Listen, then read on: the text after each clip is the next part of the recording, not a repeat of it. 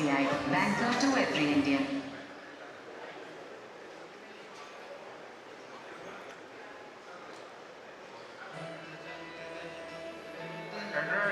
घर का या वेबसाइट का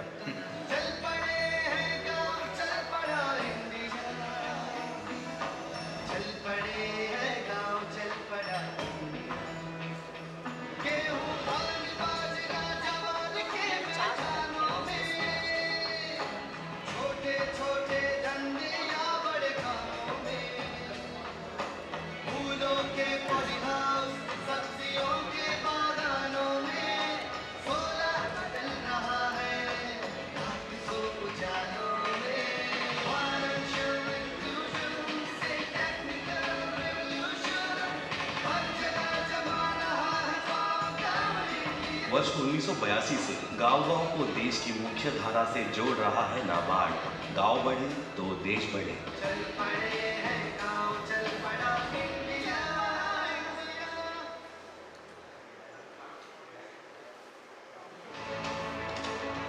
NCDEX,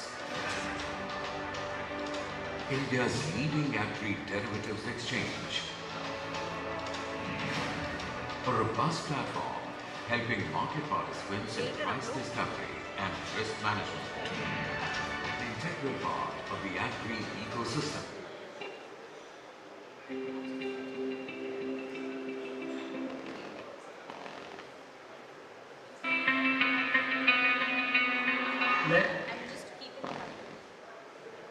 को सुरक्षित रखता है एंडोफिल, और मैं एंडोफिल का धन्यवाद करता हूँ।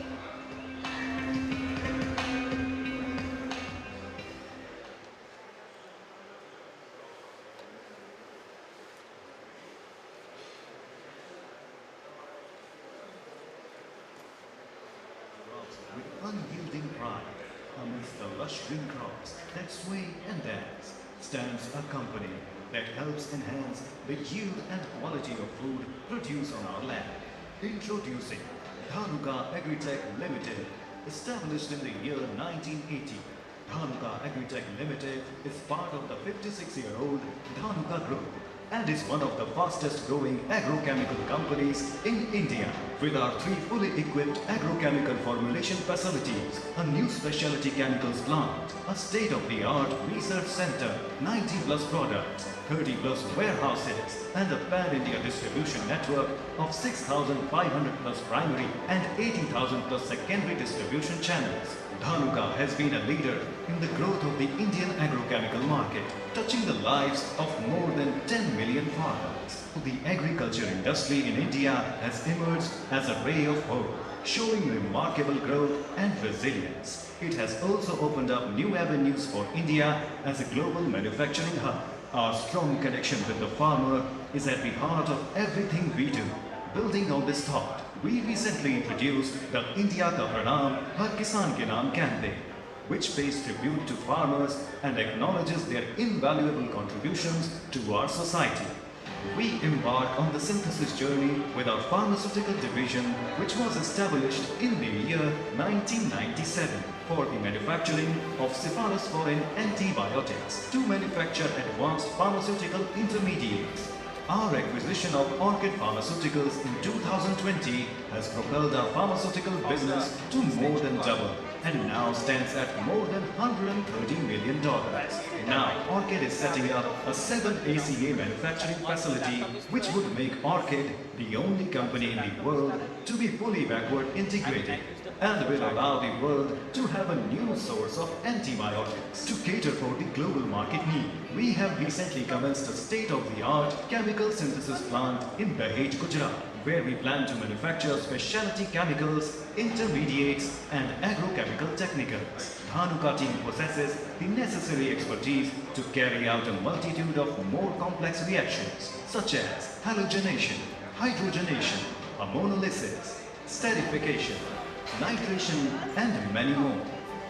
With a rich legacy of long-term partnerships, we want to create new collaborations and drive innovation and work towards a brighter tomorrow. We are transforming India through agriculture. We are Danuka.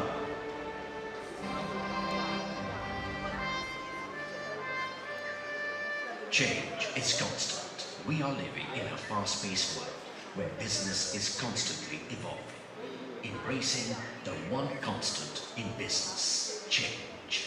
Introducing the Hindu BusinessLine's new look, a redesign that draws parallel to the new age of business. Say hello to a premium news reading experience with an enhanced visual design upgrade and reader-friendly features. A design that will make analytical best of both worlds.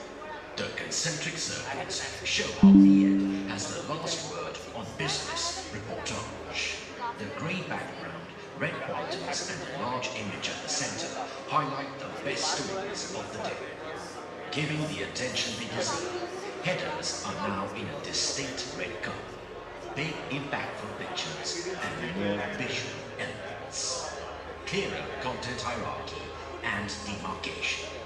Shift to a more digital-friendly brand identity from BusinessLine to BN. A reader-friendly design that separates the content from the daily business report. Cross-platform navigators to aid content discovery. Portfolio is now a visual treat with more of a magazine-like look. The reader will be taken into a depth of infinite information aided with powerful visuals. Now standardized to the color family of blue, the BL graphics are dynamic and direct. Layout is now made vibrant, bolder and smart with more emphasis on the magic of white spaces. A page aligned to such perfection, giving the readers the most enjoyable and organized reading experience. Text and visuals blend like magic to carry out storytelling in the same intuitive way in which we communicate via text messaging. When entrepreneurs make bold decisions, our font matches them. When markets become vibrant, our ink shows it in our changing colors. Business is evolving, and so are we. So get ready to sit back, sip your coffee, and open our redesigned business line. Business looks good. Branding has set new dimensions in education and training in the field of cooperation and agriculture and has made its place among the world's leading cooperative management institutes. Now, the day is not far when this great institution will establish itself as a center of excellence.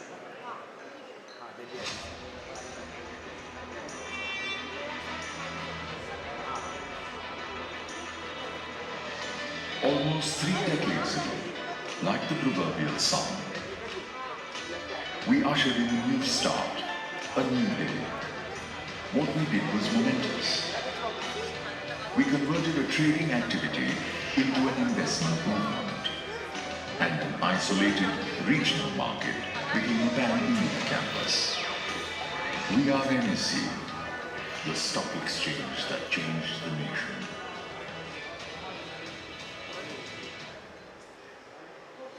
Sir हमारी startup idea बहुत ही बढ़िया है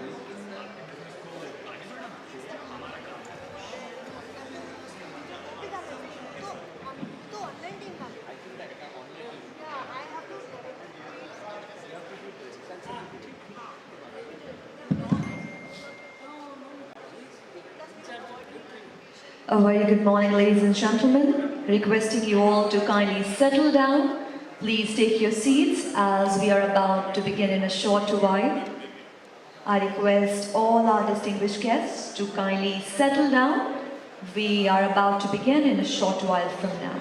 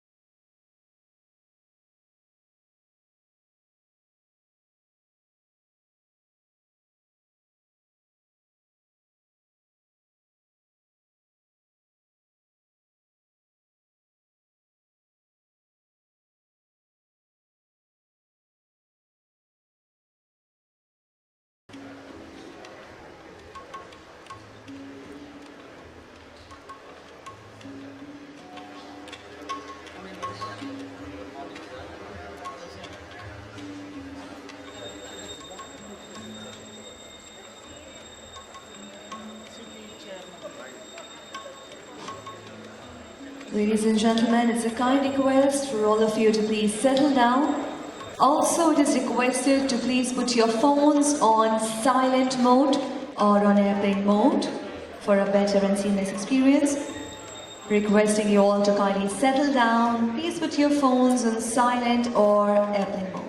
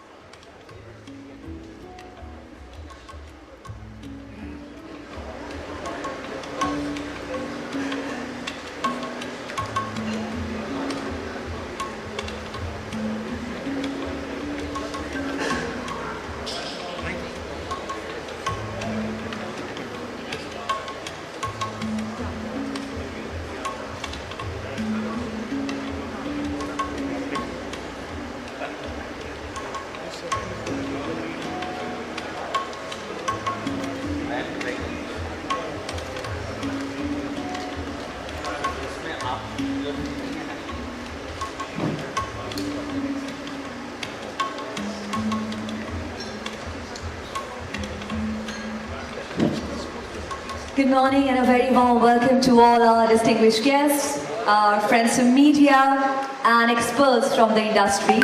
Before we go ahead, I would like to request all of you to kindly settle down. Please put your phones on silent mode or on airplane mode.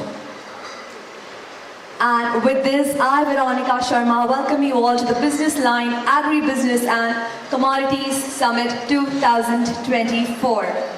Well, the world is talking about one change, and we all know that change is the only reality, but that one change that we all are focused about these days is climate change. We all have seen the adverse effect, and one energy we all are talking about these days is sustainable energy. So let's quickly create some energy in this hall, and you know the most sustainable way to create energy is to give a round of applause so that we can energize the whole atmosphere.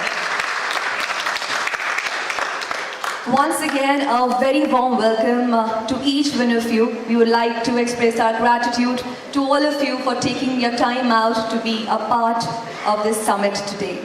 We are meeting after 1 year, and a lot has changed in the past 52 weeks, and we'll be discussing a lot of topics in lengths and breadths in our very thought-provoking sessions that we've planned for all of you throughout the day.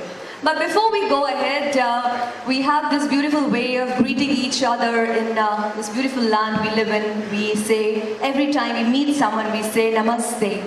That means the divine in me bows down to the divine in you, so that together we can co-create. Together we can make this planet a better place to be. Together we can empower each other and the people around us. And that's what we all are here for, to make this industry a better place to be, more successful. And we are really delighted to have the presence of each one of you here. The theme for the last year's Agri Summit was turbocharging the agri sector, and this year the theme is setting the tone for the next decade. We'll be talking about how things have changed in 52 weeks. And we all know that climate change is really upon us, and El Nino adding to the impact of 3 La Nina years. We all have seen rains at disturbing times. The last mile connection for the farmers and the agri-market ecosystem have gained importance. We all know that women have played a major role in shaping up Indian agriculture as farmers in getting access to finance. Finance still holds a major concern. Food security has emanated as a crucial issue, while the livestock sector seems to be holding a great potential. Over the next few hours, we will be discussing all of this. So once again, I request you all to kindly take your seats, settle down before we go ahead. We would also like to thank our sponsors. Without all the sponsors, this would not have been possible. Our title sponsor, State Bank of India. And we are co-powered and sponsored by Nabard. And this summit is in association with National Commodity and Derivatives Exchange Limited and Interfill Industries Limited. Our associate sponsor, Danuka Agritech Limited and Perishable Agri Business Limited. Our regional sponsor, National Stock Exchange and Vaikunth Mehta National Institute of Corporative Management, and our telecast partner, NewsX. So ladies and gentlemen, let us begin our BusinessLine Agri and Commodity Summit 2024 with a thunderous round of applause once again. And now I would like to call upon on the stage Mr. Raghubir Srinivasan, editor BusinessLine, to kindly join us on the stage for the welcome address. Let's welcome him with a round of applause.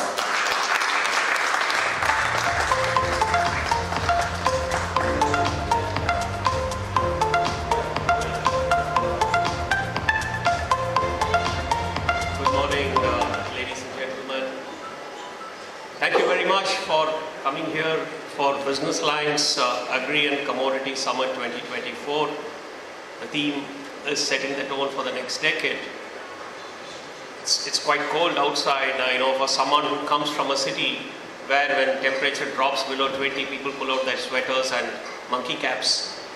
This is extremely cold. So thank you for braving the cold and joining us all this morning here. BusinessLine is probably the only newspaper in the country which focuses very sharply on agriculture and commodities. It is part of our DNA. I have been with the paper from the day it was founded 30 years ago, and we decided back then that agriculture should be a prime focus area for the newspaper.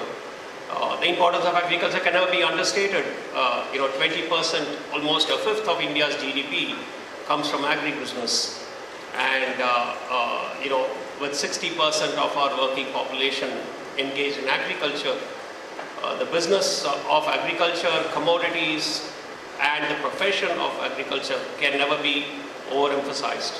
It is extremely important for our economy, and this Indian agriculture is now at the crossroads, with farmers having advanced technologies at their disposal while facing problems of climate change at the same time.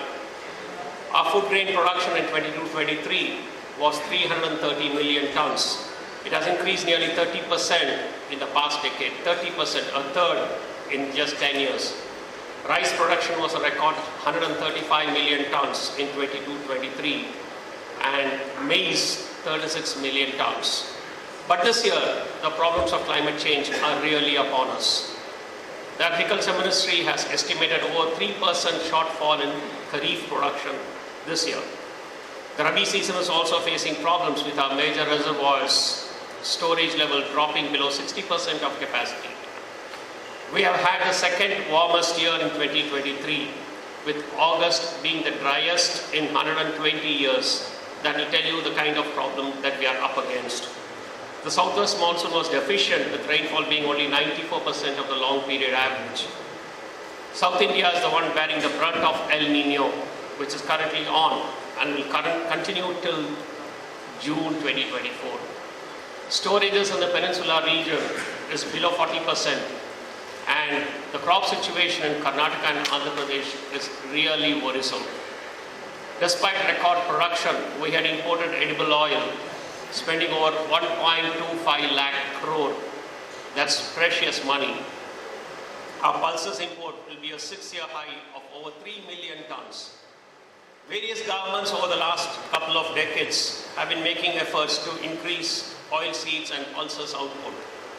But rising population, disposable income are making it tough for production to meet demand.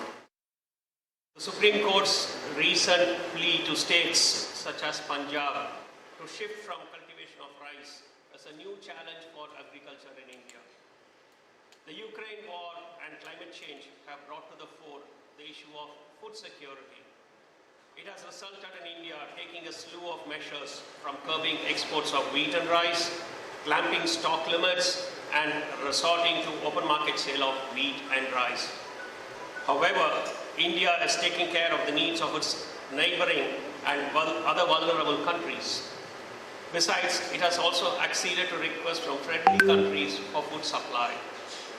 India has emerged as the top rice exporter in the world, enjoying a 40% share of the market, though it could now dip after the export curbs.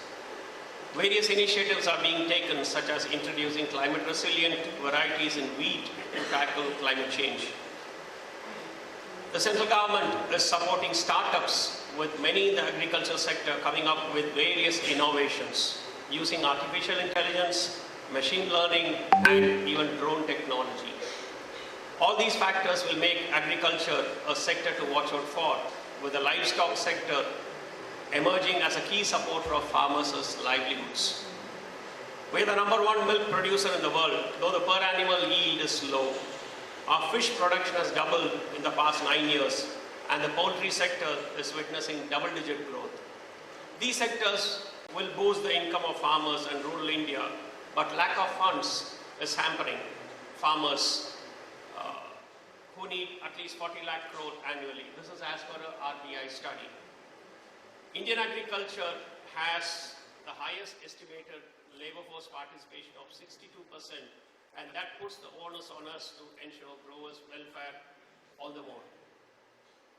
Gentlemen, ladies and gentlemen, agriculture is core to businessLine's coverage and its journalistic ethics, and we have always focused on it very sharply over the years, and we have a very solid team of reporters and analysts who track the sector very closely and report for us on a daily basis. Some of them are here with us today. You will see them anchoring sessions through the day.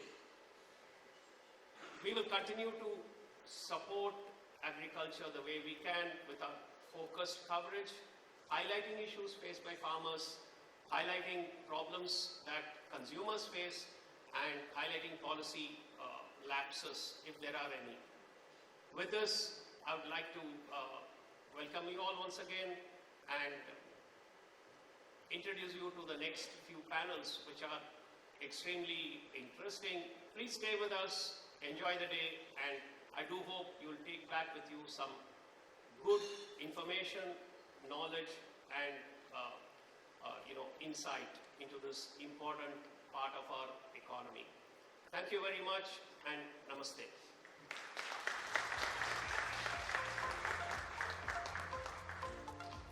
Thank you, Mr. Srinivasan, for setting the tone right for the day. We are extremely excited to see how the day unfolds. Now, moving ahead, I would like to request on stage Mr. Vijay Paul Sharma, Chairman, Commission of Agricultural Cost and Prices, Ministry of Agriculture and Farmers Welfare, Government of India, to kindly join us for his special address. Ladies and gentlemen, let's welcome him with a round of applause.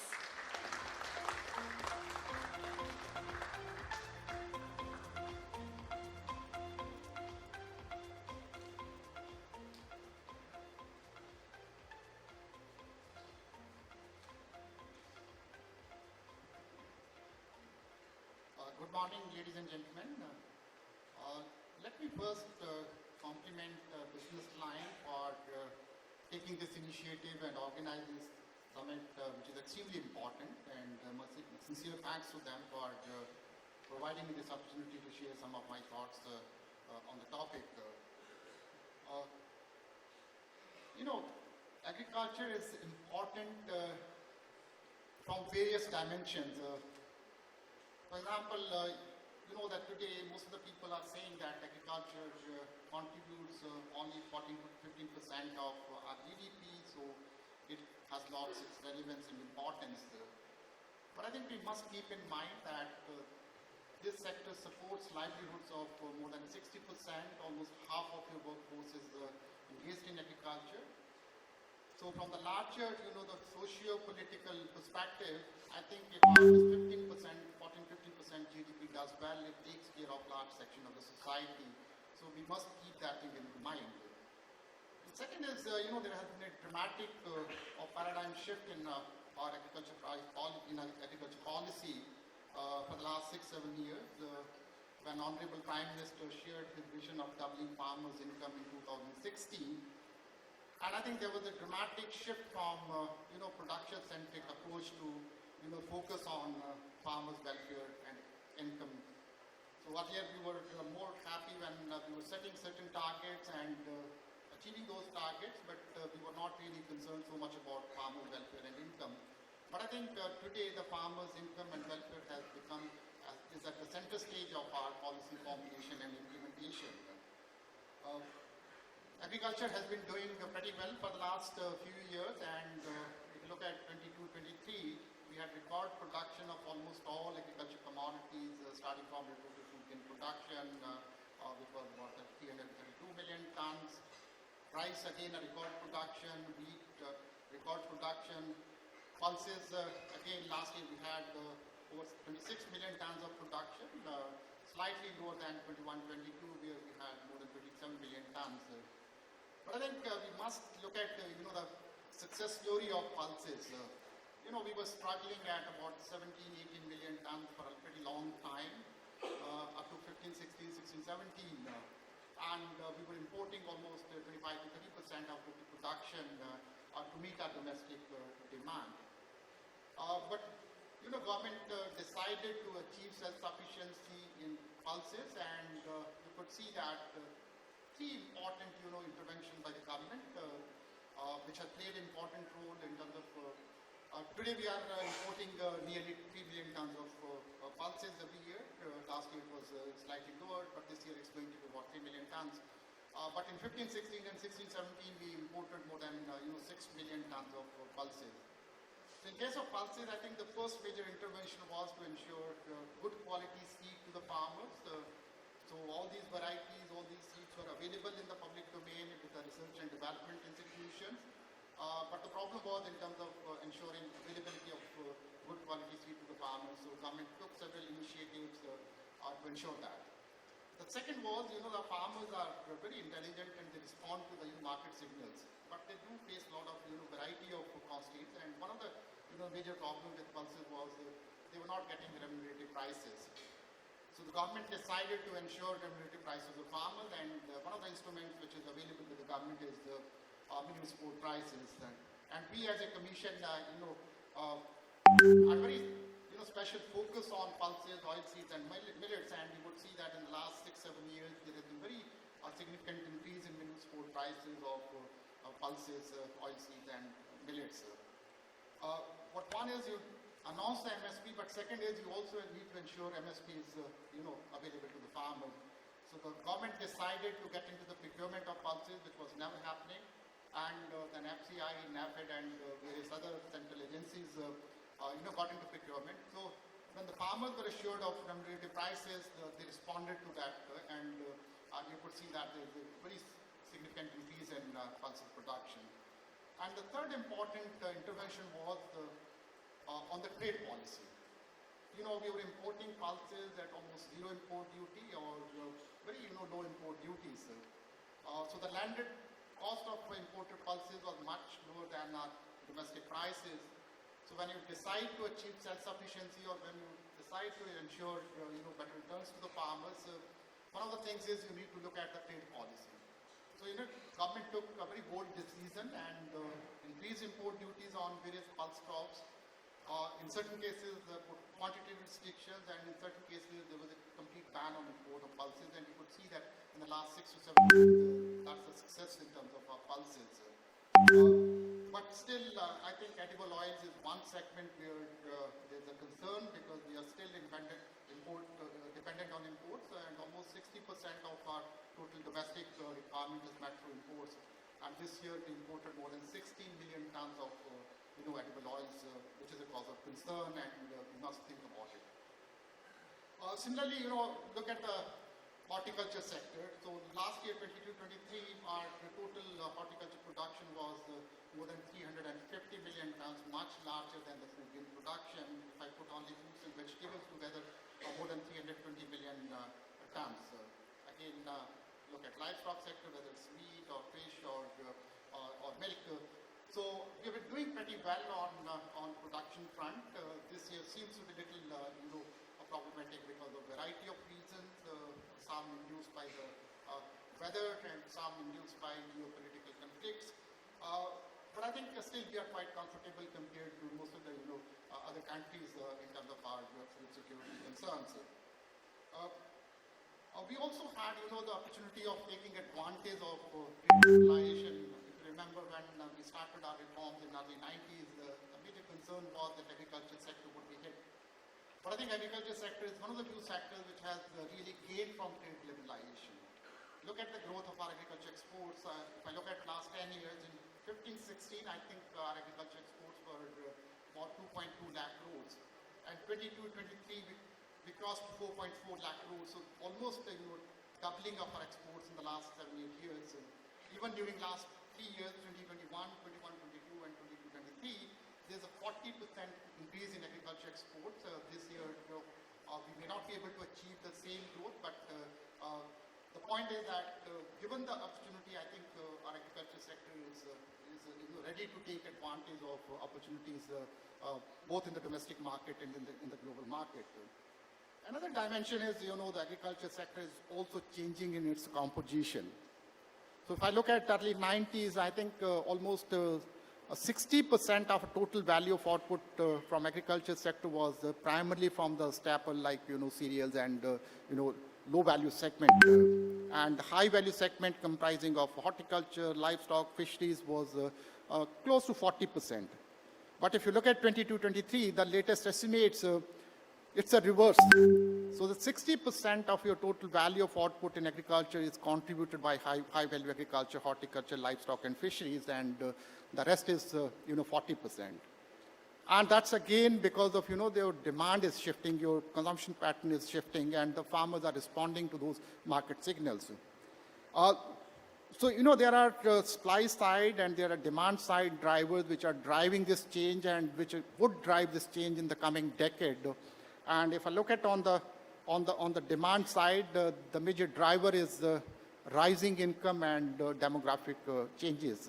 And in demographic changes, I think three important dimensions. One is rapid urbanization, and I think it's a part of process, and urbanization is going to accelerate in the future also. Second is there's increasing participation of women in our labor force, which is a very welcome kind of a step. And third is we have one of the largest young population in the world, and the young population is more aspirational, and also because of these rising income, because of rising participation of women, then young population, that's also changing the way we eat and what we eat.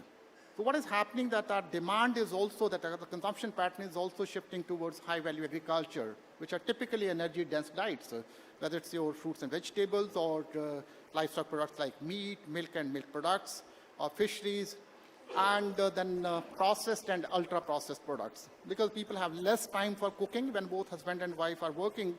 So I think that the demand for processed, demand for ready to cook and ready to eat kind of food stuff is going to increase. The second is, as I said, the trade-driven opportunities. So the trade has given more opportunities to our farmers because our exports have increased. So that's another dimension which is driving, the way we are producing. Another is, which is the latest kind of a development is we were looking at agriculture purely from the, food security concerns or more as a substance kind of a profession. But I think we need to go beyond looking at agriculture as a source of food or raw material for our agribusiness sector. So there is an industrial application of agriculture commodities, and one of the unique examples is ethanol production. You remember 16-17, we were facing a huge crisis in terms of cane area payments to the farmers because we were growing sugarcane and converting that sugarcane into sugar and molasses, and that was the only thing which we were doing. So today our industry has become, sugar industry has become much more diverse. It's an energy sector. So in I think last 10 years our ethanol production has increased from about 35-36 crores in 13-14, and last year our ethanol production was more than 500 crore liters. So you can see the kind of a transition. Second is government has also taken a very bold initiative in terms of allowing food grains to be used for ethanol production. And I'm sure that in the coming decade, I think maize could be a potential candidate for ethanol production after sugarcane. So we need to look at these opportunities beyond, the food and related segments. So it's also industrial application. On the supply side, I think technological disruptions have, impacted this sector to a great extent, and I'm sure in the coming decade, these technological disruptions, I'm not talking about the traditional technologies, but technology like artificial intelligence, data analytics, or related kind of machine learning, and you talk about new technologies, and they would shape the agriculture, the way in which we produce and the way we market and consume. So the technological disruptions are going to be, important, drivers for that. But we also need to look at there's going to be a competition for resources, whether it's land or water or any other production resource, because the demand from non-agriculture sector is also going to increase, and that would create, certain kind of constraints for agriculture sector. Another, which is more like a behavioral issue is food wastage and, food losses. So food losses are primarily because we have poor post-harvest infrastructure, there is a poor post-harvest management practices. But food wastage is a part of our habit. You can see that during lunchtime, when all of us are taking lunch, at least 20% to 25% of food is wasted. You go to any social function, and I think that has nothing to do with infrastructure, that has nothing to do with any technology, that is more like our personal behavior. So I think we must change that behavior, because food is the most scarce resource. But we are also going to face serious challenges in the coming decade and even beyond that. And one of the things is if we need to feed 10 billion people by 2050 globally, then we need to produce 70% more food. And we also must understand that we need to produce this 70% additional production, given the constraint that whether it's the land resources or water resources or any other production resources, they are going to be constrained. So the availability of water for agriculture, availability of land for agriculture, or other production resources is going to be much lower. So how do we respond to that challenge? Second is, which was mentioned in the earlier session, is climate change and climate variability. So I don't think we need any kind of a modeling, specific modeling to see that. We have experienced it in the last 2 to 3 years. You could see that last year we had serious crisis in terms of, when there was a heat stress towards the end of February and March, which adversely impacted our wheat. This year again we had very unpredictable weather. This year again, August, we didn't have any rain. So I think we must be geared up to respond to these challenges of climate change and climate variability. Another challenge is going to be, our nutrition and public health issues. So on one hand, we have large section of the society, particularly women and children, who are undernourished, or they are malnutrition, or there's a problem of hunger. So we must address that issue. But on the other hand, we do have a problem of, the changing food habits. As we are moving towards the energy-dense diets or energy-intensive diets, we are also getting into, lifestyle diseases, be it your obesity, be it your hypertension, sugar, or you talk about any lifestyle disease, and it's irrespective of rural and urban, it's irrespective of, young or old generation. And if you look at the latest National Family Health Survey, which indicates that almost 1/3 of our children are stunted and they are underweight. Almost 2/3 of children under the age of 5 years, they are anemic. And on the other hand, if we see the lifestyle diseases, if we consider more than 55 years of age, almost, I think, 50% of our men and almost 45% of our women have problem of, this blood pressure. Large section of the society is becoming, obese. There's a problem of, as I said, in case of sugar.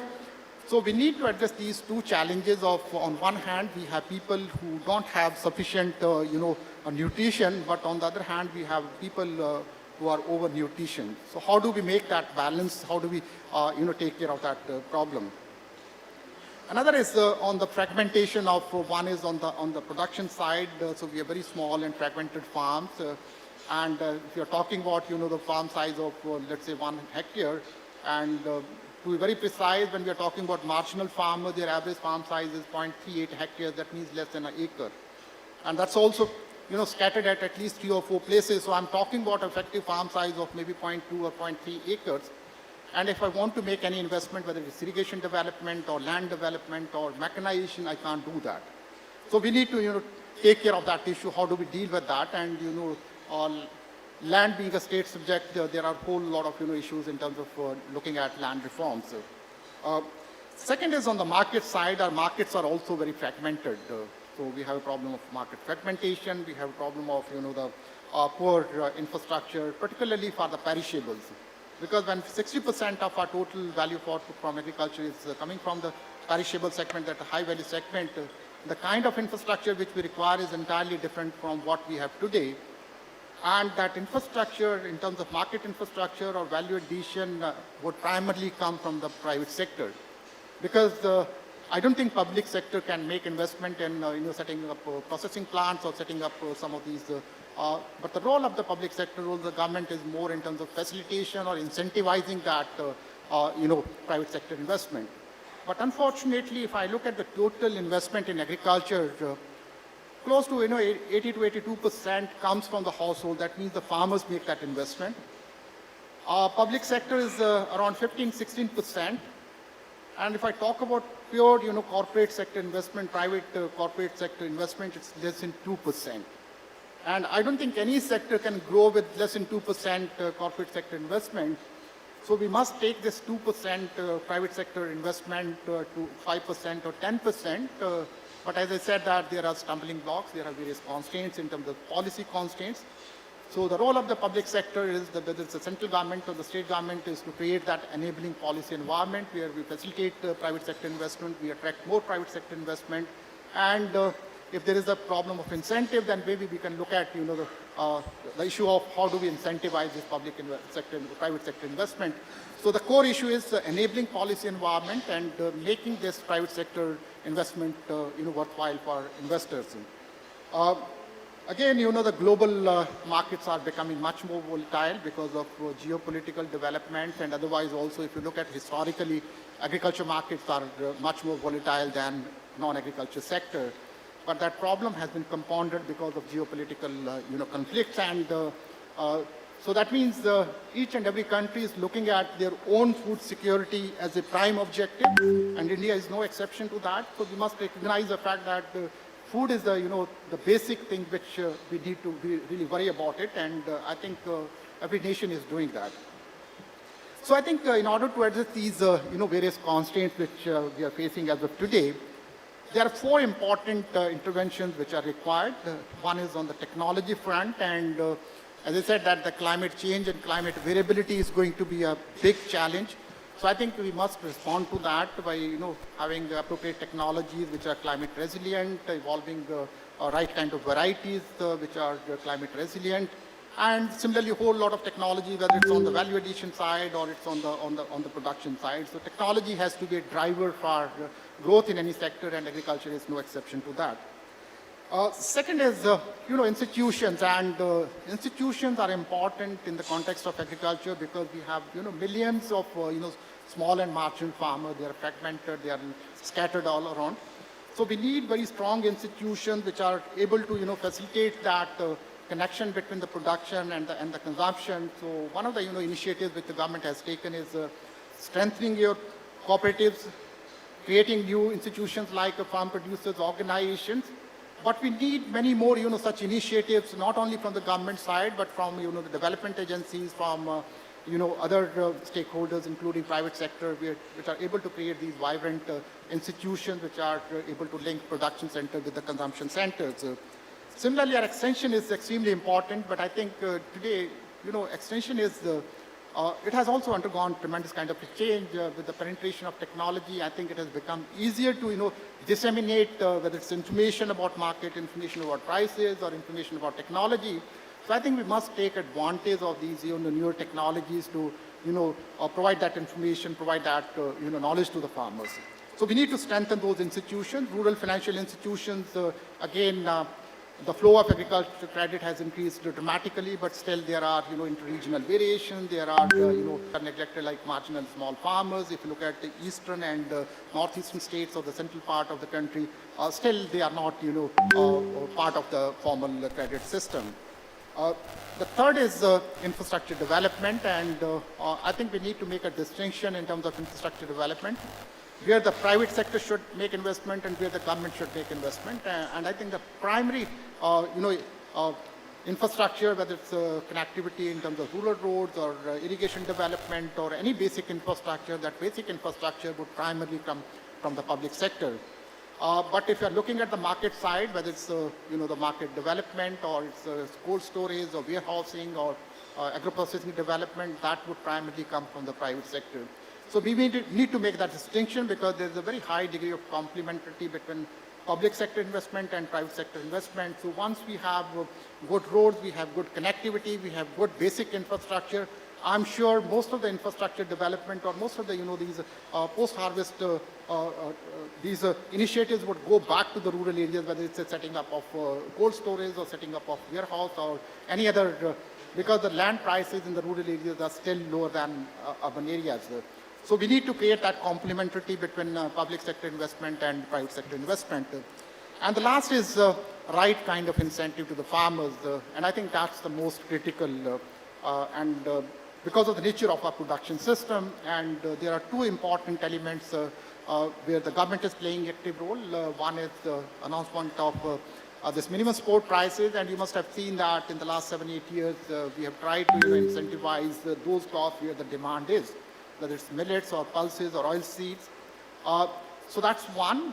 Second is the trade policy, because we need to create a level playing field for our domestic producers and domestic processors.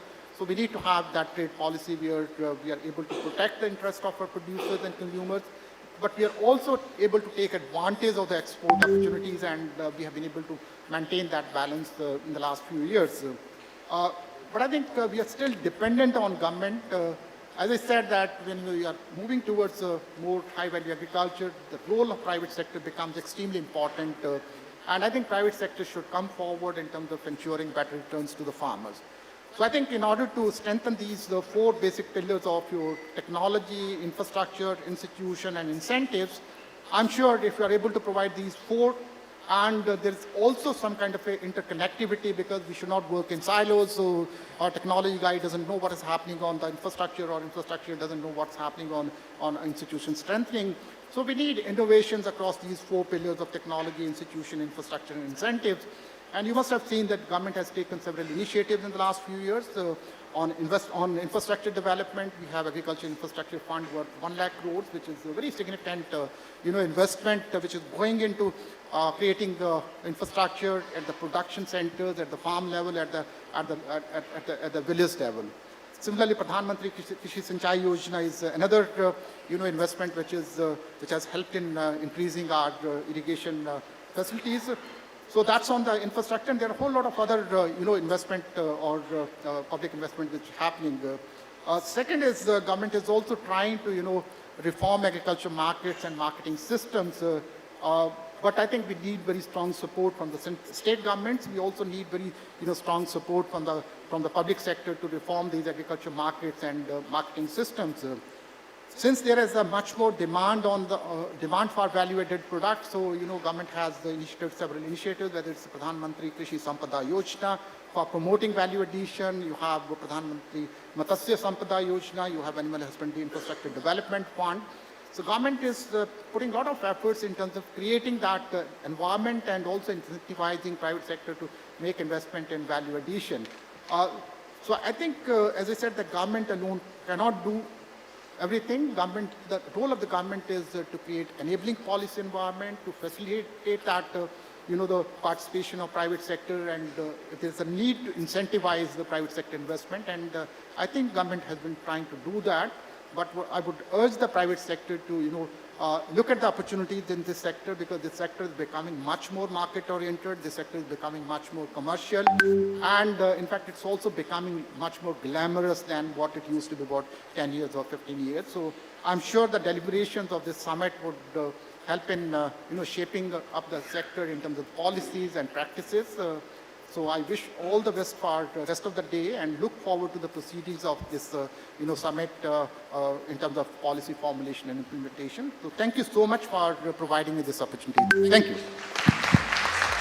Thank you so much, sir. Requesting you to please kindly be on the stage, and I request Mr. Srinivasan to kindly felicitate Mr. Sharma for a very insightful talk. We would like to thank you, and we have a small token of gratitude for you, sir. Ladies and gentlemen, let's have a round of applause for Mr. Vijay Paul Sharma.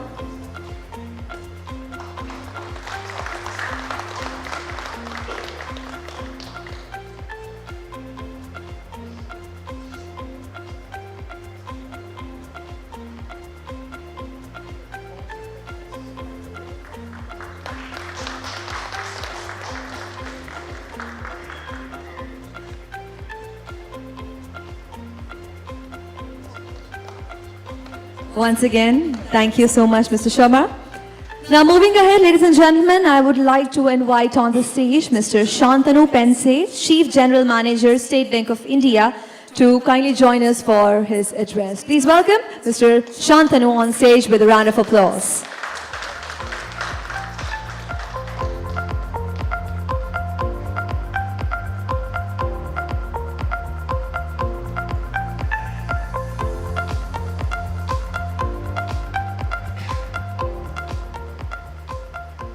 Very good morning. Good morning to Mr. Vijay Paul Sharma, the Chairman of Agriculture Cost and Prices, Mr. Srinivasan, all the dignitaries present here. I'm Shantanu Pense, CGM Agriculture of State Bank of India. Won't take much time, but I mean, whatever the Chairman said, in to speak, but let me thank Hindu BusinessLine for giving me this opportunity and to give me a place to speak in today. I start with a firm belief that we have a great future in agriculture. I mean, what we need to drive, as the Chairman said, is to drive optimum utilization of the farm assets we have. This is number one. And farm assets include, of course, farm, the land, the water, the technology, the human capital. If we optimize it with a commercial vision and sustainability, we can really make our Bharat, a Viksit Bharat maybe, in a couple of years. That's how the bank's vision is also to be associated with the government vision and the holistic development of agriculture segment or agriculture sector. As rightly said earlier also, India is what its agriculture is. This is because agriculture has got a tremendous social impact, economic impact, growth impact, even political impact. So we must understand that this sector, which actually has almost 70% or less people, maybe 67%, my arithmetic may not be correct, engaged in agriculture directly or indirectly into allied sector. So this is one of the most important sector, and that is why I said that India is what its agriculture is in a broader perspective. The other change which has happened is the demography is very young, and we have got 100 crores young people of this country with a variety of tastes and preferences and choices. So the kind of products which were, or the agriculture produces, which were there 30 years back, find lesser space. I mean, if you see the data, even the focus on cereals is now less in the value of production, and we have grown multifold, if not multifold, I mean the increase towards fruits, vegetables, and maybe fish, meat. So everything in agriculture is now driven by the consumers, ultimately, and the commercial viability and sustainability. And one of the key factors of discussion today will be, and I am sure that we must address the small role holders, or the small holders, that is what the government defines. Because 80-85% of the total agriculturists of this country are small and marginal farmers. And unless we all together, I mean, in the hall, whosoever is there, are all stakeholders of the agriculture or agronomy of this country. So the smallholders are the people who are extremely susceptible to the climate risk or the climate change risk. Not the bigger farmer perhaps, because they have got the some of the wherewithal to manage it, but the smallholders, and that is why I said that India is what its agriculture is and how we deal with the smallholders in the agriculture. The smallholders' role is even more important because the farmers take the highest risk. In the entire agronomy or agriculture economy, the farmers take the highest risk but are the lowest end of the reward. And the reason is they are not part of the supply chain.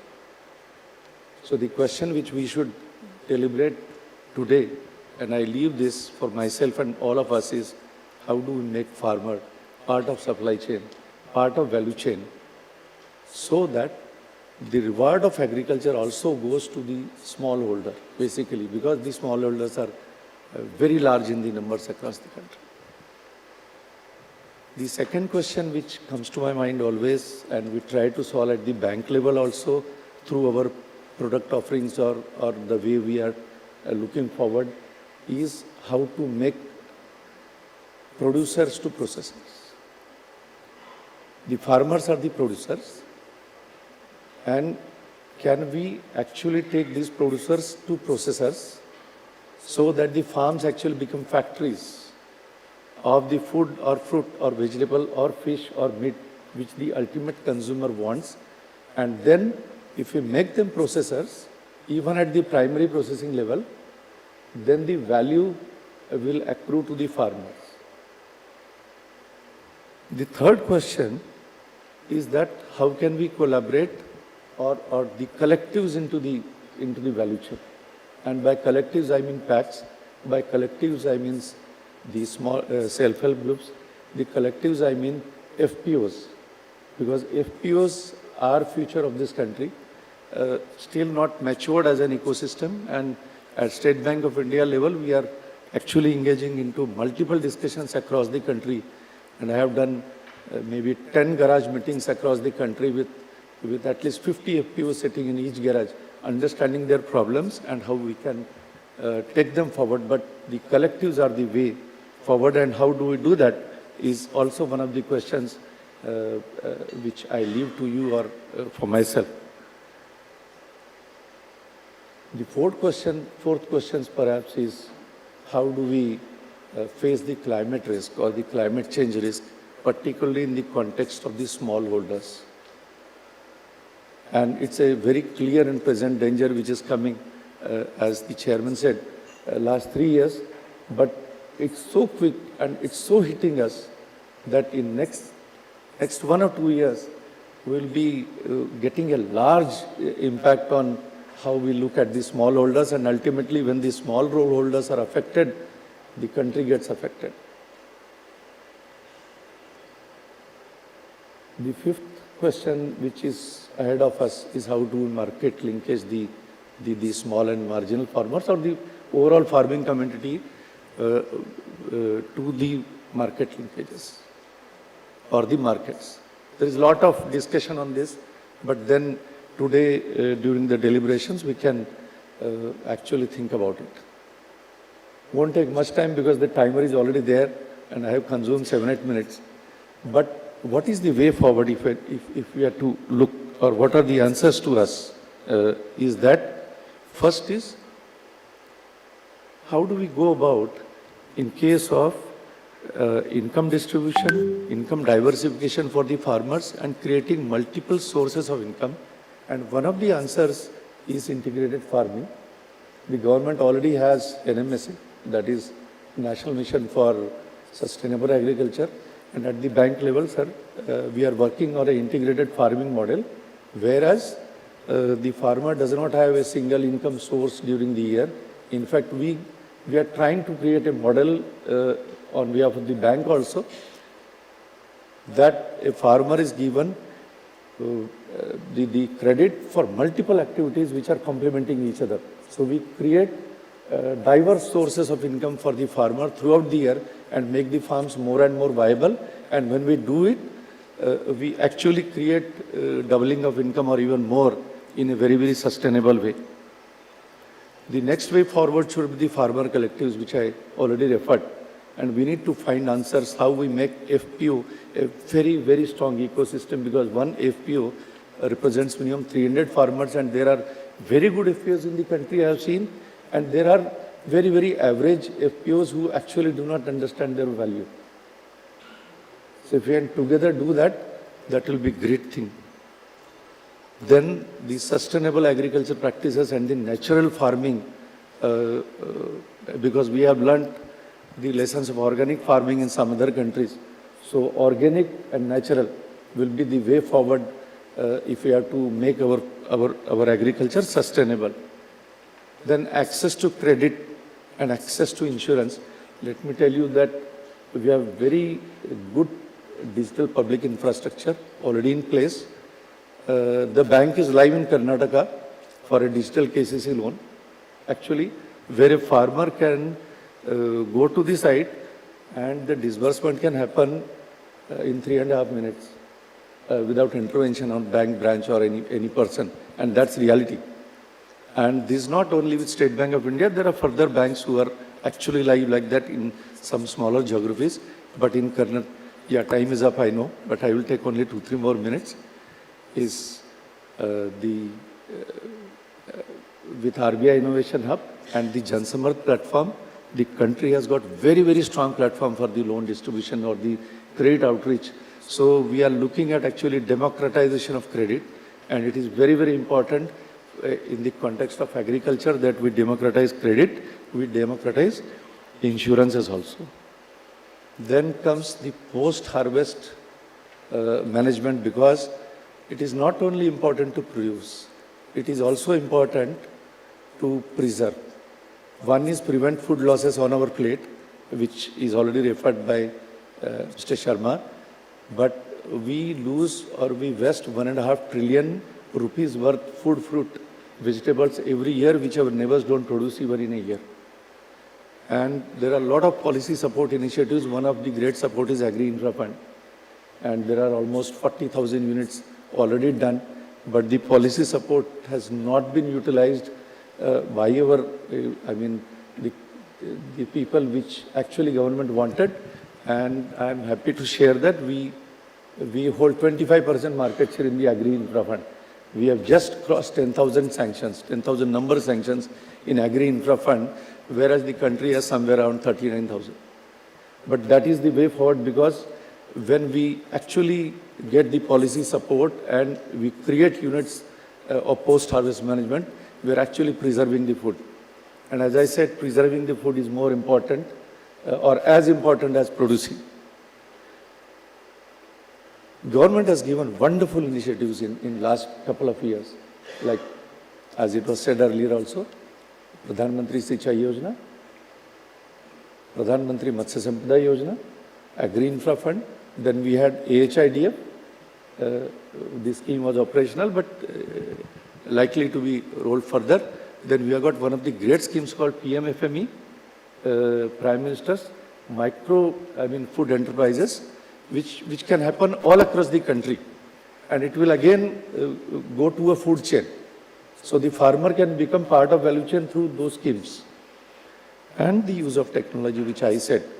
And let me tell you, SBI's contribution in this is that there is a study done by perhaps Nabard or I don't remember actually, but the study says the formal credit increase has got a direct impact to the GDP contribution of agriculture. So a 10% increase in the formal credit or institutional credit will yield more than 1% of contribution in the GDP of agriculture, which contributes to the GDP. We are working through collectives, we are working across the country through our branches, and we drive all the government initiatives And as a result, let me tell you, we are growing much, much more than 10% a year. And we are proud to, to be associated in last couple of years with the kind of policy support initiative. Even the stress in agriculture is also coming down. Because the farmers are also being more and more aware about their CIBIL scores or the CRIF scores and the all that, and the digitalization has also taken place. So I will again go back to my original statement. India is what its agriculture is. Proud to be associated with Hindu, to be part of this event. Thank you so much for giving me a chance to speak. Thank you so much.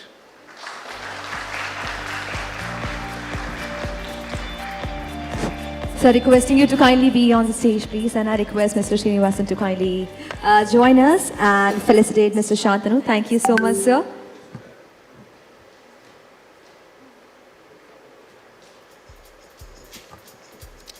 Ladies and gentlemen, let's have a round of applause for Mr. Shantanu. And this is a small token of gratitude from the business line to you.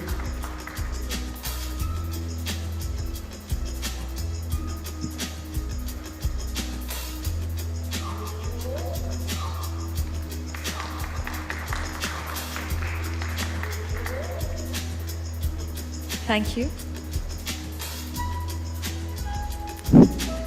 Now, ladies and gentlemen, this is the time that we move to the set of discussions that we've planned for you throughout the day. The first and a very interesting discussion is about a topic which is very prevalent in these days. The world is talking about climate change. 2024 is set to be the year of the solar flares. We all have seen how the year ended. And the first session for the day will talk about the challenges climate change posed on agriculture sector. We've seen after 3 years of La Nina, which brought us plenty of rains, including unseasonal showers, we now face the challenges of El Nino. Climate change is really upon us. There's no planet B. This is the only planet that we've got, and we have to make the best from it. So as I mentioned, the first session is about the challenges posed by climate change. And we have a very eminent set of panelists to talk about this crucial matter of climate change. Before we go ahead, before we invite our esteemed panelists on the stage, I request all of you to kindly be seated. Please take your seats as we roll our first panel discussion, which will talk about the challenges posed by climate change. And as I've mentioned, we have an eminent set of panelists to talk about these topics, how every small thing that we do, our little bit of actions contribute towards climate change. And now I would like to invite our moderator for this session, Mr. Subramani Rao Monkambu of businessLine, to please join us on the stage to moderate the panel. I also request, sir, to kindly invite the panelists on the stage. Hi all, good morning. Without further ado, let me invite the panelists. First, I would like to invite Dr. S.K. Pradhan, ADG, ICAR for Climate Smart Technology. Welcome. Yeah, welcome, Mr. Pradhan.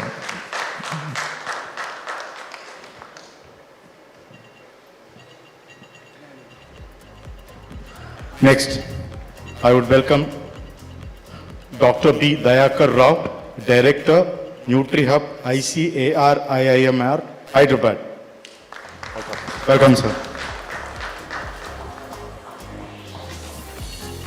Now, I welcome Mr. Tarun Sani, Vice Chairman and MD, Triveni Engineering Industries Limited. Welcome to Business Lines. Welcome, sir. And last but not least, Dr. B.K. Singh, who runs the Fasal app and also the founder of SkyMed. Welcome, Dr. B.K. Singh.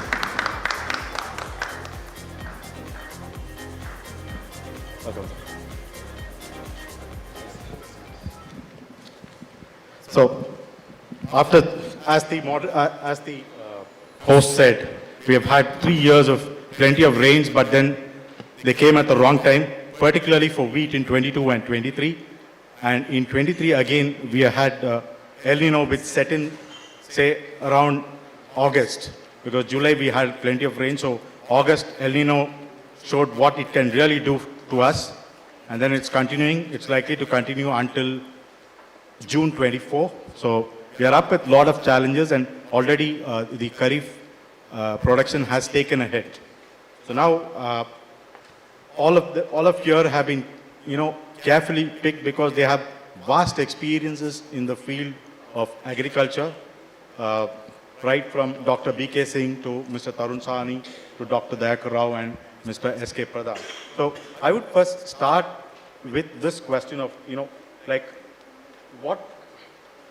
what has been the impact of the recent climate changes on Indian agriculture from their point of view? So I would ask Dr. Pradhan to initiate the discussion first. Hello. Very good morning. Very important, very prominent, important question.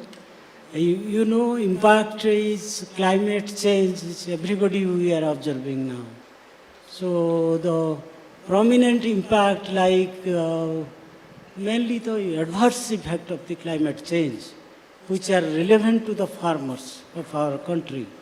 So adverse effect like drought, floods, cyclone, heat waves, etc. are actually suffering, are actually affecting the farmers greatly.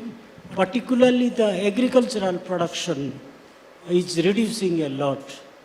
If you will be thinking about the rain-fed cultivation, then this is the sector where it is greatly affected, the production, productivity, everything. Our country, we have 60%, more than 60% rain-fed areas. So these rain-fed areas are the victim of these climate change. So not only the production, not only the agriculture, particularly the crop sector, you can find animal sector also is being affected. It's particularly if this drought happens, then also fodder for the animals is reduced, quality of the fodders, there is lignification, everything. This will affect animal product also. Similarly, fish, then other also are being affected. So the impact is not only to that. There is degradation of the soil, particularly the nutrient, the high temperature, surface temperature, mineralization, etc. is happening, where there is also our CN ratio is distortion. So also you can see the rising sea level, and there is ingression of the saline water to the land area, means the salinity is increasing. As a whole, that is also impact to the farmers, and is also reducing that greatly. So similarly, all these are this agrarian sector, particularly farmers, the impacts are very significant. So the impact directly this climate change is the farmers, and particularly the rain-fed farmers, who are dependent on rain-fed, they are highly affected by this. So that is the first they are the. Dr. Danuka Rao has been involved in millet, so he can shed some light on the real changes or the real problems and how millets is also coming into play.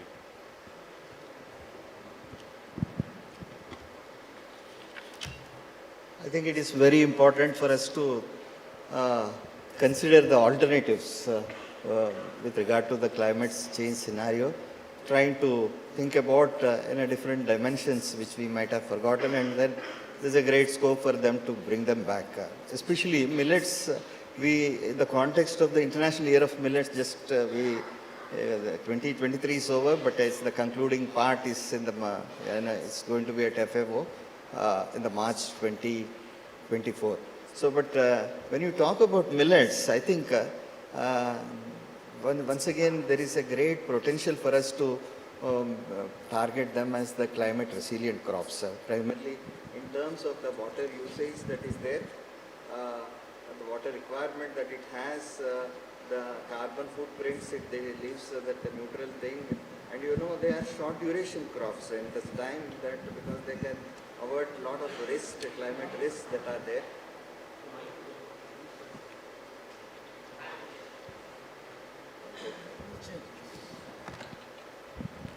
Hello? Okay, thank you.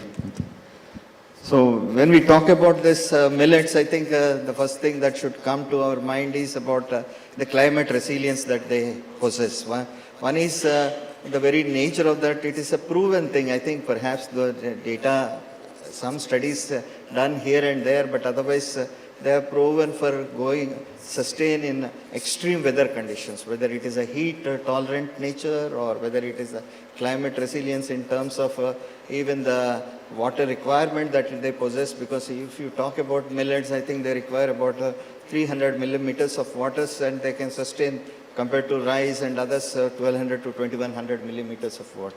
So even the climate, what you call the carbon footprints, because of the C4 pathway of a photosynthetic pathway that it adopts, is a highly energy efficient pathway that these millets are going to come to stay as, because the footprints, with today's context, I think the governments and even the people are talking about the carbon footprints. Recently we had a meeting with PepsiCo.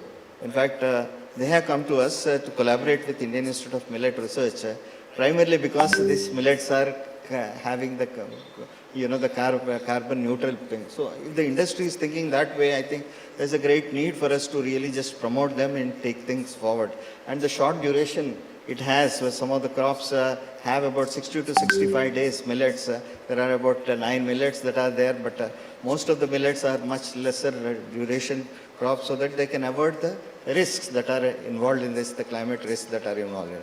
And taking into the dense root system that it has also is a very important thing, that which they can really just absorb the nutrients in a very efficient way, and including the organic nutrients that can be substituted, and then take these millets to the next stage. I think there are many other factors that are there, but given the time, millets could be, because even when you talk about pearl millet, for example, I would like to say, the studies, many studies have proven that it can take up to 50 degrees centigrade temperature. I think that speaks about the extreme weather tolerant that is there, not only in India, Africa, or many other tropical and subtropical regions in the world. They have shown very clearly that how they can fare better than many other crops, and particularly the cereals. Cereals intake is going to be a mainstay in India, though we talk about there is some substitution with other non-cereal grains, but I think it is not going to go away. So considering that millets, because if you talk about 2050, there is an impact that is predicted, forecasted, that about 20% of the yields are going to be reduced in case of rice, 19% in case of wheat, 18% in case of things, and in addition to that, the nutrient depletion is going to be very terrible. So I mean to say that not only we are thinking that in terms of the yield levels, that is for the food security part of it, but the nutrition security part also we need to be very much aware, because it is told about 20%, 25% of the proteins we are going to lose through this thing. A study has pointed, those who are interested, they can just approach me, and 25% of iron, 30% of zinc, and also about 35% of the vitamins by 2050, if this levels extreme weather situations are going to continue.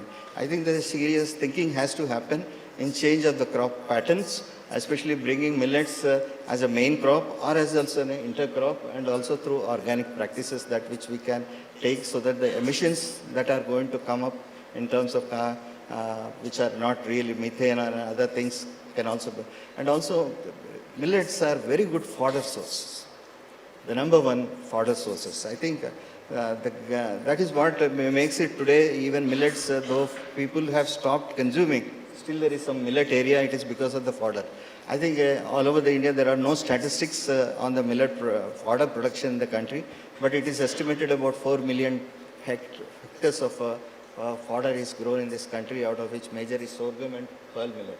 So bringing these things which has a low methane emissions and other things makes very interesting to make it more sustainable. I think, thank you very much. Thank you very much, sir. Now I have this question to Mr. Sawhney.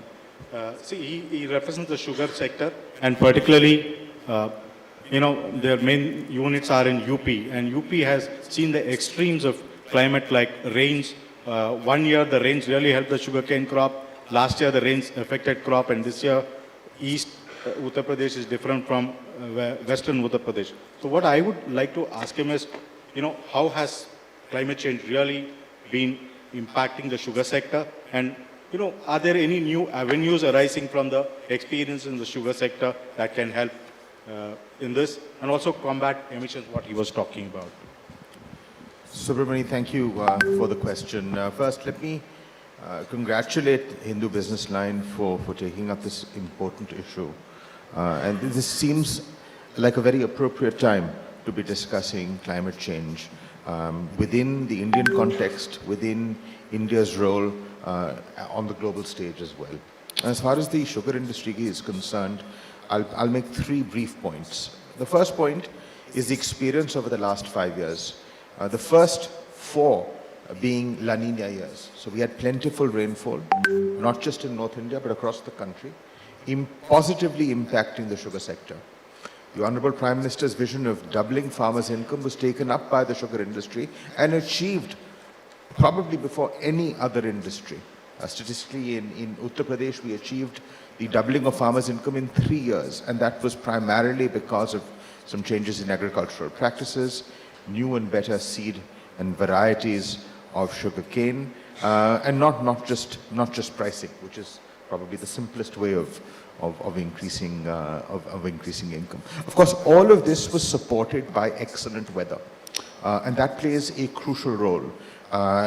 During a time period where we saw good rainfall and potentially higher temperatures, it's important to mention that what we noticed was an advent of newer diseases, or perhaps the same disease but at different points in times in the calendar year, impacting the crop. And that is something that is going to become far more prevalent across agricultural food chains as we see changes in climate. Now, you pointed out, Subramani, that since August we were facing El Nino, and we're probably going to continue facing it all the way until the advent of the southwest monsoon. And let's hope that it ends at that particular point in time. The consequence of that has been very hard felt by the nation as far as sugarcane is concerned. So we've seen Karnataka, where yields and area has fallen to a total of 35%, potentially even 40% in certain districts. That impact on farmers, that kind of change year on year, leads to tremendous numbers of hardship. In Maharashtra, we've seen that come to about 20-odd%. Interestingly, in Uttar Pradesh, which was the start of your question, the impact has not been negative. In fact, by moderated, because Uttar Pradesh has the benefit, when I speak of Uttar Pradesh and I speak of North India, we have the great luxury of canal irrigation for large portions of the northern part of our nation. As a result, with moderated rainfall, you actually manage to get good yields. You actually manage to get higher levels of productivity. And we've seen that this year.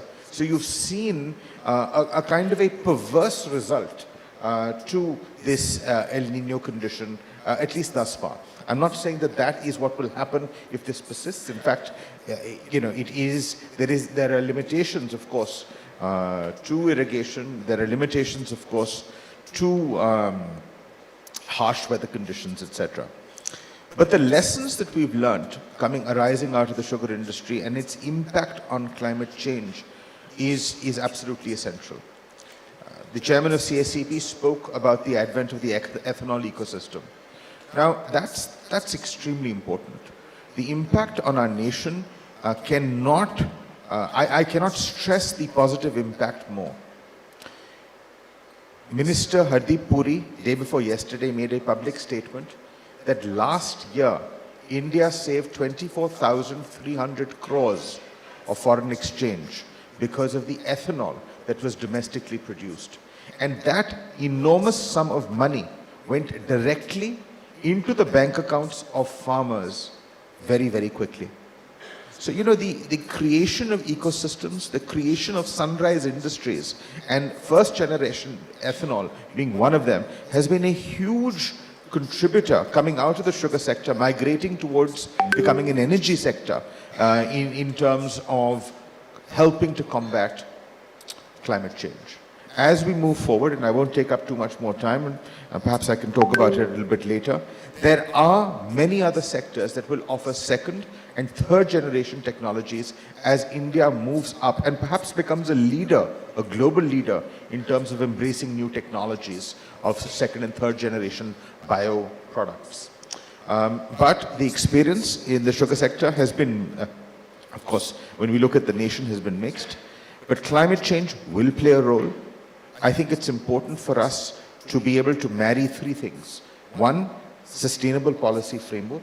I think that is very, very important. Education for our sugar farmers across the nation in terms of what is required, not just today, but also for tomorrow. And lastly, an investment by industry and a commitment by industry to invest not just in partnering with farmers, but also in enhancing efficiencies of existing infrastructure. Thank you. Well, very well enunciated, Mr. Sawhney. Now, I would ask Dr. Singh, because he interacts through his Asalwa Fasal app with many farmers. So I would request him to tell us what really have farmers been telling him over the last couple of years, because he directly interacts with farmers. So over to Dr. Singh. Thank you very much, Subbu, and thank you, Hindu Business Line, for having invited me to speak here. I've been following Hindu Business Line as a trader for the last 30 years. I was in commodity trade, so I know what it means to have a knowledge and information on the markets particularly. Now, we got into talking about the climate change. The climate change is predictable to some extent. Weather forecast is one thing that we have been involved in when we started working with the India Met Department. We did a lot of projects for them. And one of the projects which I personally, as an agriculture student, was fascinating to me was we created a pilot briefing system for Indian Air Force through IMD. You know, when they fly, at what height they must go and what kind of weather they will have. Then I started thinking that if I am a farmer, I am an agricultural student, why don't we apply the same to the farmer? So we created, we tried to create some kind of a application which the farmer gets specifically for his crop, for his area where he is located, for his soil and his variety. So we were able to, it took us nearly 5 years to granulate all the data. And we were able to generate, since we were generating weather forecasts already, I mean, we as aggregator and SkyMet, we generate weather forecasts for each village 10 days every day. So this forecast is available to the farmers. There is an app that we have developed called Fasal Salah. It's freely downloadable. You can download them. Now what it does is, if the farmer is, let's say, in Indore, and he's growing soybean, from date of sowing till the maturity, he gets all the information which is required for his variety in his field every day till the harvest, actually till post-harvest. So, and the same thing about the major crops that we have done, because it is putting the agronomy and weather science together is highly complicated. So that's what we have done, and we are able to, so far we are linked with about 350,000 farmers. We are advising them on an individual basis, And one of the things which they need and which we are able to provide and which is a sellable product is the market information. You'll be surprised to know that the farmers today are much better educated. They have got everything in their cell phone, and they want to know what is happening in Ukraine, whether the wheat prices will stay where they are, whether they should hold it, they should sell it. So these are the things which we have learned and which we would like the audience here to know.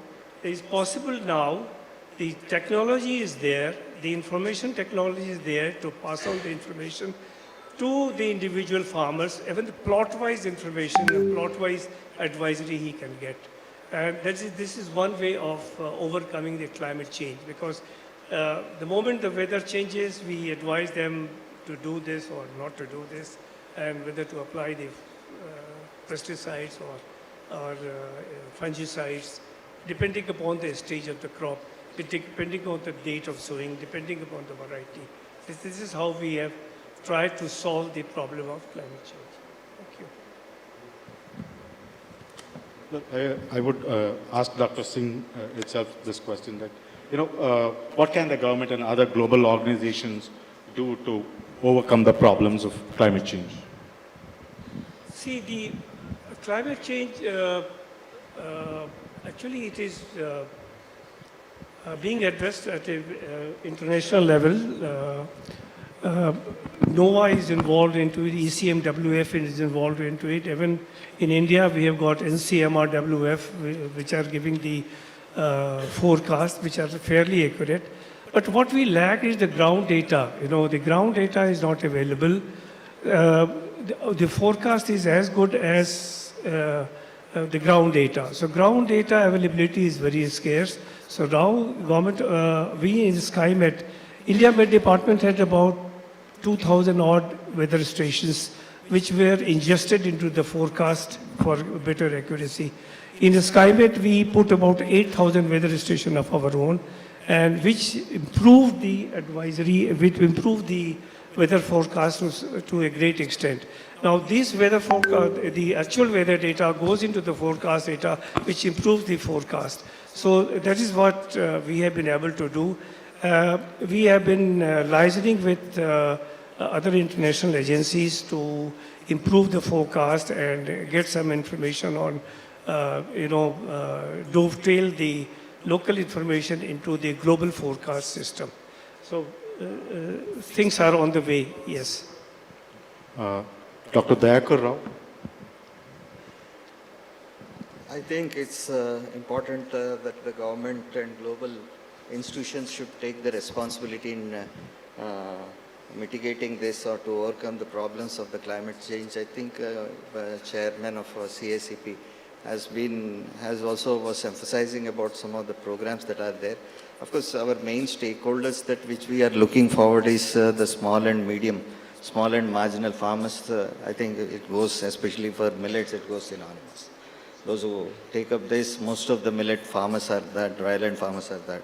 But when it comes to this government and how they can promote the climate resilience, smart agriculture, that's very important, that how they can take the approach should be reducing the greenhouse gases and build, also bring about the resilience to climate change and adopting the various measures that can, like going for organic farming, cover cropping, intercropping, and integrated pest management could be some of the things. And also moving away from fossil fuels to the, that is very, very vital, because the sustainable and renewable sources are very important. To me, it appears that the sugarcane is one big source where we can go for bioethanol and all those things, but there are other alternate feedstocks like sweet sorghum, where the bioethanol can also be formed part of it. I think government and IC are also taking a very lead role in trying to build up this thing, because the demand that is going to be there for these, because now the inclusions are of minimal levels, but once they increase beyond 20% and all those things, I think we should be able to meet those things. So when we talk about this, not only that, but we will have to integrate how to support this livestock, sustainable livestock management, because the feed quality, all these things would matter what are the emissions that they are throwing into the environment and how we can really mitigate that. When we will be seeing this particularly food security point of view,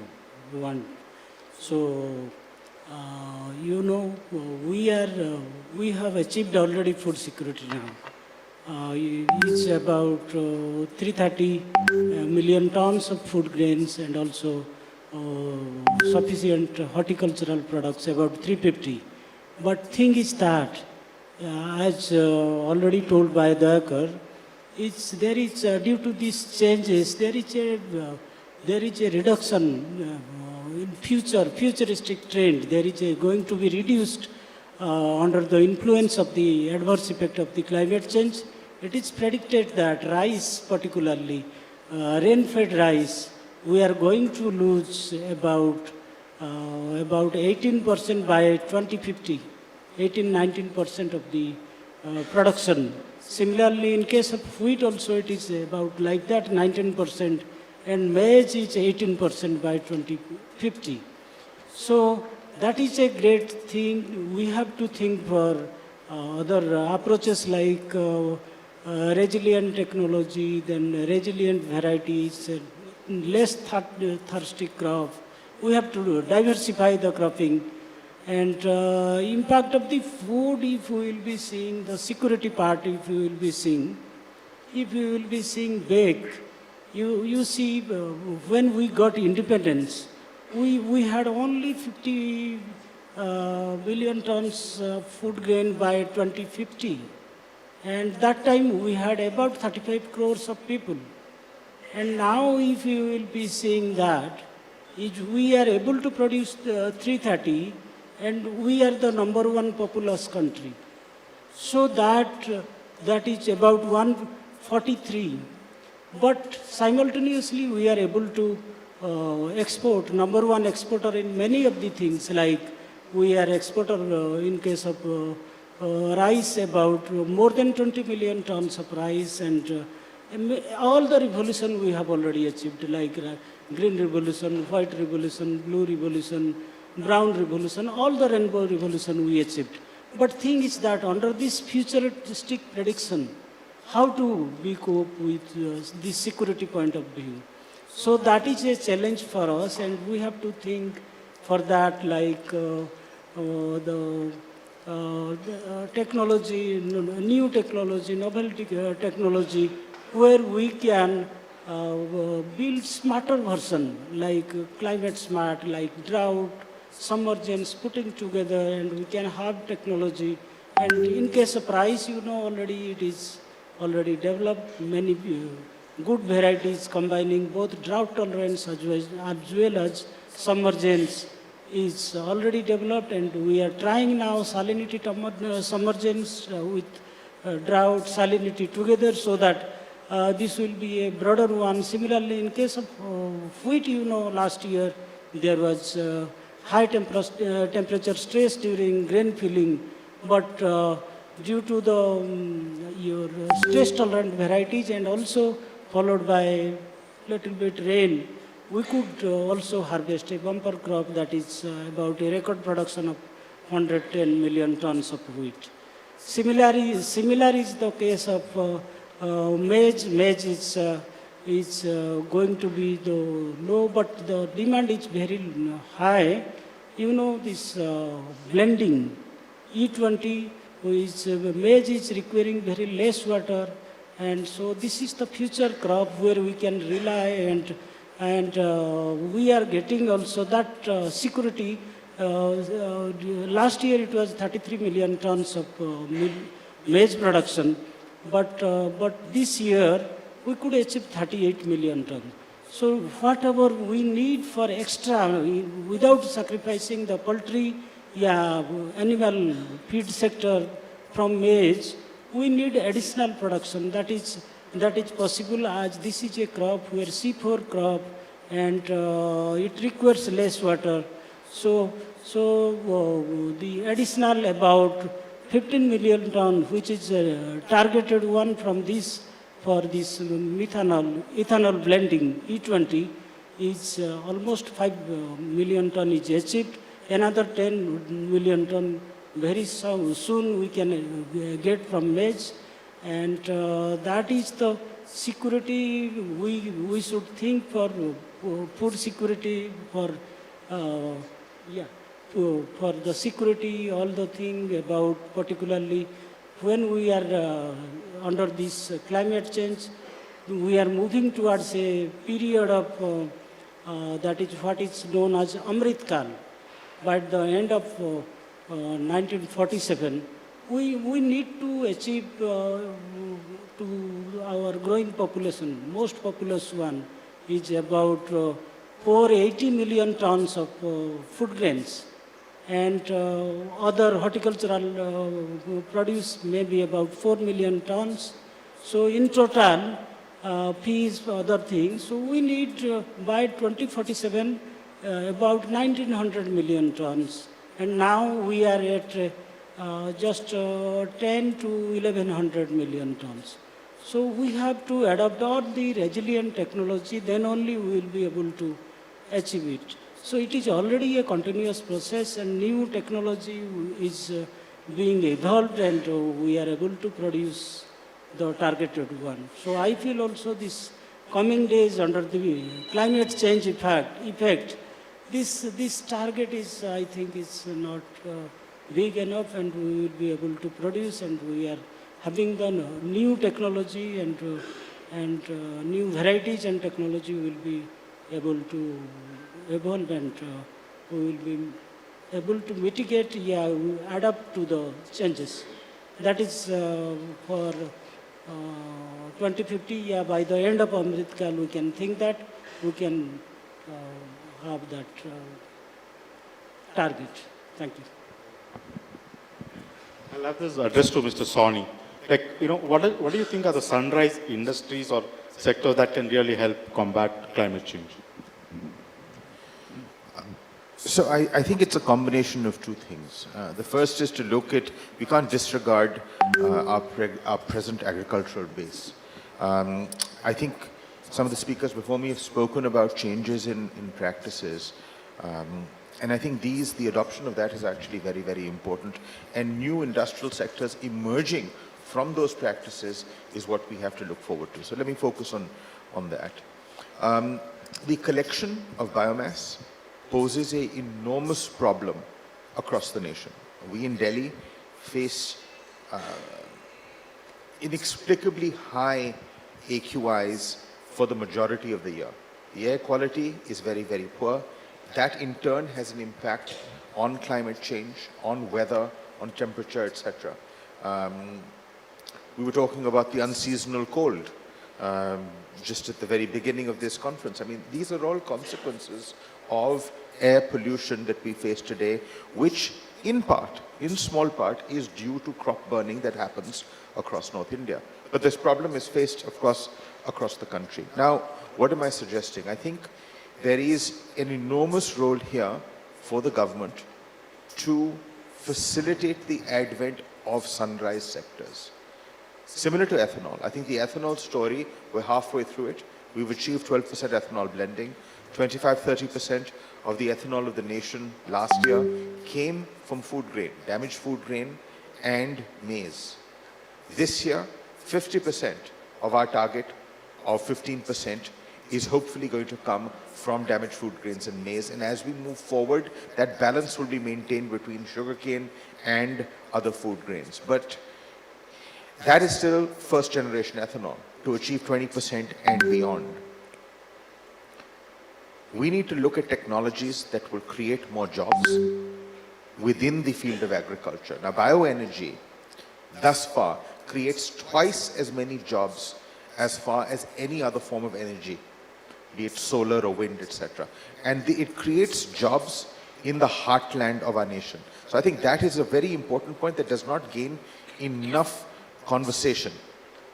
The sectors, there are three that actually have been talked about a little bit, and I think as time elapses over the next few years, we're going to see more conversation about it. We're certainly going to see government policy formation around these three sectors, which will allow private sector investments, public sector investments of very, very large scales. We're looking at perhaps another 1 lakh or 1.5 lakh crore sectors as we look at second and third generation technologies. So what am I talking about? I'm talking about 2G ethanol, using biomass and creation of cellulosic ethanol, an enormous sector. It is actually an intermediate product. Cellulosic ethanol is a feedstock into sustainable aviation fuel. And as all of us know, MOPNG has announced targets for adoption of SAF, as it's called, sustainable aviation fuel, for all foreign flights by 26-27.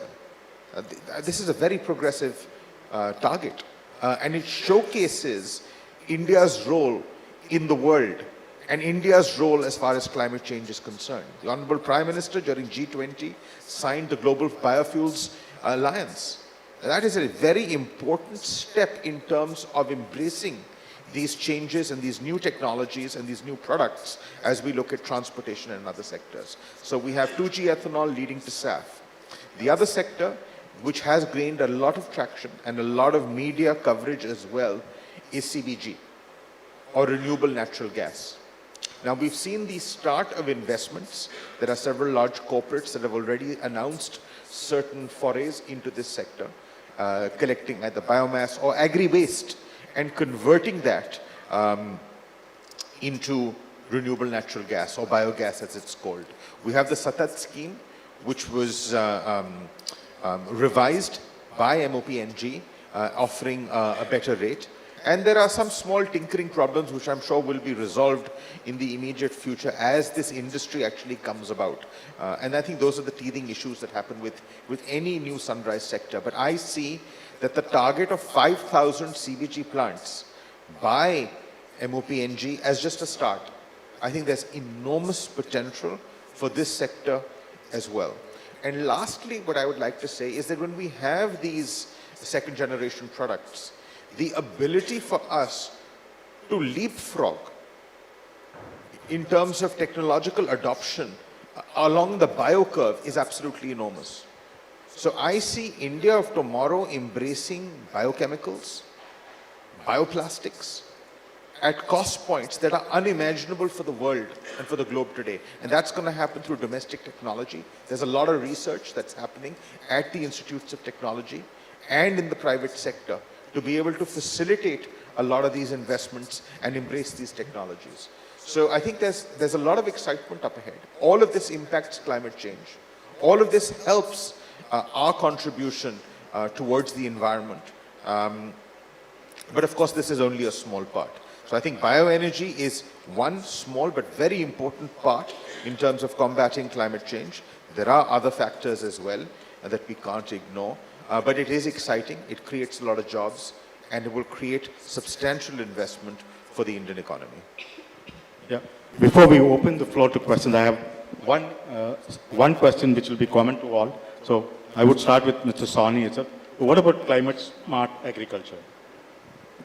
So I think we've covered portions of that, and I think my only addition to what has already been covered is I would like to see, and you're seeing this in the sugarcane sector, you're seeing more, and because of the corporate nature of this agricultural product, where you have large corporates interacting with 50 million farmers, you have the ability to look at regenerative farming. You have the ability to be able to foster an environment to reduce nitrogen fertilizers and to support organic fertilizers. That's a very important step in the right direction. You also have cover cropping. You also have intercropping that happens frequently, raising farm incomes, attracting more farmers towards a very resilient sugar sector. And the last thing, of course, is water management. Now, sugarcane has gained for multiple strange reasons, because the jury is out whether it is a water guzzler or not. I, of course, as a vested interest would say it's not. But I think the future is in terms of smart water management as a concept under smart agriculture. So sugarcane will probably take a leadership role in terms of implementation of what my fellow panelists have been talking about in terms of smart agriculture. over the next few years. And so there's quite a lot to look forward to in terms of technology adoption as well, where we saw Industry 4.0 coming into corporate India. We're seeing similar sorts of interfaces coming into agriculture. We're seeing AI interventions. We're seeing new technologies. Drone technologies have already been used for a few years as far as the sugarcane sector is concerned in terms of dissemination of pesticides and insecticides. So there's a lot of excitement, and I think that will then showcase to farmers, to policymakers, and to industry what can be done for other crops. Dr. Singh. I would like to add to what has been mentioned. To overcome the climate change, we have to have climate resilient agriculture. And climate, whenever we talk about the climate change, El Nino, El Nina, we talk about the rainfall alone. The rainfall is one part of the agriculture. There are many other things like, genome, the varieties which ICR is able to launch. Then there is a radiation, there is a soil moisture, there is evapotranspiration. All these matters, and all these are measurable. So these could be delivered to the farmers for a climate resilient agriculture, so they can sow the crops which meet the climate requirements of that particular area or that particular time. And they can change their date of sowing. They can have varieties which are shorter duration. They can have varieties which are, disease resistance and pest resistant. So these are measurable things, and we are going into that era when we can advise the farmer what to do for their crop in their area. And talking about the El Nino and El Nina, my own personal assessment is that El Nino is phasing out. We should have kind of a monsoon which could be normal or near normal or could be delayed. Right now, these are the indications. Thank you so much. Dr. Pradhan. Yeah. So I say here, it's a smart person. Why? It's resilient agriculture. We are talking, say for example, there is a stress of submergency of flood. We were recommending flood tolerance. So similarly, in case of temperature, in case of drought. But this is the time, we don't know. The climate, the variation is such that there may be, when we don't need rain, there is rain.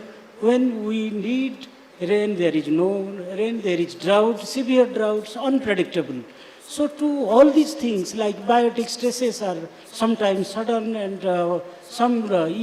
few years back, the brown planthopper suddenly appeared in the month of October, and it was devastating. So what I want to say that all the stresses are coming simultaneously, and farmers are unable to predict sometimes. So in order to cope up with such situation, we should go as like a smarter version of the agriculture, smart agriculture. That is, first is smart varieties. What is smart means a variety which should have tolerance to all of these. Like it should be drought tolerant, it should be flood tolerant, it should be saline tolerant, it should have abiotic tolerance characters. If these all put together and given to the farmer, this will provide a cushion, like an insurance to the farmer. If there is a big drought, long prolonged drought, then also farmer will be able to harvest, no problem. If submergence, no problem. If salinity, no problem. So that is the smart version now we have to tell, not resilient version. We should not see one stress at a time. We have to see simultaneously many together, and we have to put all the resilience, already these resilience traits are available in nature, variability exists, diversity exists. Those genes, tolerance traits, we have to put through our new novel technology, applying novel technology simultaneously, we can put together all these stress tolerance together. we are able to develop now smarter version. In case of rice, as I told you earlier, smart version of rice already available. So wheat also is on the verge. Wheat is resilient version available. Now smarter version we are targeting so that biotic, abiotic all should be combined together. Similarly, case of corn. So this is the time I can say smart one we should have combined all together. Yeah, Dr. Dayakar, brief one. We've already run out of time. This climate smart, I think most of the points are covered, but I think the precision farming, what we are talking, I think that gets into the list of those measures. But putting all these things as an integrated climate smart agriculture practices, I think this is very important that which is going to be a very different level where we need to really document them and then just put those practices, globally accepted practices, GAP practices must be proven. The second one is about, that comes to my mind is about carbon sequestration. That's very important. That helps to see that how these degraded fallow lands can be brought and adapt. Soil management practices especially, so that we may increase the organic matter in the, to help store carbon and offset these monsoons also, because this makes us very important. Then early warning systems. Our SkyMet person is here, and weather forecasting in a much more efficient and robust way, because we need to, the traditional ways perhaps not really that, what is that, the tools, modeling, how we can bring in and make things more, and then diversifying the food systems. That's a part of that. Today, we should not call agriculture separate, nutrition separate, and then food systems, food technologies are separate. Then can we interfere? That's what the new system, new nomenclature that comes is the diversifying the food systems that can help us to see a holistic picture of the climate's smart ecosystem that I call. And then, of course, the last one is about the contingency plans that which we have, but how we can strengthen under varied situations that are emerging out. I think these are some of the points that I would like to. Yeah, probably we can squeeze in just 2 questions from the audience. So brief questions, sir, kindly be. And please let us know who you are addressing it to. So. Again, I salute to Dr. Rao for diversification, millet span. Could you please highlight the role of agroforestry and mangrove forestry? It's not a solution, it's a mitigation for this climate crisis. Number 2 is that India promotes millets, but we have got only one institute for millet. Maybe you could ask State Bank to fund for every state should have a millet research institute. That will not only mitigate the climate crisis, but also the health crisis, NCD crisis. And the last but not the least is that are we in the state to prepare for the plant pathology, emerging exotic pathogens? With corona, but for the vaccine, we would have vanished. So agriculture also, we need more, pathology, genomics of the plant pathogens. Thank you, pleasure. Thank you, sir. I think the one institute and one and only institute now, it is also not only for India that it is given a status of the global center of excellence for millet, the millet promotion. So, but then I just would like to give you a clarity on this thing. This is a nodal institute, but then we have All India Coordinated Research Improvement Centers, at least about more than 150 centers across the country which are working under that. This is a nodal institute. And then we have many other institutes like an international institute like ECRISAT is also catering to that. So with the mandate, of course, there is a new arm that is emerged over a period of time with regard to the value addition and promotion and taking to the markets the smallholder farmers, connecting the last mile connectivity, and about 400 startups have come up under the brand called NutriHub, which is a technology business incubator. Now we are just moving out to various places as an outreach centers, NutriHub North, East, West and all this. So we will take care of all these things so that the millet, which is a climate smart crop, I think a lot of effort should be there and Prime Minister is taking care of. Every country could have a... Sir, World Bank is ruled by India. We should, just like the value chain that which we developed is a science-based, and we have a great opportunity to replicate this value chain across the globe. So, as a diabetologist, we want to become redundant by promoting millet. Thank you. Thank you, sir. I want to add, this is like what you asked, only one institute. It's like umbrella, it's a different part of the country, different millets. Like in case of Rajasthan, Maharashtra, Bajra, sorghum is in some places, ragi is in some places. We have location-specific technology, crop-specific. So center is the umbrella point, and around that, all the universities, we have 70 agriculture, more than 70 agriculture universities. They are also doing their location-specific. In addition to the Indian Institute of Millet Research, we have also at Rajasthan, Badmer recently, we have started another center for Bajras exclusively, and also coordinating this coordinating center is in Jodhpur, and all universities we have ACRIP center, All India Coordinated Research Improvement on Millets.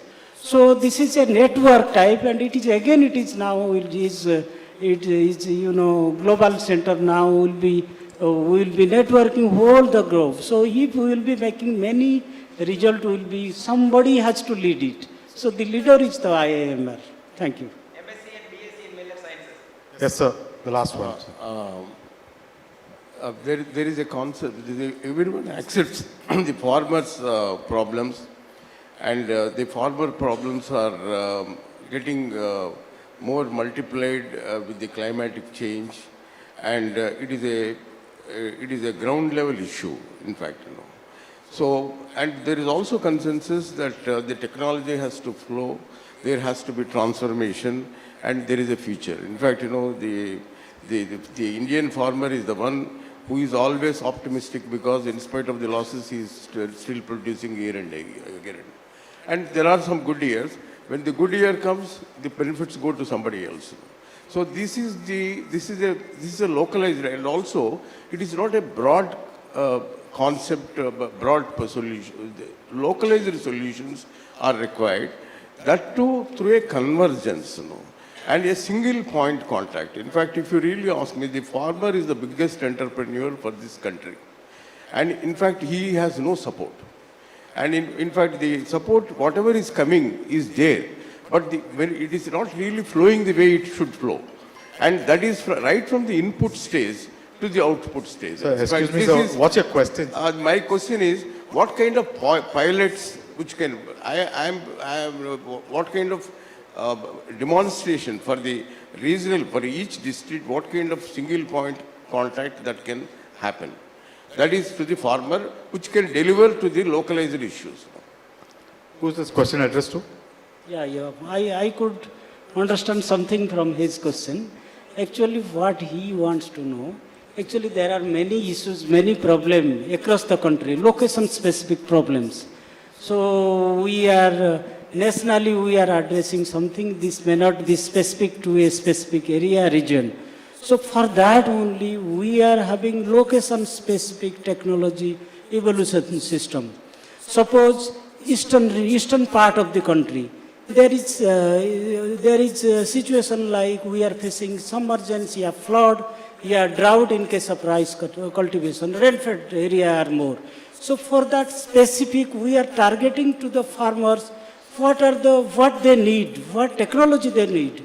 The type of variety, suitable technology, it is location specific. So for them, we are, for example, I am telling you, we are taking the best variety of those farmers. In those varieties, we are putting submergence, flood tolerance, we are putting also drought tolerance, and other disease and pest which are coming to that region only. So that is time it is taking, these are putting so many traits together in one. Multiple in one is taking time, newer technology, like genomic selection, genome editing, these are the new technology who are being applied, and the products are coming up now very fast, and farmers, they are unable to know.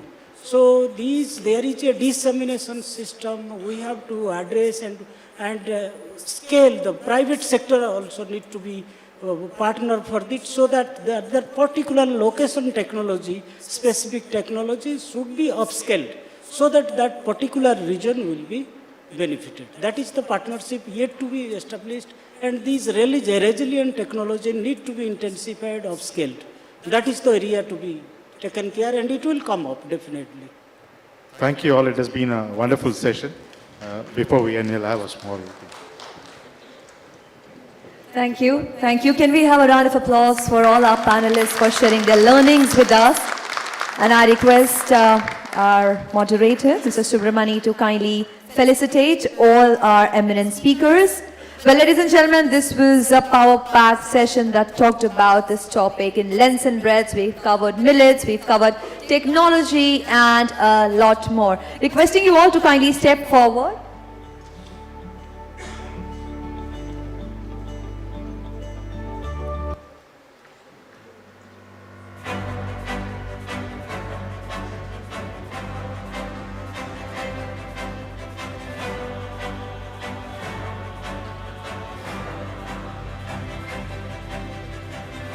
Ladies and gentlemen, this was about the challenges posed by climate change. Requesting you all for a group picture.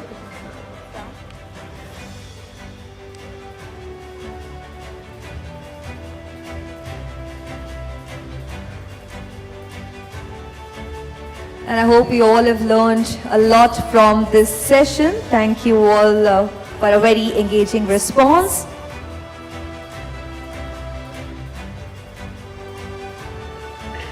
And we would also like to thank Mr. Subramani for moderating the session for all of us. And there is a special token of gratitude that we would like to give to all our speakers.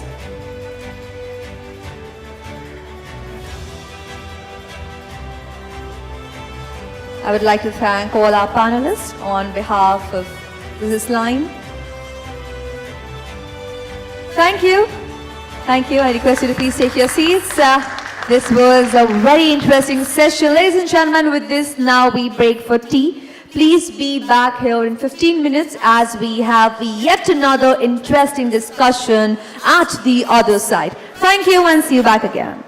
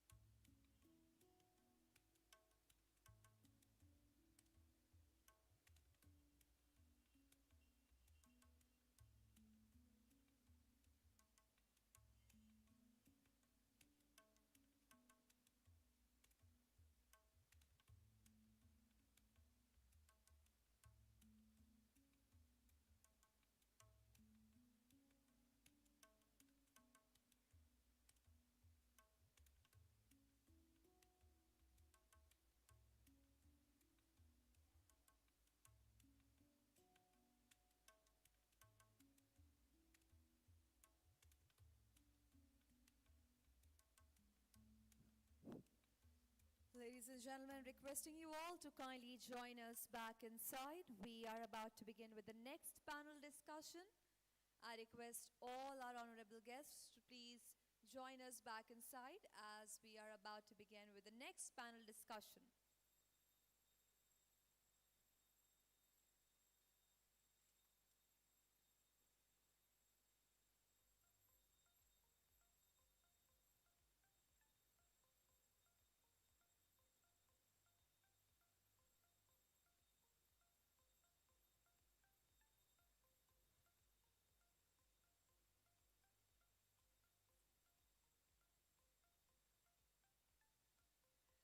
All right, ladies and gentlemen, once again, welcome back to BusinessLine Agri and Commodity Summit 2024. We would like to take this moment to thank our sponsors. Our title sponsor, State Bank of India, and this summit is co-powered by Nabard and is in association with sponsor National Commodity and Derivatives Exchange Limited and Indofil Industries Limited. Our associate sponsor, Danuka Agritech Limited and Cripco Agri Business Limited. Our regional sponsor, National Stock Exchange and Vaikunth Mehta National Institute of Corporative Management, and our telecast partner, NewsX. Thank you so much for all our sponsors for making this summit happen. Ladies and gentlemen, next up is a very important topic that we'll be discussing about, which is about the building resilient supply chains. We all know that the last mile is still, the connectivity issues are still there. The last mile connection for the farmers is an issue given the current agri market ecosystem. We have warehousing, storage, particularly temperature controlled, and infrastructure are issues confronting the sector as a whole.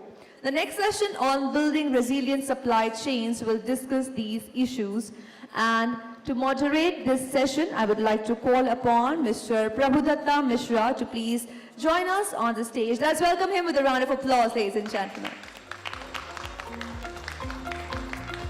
And I request Mr. Mishra to kindly introduce all the panelists for this session. Thank you very much. Now I invite Varun Khurana. He is the co-founder of OTP. And he will probably be the best person to introduce himself. But before that, I tell you that he is a technology person from IIT Delhi, and now he is into do all kind of experiments with agricultural marketing, I will say. And probably I am not sure whether he will stick to agriculture or move to some other business tomorrow. But right now, he will be the best person to speak for himself. Then I introduce Dushyant Tyagi, the CEO of Nagarjuna's Agritech venture, and he is a great person in agriculture marketing and known to the people. And he is the person who is behind the government's Inam portal. He is providing the technical backup. And Arun Yadav, he is from NCDX, Senior Vice President. Being an agriculture graduate, he moved to the agricultural space in NCDX and has been guiding NCDX. Actually, he is the main person who is selecting the product, which is the key for NCDX to put into futures and then whatever business they want to grow. So hopefully all these people are quite good to speak on supply chain, because supply chain is the key for consumers, for farmers, everyone, even for the people who are in between, those who are taking the farmer produce from the field and getting it reached at the consumer level. Let's please welcome with a great round of applause, and we will start soon.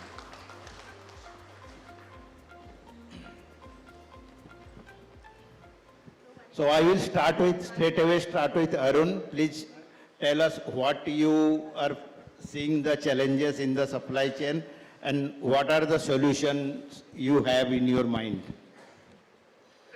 Yeah, thanks Hindu Business Line for organizing this event and inviting me for this particular discussion. I think the topic for this particular discussion is very apt for the day. And if I'll go into the challenges, there are various challenges which the agriculture supply chain faces, but I think I'll point out three important ones. The first one is, of course, the climate change, which the panel before me, before this panel, they had a very deep discussion, deep diving discussion on that topic.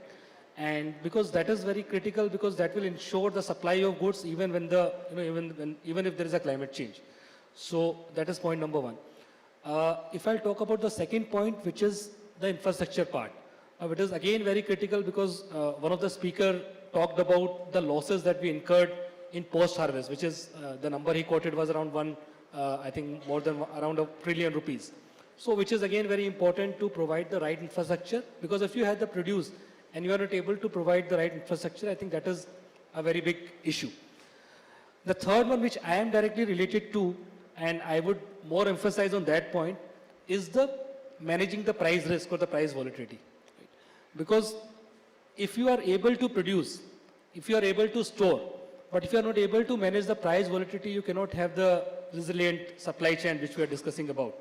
Because everyone in the supply chain is impacted by the price volatility, starting from the farmer to the person who buys from the farmer, the trader or the stockist, whatever we want to call it, to the processor. Right? Each one of them in some way or the other is impacted by the price volatility that is there in the value chain. And unless until that particular issue is being addressed, it would be difficult to build a resilient supply chain that we are discussing about. I think what from where I came from is a nationalized futures exchange, and that is one of the role of the nationalized future exchange is to help every part of the value chain to manage that price risk. Because if the farmer is not getting the right price for his crop, probably he will not go for that crop again. And I think it has been discussed earlier that how, announcing MSP and then actually delivering on MSP ensured the increased sowing area in pulses by the farmers, and that has been replicated, that has been seen in the production of pulses also. Now, why it has happened? Because the farmers are assured about a certain return that they will get if they, minimum return that they will get if they probably sow this crop. But the important question is, can government procure everything? Which probably is not, feasible also because of the costing that will be involved. And that is where the market-driven forces come into play, right? So if there is a platform which can help the farmer to kind of choose the price for his crop, say 2 months, 3 months down the line when he is actually doing the sowing, right? Can he fix the price at that point of time? Can he choose the crop depending on the prices that he can see what price I am going to get, say 3 months, 4 months down the line, and he can choose that crop. So that is something which is very crucial. Similarly, for a buyer, for a processor, it is all the more important that he is able to determine the price at which he is going to get a commodity, because commodity is a very, very thin margin business, right? Even a 2% swing in the prices can, change the entire balance sheet of a commodity trading company or a processing company. So I think that is where the third risk that I talk about, I think that is something where we come into play. And I think the futures market, we will discuss about it in detail going forward, but I think that is the role where we come into play, and we try to educate the market, because if that particular issue is being addressed, I think there is a very big hope that we will be able to counter a lot of the challenges that are being faced to build a resilient supply chain. Thank you, Arun. Now, Dushyantji, you tell me what are the challenges in building a resilient supply chain, and mostly people talk about the difference between the farm gate price and the consumer end, what consumers pay. It is assumed that there is a big difference between these, and supply chain plays a key role to reduce it. So when this concept of online marketing started in agriculture commodities, so it was supposed to cut that cost and benefit both the farmers and the consumers. So why we have not been able to do that, or if we are really able to do that, how we have achieved? Thank you. Thank you, businessLine, for inviting to this very important event. And across this 8 years journey when we are engaged in setting up a pan-India e-national agriculture market for a smooth trade of agriculture commodities, and first and perhaps the largest agri-digitization initiative globally. So businessLine has remained associated with us right from the beginning as an auditor, as an independent agency right from Rajalakshmi Nirmal's time, and that has helped us to have critical feedback about the platform. So if we just try to understand the challenge, in agriculture in India, though all of us know it very well. So I foresee, we have a fundamental belief. See, asking farmers to grow more, grow better is ending up kind of a proposition where you are asking them to lose more and lose better. So their realizations are most of the time are parked at marketplace. And the marketplace is, placed just in the middle of value chain. So you have one, agronomy side or cultivation side, and then in the middle you have market side and then value add. So in last 70 years, basically our market architecture was for subsistence. It was more of a supply driven, more of a production driven. So with the efforts of last 7 decades, we have reached to a place where we have a problem of plenty. From surplus, from subsistence to surplus, from supply side to demand side. So often we use, this term what we call farm to fork. So it's not working for our farmers. So now we have to start thinking where are the markets. So I quite frequently use this word, fork to farm. So that is more important. If they have the visibility of markets, probably they can plan well. Probably they can take informed decisions, which will prove beneficial for them. So at ENAM, we have integrated 1,391 markets in last 7 years. 219 commodities are trading on the platform. We do something around 417 transactions per minute. We do something around 237 lots per minute.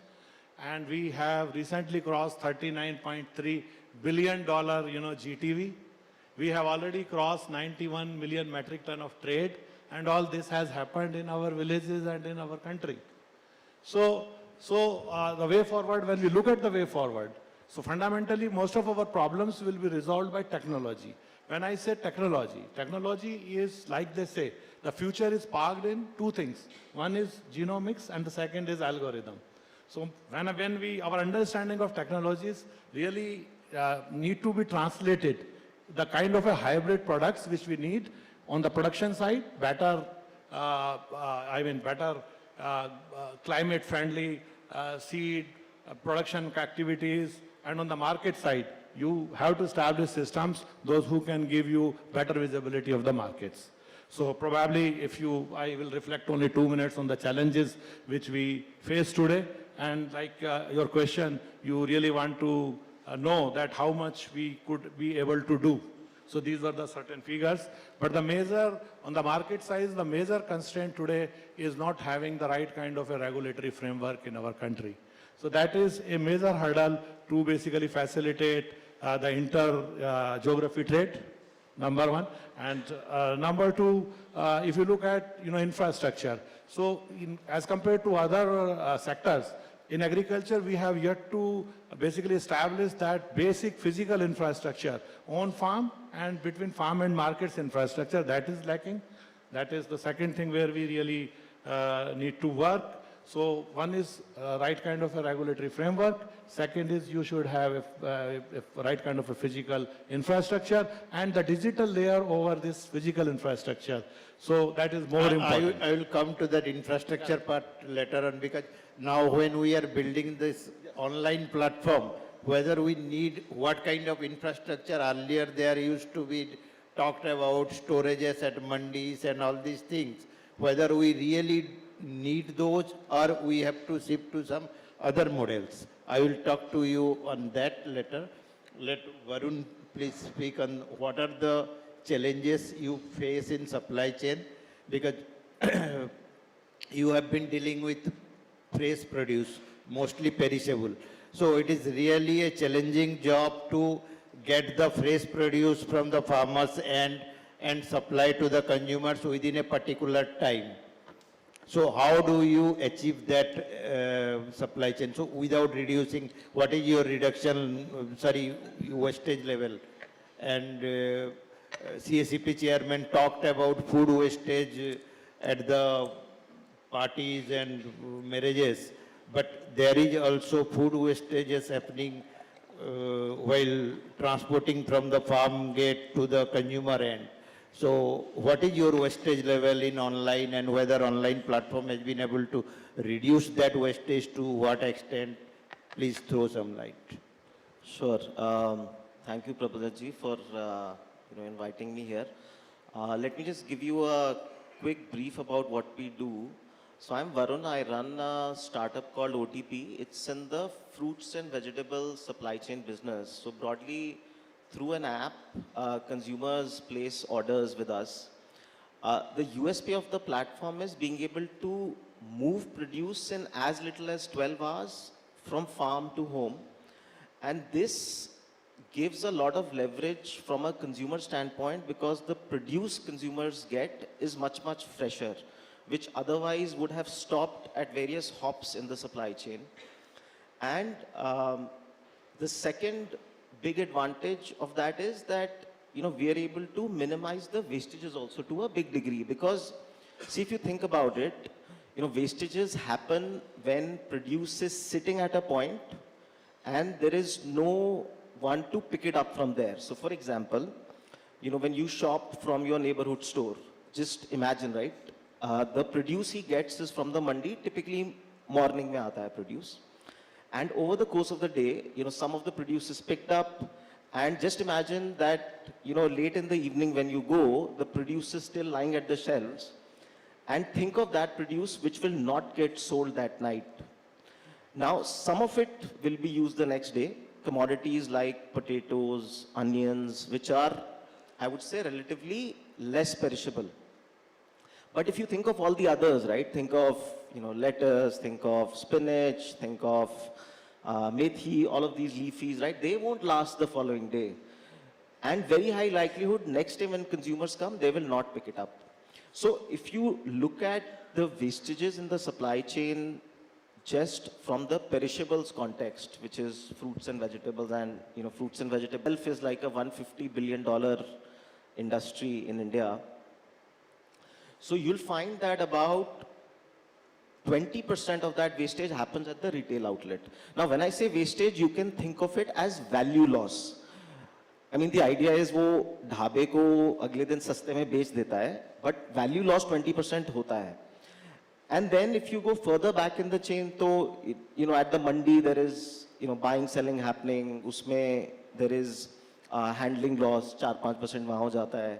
And then, at the farm gate level, harvesting ke time ho jata hai. So if you add all of that up, 30-35% wastage is pretty common in the supply chain.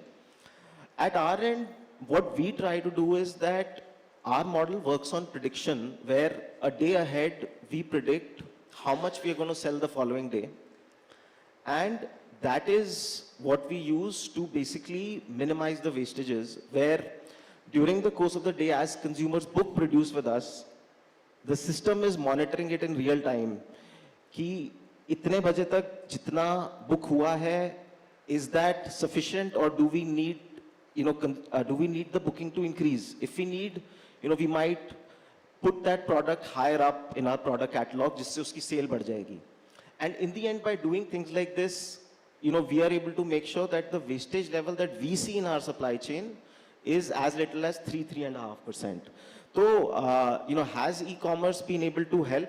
I think yes. I can say that for sure, because this is the basis of our business model. This savings and wastage is what makes our business model work. And today, we do about 120-130 tons in Delhi NCR every day. We do another 25-30 tons in Bombay every day. And we serve, anywhere from about 30,000 odd orders every day across both of these cities. As you mentioned that you are saving something in terms of reducing the wastage cost. Do you pass on to the farmers any benefits, or what kind of tie-up you have with the farmers? If the farmers are growing fresh crop and you are able to produce, take the produce in 12 hours to the consumer's end, so you are saving time and you are also saving wastage. So at the end of the day, the consumers are also getting a good products. So what the farmers are getting? So, see, to the farmers, the value proposition is multifold. And if you think about it, right, today our country is largely mandi driven. Mandi moves 95% of the produce.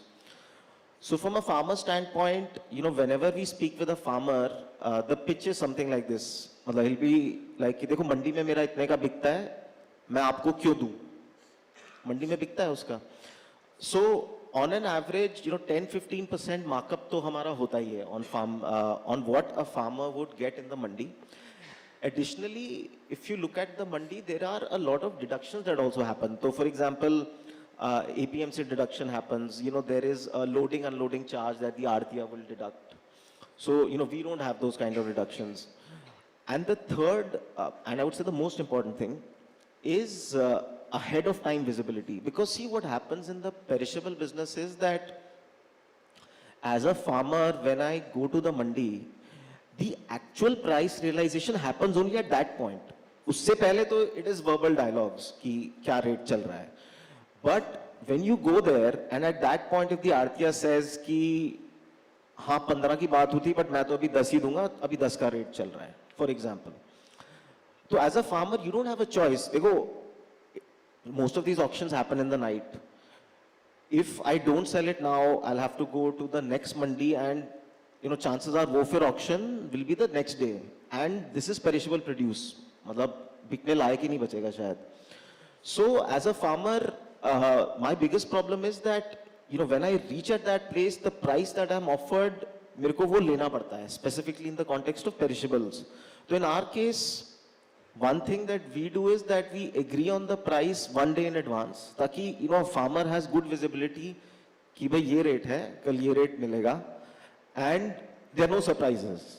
And farmer can take a call कि भाई अगले दिन मैं इनको दूं या मैं इनको ना दूं.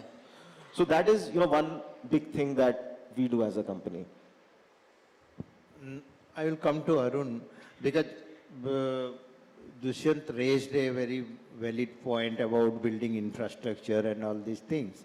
Now the government is some time back decided that at the village level, grassroots level, cooperatives will build warehouses.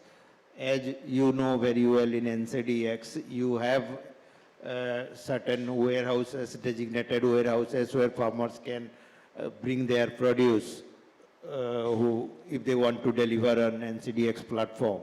So building warehouses at villages, how do you see if that going forward after 2-3 years, if these sorts of village warehouses are built up, small warehouses, are they going to help NCDX in building a robust supply chain in the country? So I think NCDX was established in 2003 when when the online futures platform were established in the country. So we were among the two first exchanges which started commodity trading. And one of the initial thing we did at that point of time, and that the people who were managing the stuff at that point of time, they realized that unless until you have the infrastructure, you cannot do anything in agri commodities, right? So they built a company which is known as NCMSL at that point of time, later on known as NCML, which was a subsidiary they built at that point of time. And the idea was that unless until there is a standardization in the quality, and unless until you have the facility for the people to deliver, right, you will not be able to do anything into the agri side. Because you look at any of the exchange, any of the trading platform, in equities you can trade because you don't actually deliver anything physical. But in agri commodities it is very difficult to do because you have the physical delivery aspect. So we started building agriculture infrastructure from that point of time. there were very few, actually warehouse service provider at that point of time. So we established a company, and that company later on, now we don't have a stake in that company, but yeah, we started from that. And we build warehouses in the hinterland. So places like Ganganagar in Rajasthan, Bikaner, Jodhpur, right? Unjha in Gujarat, even in Bihar, Purnia, Gulab Bagh. Right? So we are the first one who moved there, build infrastructure so that the farmers and other stakeholders can come, keep their goods, and we are able to deliver to the buyer whatever we promise to them. Now it is very important, because if you look at any agriculture commodity, especially the exchange business, you will realize that the seller deposit the stock on say day X, and the actual buyer will take delivery say X plus 180 days, right? So he is trading in between, but he need to be assured that whatever has been deposited on day X, I would be getting on I will be getting the same quality on X plus 180, right? And he doesn't know the buyer. So he only knows the exchange, right? He is getting the delivery through say exchange clearing system. So he depends on exchange. So what we did and what internationally also happens is that there are standardized contract, and we prescribe the quality that we will take in, and we adhere by those norms.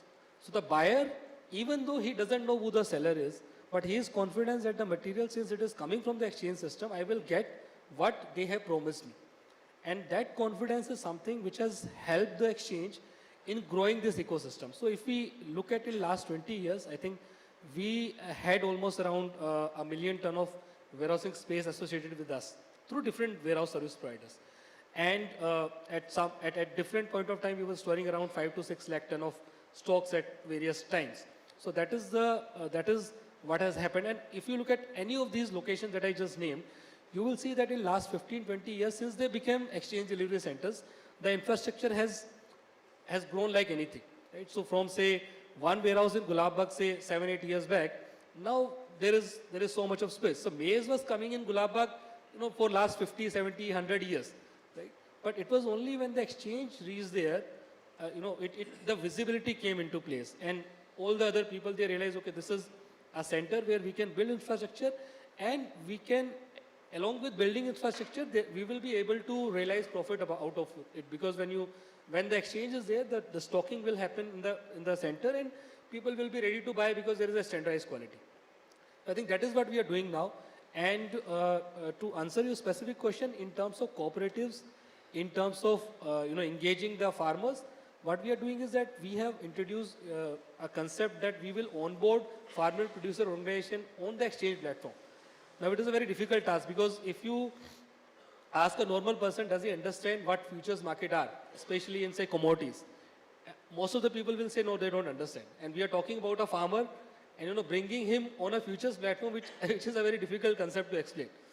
So what we did is that we formed a dedicated team, and I am now happy to inform that we have almost 550 FPOs who are registered with the exchange. Almost 200 of them have traded on the exchange and actually delivered their stock on the exchange. And in between, we took a lot of steps to facilitate them. So one of the things that, initially I think Mr. Paul also talked about was that we have to incentivize. So we provided an incentive, we provide the infrastructure, and because of which they are able to deliver on the exchange. So more than 100,000 ton of actual stock they have delivered on the exchange platform, and a lot of them are now coming back. So they have a good experience. What they do is that they compare what the prices are, say in the mandi, what are the prices on NCDX, where I'm getting a better price, I'll choose that market. If I'm getting a better price on say NCDX, because it is again a nationalized market, I'll go to NCDX warehouse, deliver there, and I'll get a better price. Dushyant, you tell me about, you were talking about this infrastructure thing. Now you have this OTP experience, what Varun described. They are getting the produce picked up from farmer's field and reaching it to consumer in 12 hours, about fresh produce. And about agricultural produce, obviously you need to store in warehouses, and the channel is different completely. So what kind of infrastructure you have in mind which will reduce the supply, the cost in between the farm gate and the consumer. And as the government is now focusing on building infrastructure at the ground level, so that there is whatever cost is in between, that can be reduced. If one produced is, suppose in one state it is produced and it is distributed in the state, it is easier to reduce the cost. What is happening is, earlier in case of fertilizer we have seen, and in case of many agriculture produce we have seen that the same produce which is produced in one state, it sold to another state, and same commodity produced in another state coming to that state. So in a way, we have not been able to distribute the product efficiently so that we can reduce the cost. So tell us, you share your experience. And so, I mean, if we look at the challenge, objectively, Arun has rightly indicated, a lot has been done to create close to farm infrastructure, but it is not adequate. I mean, this is just a beginning. So,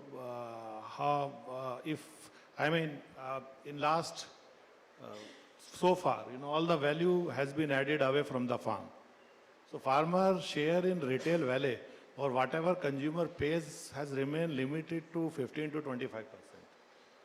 So, as per our understanding and studies, we feel we can add around 5 to 10% efficiencies in terms of net realization to farmers on input side, around 10 to 15% efficiencies on the output side. So farmers, share in consumer or value generated ideally should be 25 to 35%, which is not existing right. So basic issue out here is multi-layered intermediation and your holding size, which basically make your lot size very, very, non-tradable or very small. So this is where the role of infrastructure comes into the picture. So we have to create infrastructure right in the middle of production belts to avoid multiple, handling of the produce, which adds cost. And the second thing, if you have the visibility, of demand, you can always, control the supply also. So you need a common platform, after Agri Stack, once it is done, that will be accessible to everyone. So farmers and farmer cooperatives or FPOs, they will be a power. I mean, that's a right kind of initiative in the right direction, because India is a country of smallholders. So we have to aggregate demand and we have to aggregate supply. Only then the balance in the value chain will come. So I am for creating, we have to continue to create farm level infrastructure for primary, sorting, grading, storage.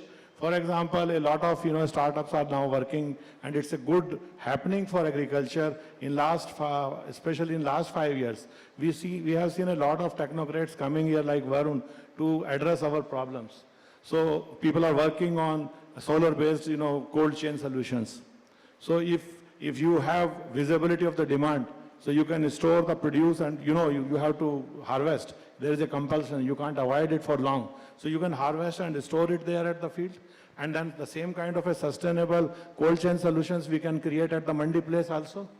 So basically, these types of, initiatives, they are going to save all these leakages in value. And we all are aware, all of us are aware, a lot is being done in terms of road infrastructure development in our country. So I feel with this pace, in another 5 years, we should be able to address most of the issues related to have a connected agri ecosystem in our country. Recently, when the government started intervening in the market to reduce the wheat and atta prices, they started with supplying to cooperatives at 21 rupees wheat, and later on it was reduced to 17 rupees 50 paisa per kg. And they have been asked to, the cooperatives have been asked to sell atta at 27.50. So in between, if you see the cost, there is 10 rupees margin. So for atta, 10 rupees margin, it sounds very big, but the base price is so low and the cost in between the cooperatives incur, that is real cost. It is not, they are not profiteering. So how do you see this kind of any intervention can be made in supply chain where this cost can be reduced? Dushyanti. See, it's all about visibility if you ask me. Recently, we have seen these kind of spikes in onion. Correct. So after a long time, we see, right time, government agencies like NAFED, we at ENAM, we intervened. So, and the same has happened in case of potato in UP also. So at the time of harvesting, prices were dropped to 3 rupees a kg. But we were having a visibility. I mean, at the same time, the potato was selling around 13 rupees a kg in Andhra and Telangana. So this is how, the visibility happens. This is, helps. This is how the transparency helps. You have all the scattered element already available in the ecosystem. If you have right kind of a connectivity, and most important, more than that, for example, we built a module 3 years back, it is called POP. So the basic assumption was any marketplace, any national marketplace, if you don't have enablers, that will not work. You really need to have right kind of a financial, products available, those who can basically finance this value chain at farm end as well as the trade end. So these enablers are important. So there will be a mix of both physical and digital. Let me take one or two questions. Already our time is up, they are saying. So one question, anyone interested, please. Sir, you have your, I will give chance to new one. Sir. Yeah.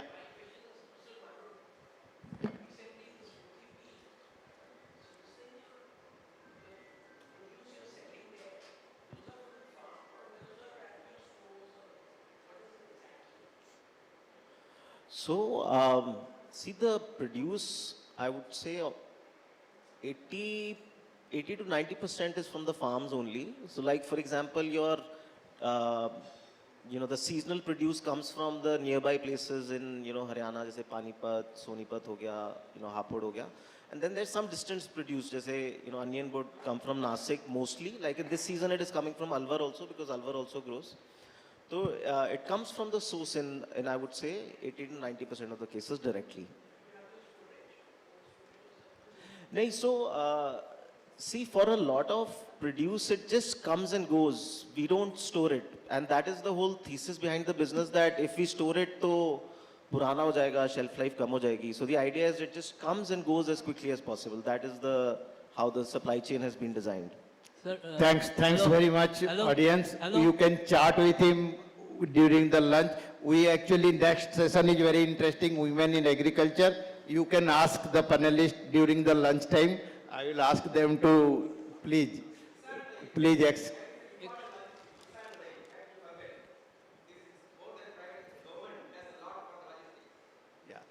Yeah, thanks very much. Now I will request, please, let's conclude the session. Thanks very much. Thanks, sir. We would like to thank all our panelists. Can we have a thunderous round of applause, ladies and gentlemen? And if you have more questions, as Ms. Mishra have mentioned, that there'll be a lunch break in a short while. You can address your questions to our panelists post the session ahead. I request Mr. Mishra to kindly felicitate all our esteemed panelists. And I request you all to kindly step a little bit forward.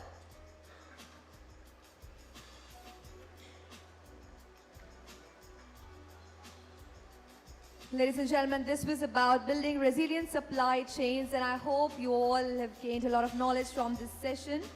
And I request Mr. Mishra to kindly felicitate our eminent speakers.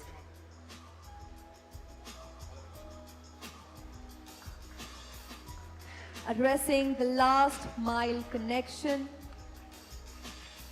This is very crucial when we talk about the agri sector.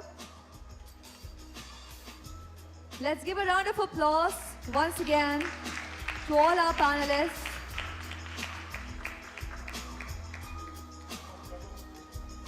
There's a special token of gratitude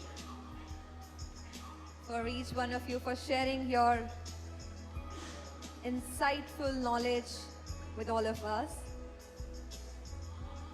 Once again, we would like to thank all our panelists. Thank you so much, requesting you all to kindly take your seats. We would like to thank Mr. Mishra for moderating this session for all of us. All right, ladies and gentlemen, we have yet another exciting session planned for all of you. It is an issue which is underplayed in the agriculture sector, and the issue is the role of women.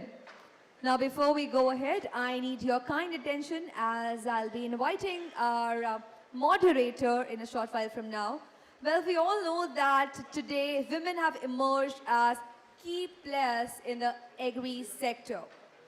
And in the next segment, in the next discussion, we'll discuss about the role of women in agriculture.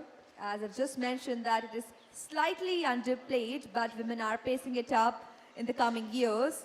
I would like to call upon stage Ms. Purnima Joshi of BusinessLine to moderate this session for us. Let's welcome her with a round of applause. And now I request Ms. Purnima Joshi to kindly invite our eminent set of panelists on the stage.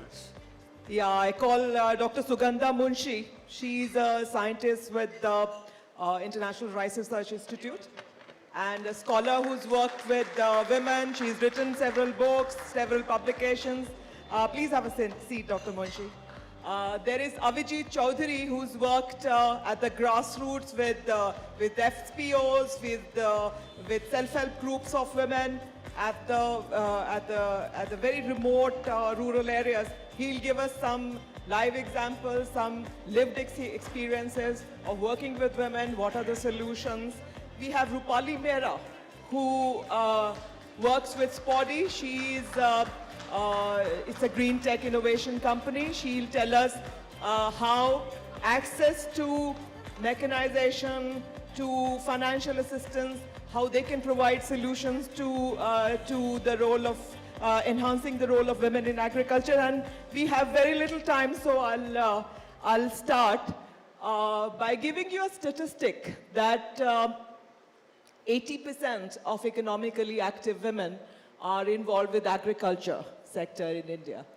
About 85% of rural women are engaged in agriculture, but only 13% of them own land. We have 50 to 60% of our food produced by women, but when we think of the farmer, we think of a man. When we think of agriculture, we think of many men.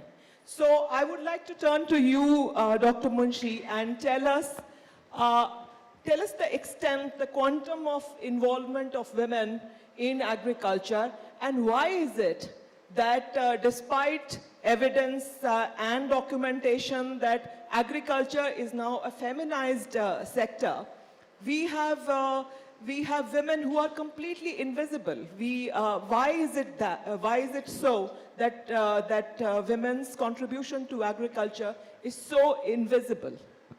So well, thank you, Purnima, for this question. And I would like to answer this question with an insightful. I'll ask the audience to close your eyes for 1 minute. 1 second, because we don't have more time. Imagine a farmer.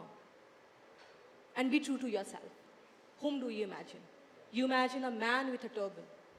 The vocabulary we use as a stakeholder of agriculture system, we always use he, not she.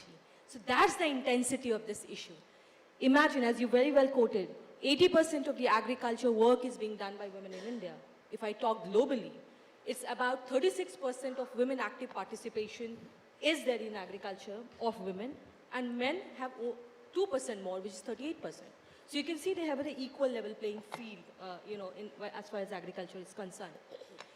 In India, if you see, you go on a farm. We all are, agricultural stakeholders sitting here, whether we are from government, from public sector, private sector, or even from research institute. You have immense role of women in every agri-food system, every stages of agri-food system. But then also they are ignored. They are invisible. And let me also talk about some of the positive aspects, because I'm a very optimistic person when it comes to women farmers. unheard are being heard. And that's why we have this session right now. The question is, how do we make it a movement? In India, if you see the self-help group which has come up, has played a tremendous role, if you ask from my experience of last 1 decade, and also with the data, they have played an important role for mainstreaming women in different sectors. Specifically when we see about agriculture, the women are being mainstreamed. The question is, it's about our social perception, our own thinking pattern, which is at the root of this cause of invisibility of women in agriculture. I won't say we are deliberate to ignore them, but we often ignore them when it comes in the different value chain of agriculture production or in the market value chain also. I was just listening to the last panel session on the innovations we are planning for strengthening the market system. Are we thinking from right now about women in that picture? If yes, then only this problem is going to be solved.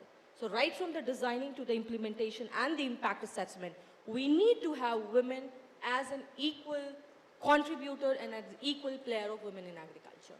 So I think that's my thought about it is. And also at the policy level, we need to make many more affirmative actions so that we mainstream them. So the kind of, what we see, we believe. The kind of communication material which we use. If there are certain schemes being displayed, right, we are propagating this as a scheme for the farmers. Do we have women pictures as well in those advertisements? What you see, you believe. See, we are talking about grassroots people here. We are talking about them who feeded us during the COVID time. Most of the industry shut down. But it was agriculture which was going on continuously. And let me put it very straightforward. It was both men and women who were doing that. So we have to be really, really sensitive about this issue. And also, where are the data? Do we have data? There's a huge gender data gap if we see in different value chain, activities in agriculture. So are we also deliberately working on generating evidences and data about the participation and the aspirations of women as a farmer or women in different value chain? Women as an agri-entrepreneur at the village level. There are different schemes, there are different, and I really, really appreciate our government that there is a focused approach for now women-led development. So now when we are talking about women-led development, are we also thinking about women farmers, women in agriculture, women in different sectors of agri-food system? So that is going to help us out a lot from invisible to visible journey of women in agriculture. Not only as a farmer, but also as an entrepreneur and also as the policymakers in agriculture system.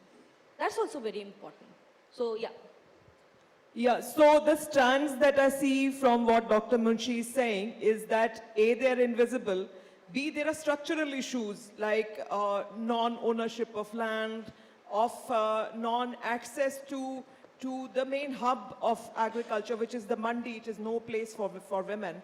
But there are also, simultaneously, there are interventions like the self-help groups or the FPOs, or even technology for that matter. I'd like to come to Rupali for that.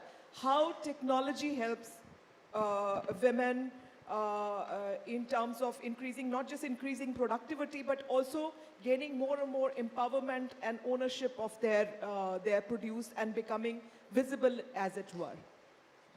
Thanks, Purnima. A very crucial question, and thanks, Hindu Business Line, for inviting me. I represent Spoudi, which is a solar-powered water distribution system for smallholder farming specifically. And we do know how many, the percentage of women that work in smallholder farming in India. That's already been elaborated. Earlier this morning, we had very, very interesting talking points and key issues that were brought about on innovation, technology, financing, access, climate, as well as capturing of data, so AI, etc. Now, the way we work at Spoudi is that women form one of our major indirect clients as smallholder farmers. We work with self-help groups, with FPOs, and with any kind of, with NGOs as well, like Seva and Jaljivika. to enable women to uptake new technologies. However, you spoke about the challenge, and I think that's what I would like to speak about as well. From a technology point of view, and specifically from how does one enable women smallholder farmers to access and uptake that technology. And I think the starting point really among all of us in this room and outside as well is a change in mindset. Smallholder farmers, if we are to actually enable them to contribute to our GDP and actually get that 1% increase in GDP by a 10% increase in financing support, say, to agriculture, as was mentioned by the SBI this morning. We need to look at smallholder farmers, specifically women as well, as entrepreneurs. And all entrepreneurs require some sort of a kickstart support. When we start startups, we require kickstart support. Look at these women farmers as entrepreneurs, and I would request enabling agencies, any kind of policy, finance, private sector, CSRs, to look at smallholder farmers as entrepreneurs and enable them to uptake innovative technologies. For smallholder farmers to directly make that change and adopt new technologies is extremely expensive. And what is the incentive really for them to do so, right? However, we do know that through innovation, smallholder farmers can actually grow up to 300% more food in 80% less water. And that we have tried and tested over the years being here in India. What they need is to uptake new technology, and for that they require access to capital and access to smart, very quick financial products and support, which can then help them be independent entrepreneurs and businesswomen.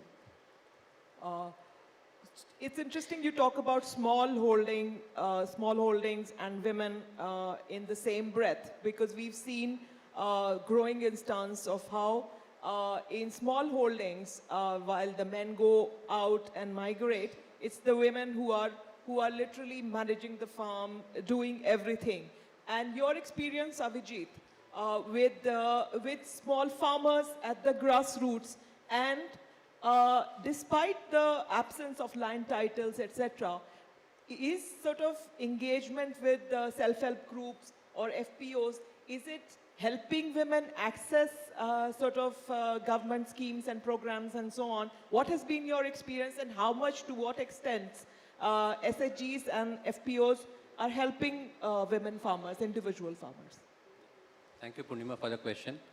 And again, thanks to BusinessLine for inviting Pradhan. I think we are one of those, so just to briefly introduce Pradhan, because I think in this group, in this workshop, I think we are only a few of the, non-profits who are in the business of developing profits for the most marginalized. So, Pradhan is a 40-year-old organization, and we work across 8 states. We work with around 2 million women.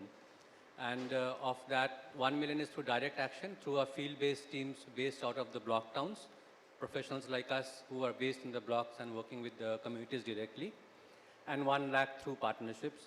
And we work on 2 sides of the spectrum. We work with the central government, for example, the Ministry of Rural Development, Panchayati Raj, where we help to create large programs. In fact, the NRLM program, we are the livelihood resource partner to the Government of India in the NRLM program. We work with the state governments creating large programs which impact small and marginal farmers, especially women. Now, coming to this question of how do you see the things changing, I think one important data that Purnima was mentioning is that though 80% are into farming, only 13% have land titles in their names. And that, incidentally, is actually the biggest block. Because you see, the policies, though they espouse, involvement of women, they are mostly gender neutral. They do not recognize the special needs of women. And because the land titles are not in their names, they do not have access to the schemes or to credit or to many other such enabling conditions which they would require otherwise. Now, in our work, what we have seen, and this is a journey for us and also for the women that we work with, this 2 million women. Some 10 years back, what we used to see is that we used to have what you call the SHGs, the self-help groups. And then we used to have a meeting and discuss, what is the cropping choices, what is the cropping plan. And the Didis, as you call them, the Didis, they would say, हाँ भैया बहुत अच्छा है, इसको करना चाहिए. And they would say कि ठीक है भैया, next meeting में हम लोग will tell you, हम कितना में करेंगे. Because anyway, these lands are fragmented, handkerchief-sized plots of land scattered across the landscape. Upland में है, कोई middle land में है. So these lands also require different kinds of crops.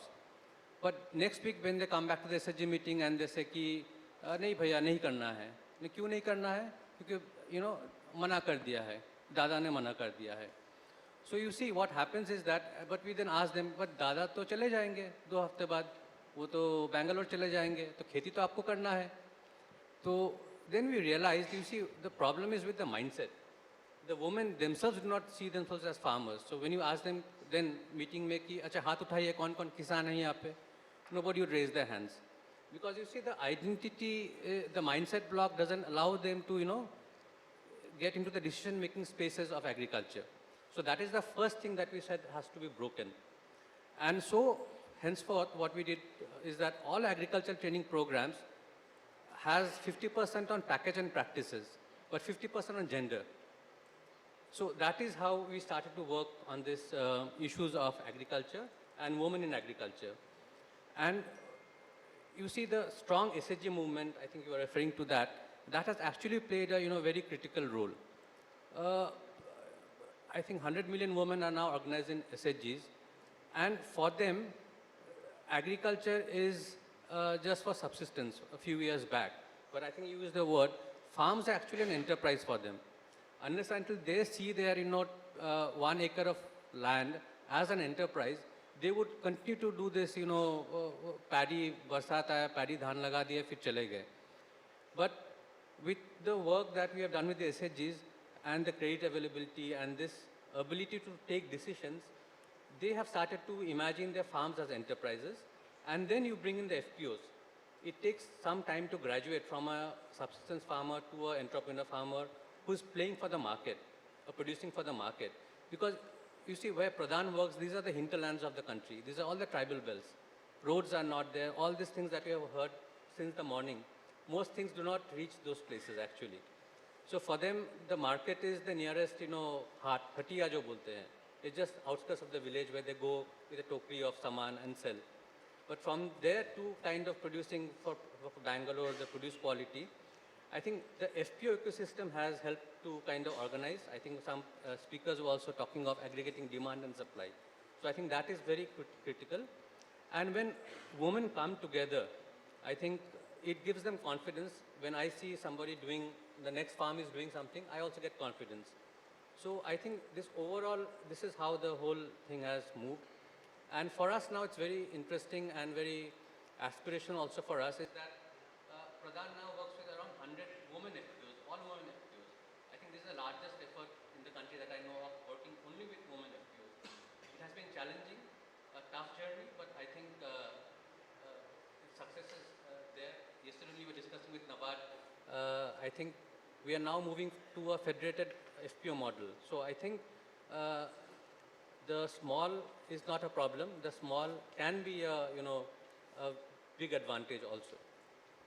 Yeah, so in terms of solutions, Dr. Munshi, what one has seen over the years is that almost inadvertently it seems to have happened that sectors like dairying, for instance, when women's work gets monetized at the household level and she gets paid at the household level and doesn't have to put her produce on the trolley, go to the mandi, which is no place for. So what are the sectors, allied sectors, which help women monetize their work at the household level, which is where what are the policy interventions that you foresee the government doing? Also, in terms of ownership of land, can there be a model law at the center which promotes joint ownership of land, for instance?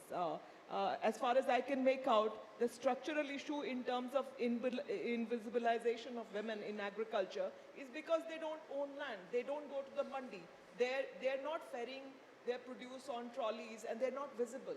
So, so if the mandi comes to the farm gate, if there is access which is facilitated, then probably the women's work gets monetized. And so how do you look at the solution in terms of policies at a larger level? When I think about the solution, the experience, I just see this under 4 larger umbrella. The solution is not one-stop solution for women, mainstreaming women in agriculture. It's about their identity, knowledge bank, leadership, and economic empowerment. When these 4 pillars, merge together, converge together, that's give a place for women to actually excel, reflect what is her journey. That's very important. From our perspective, it can be that if a woman farmer earns, say, $500, she's empowered.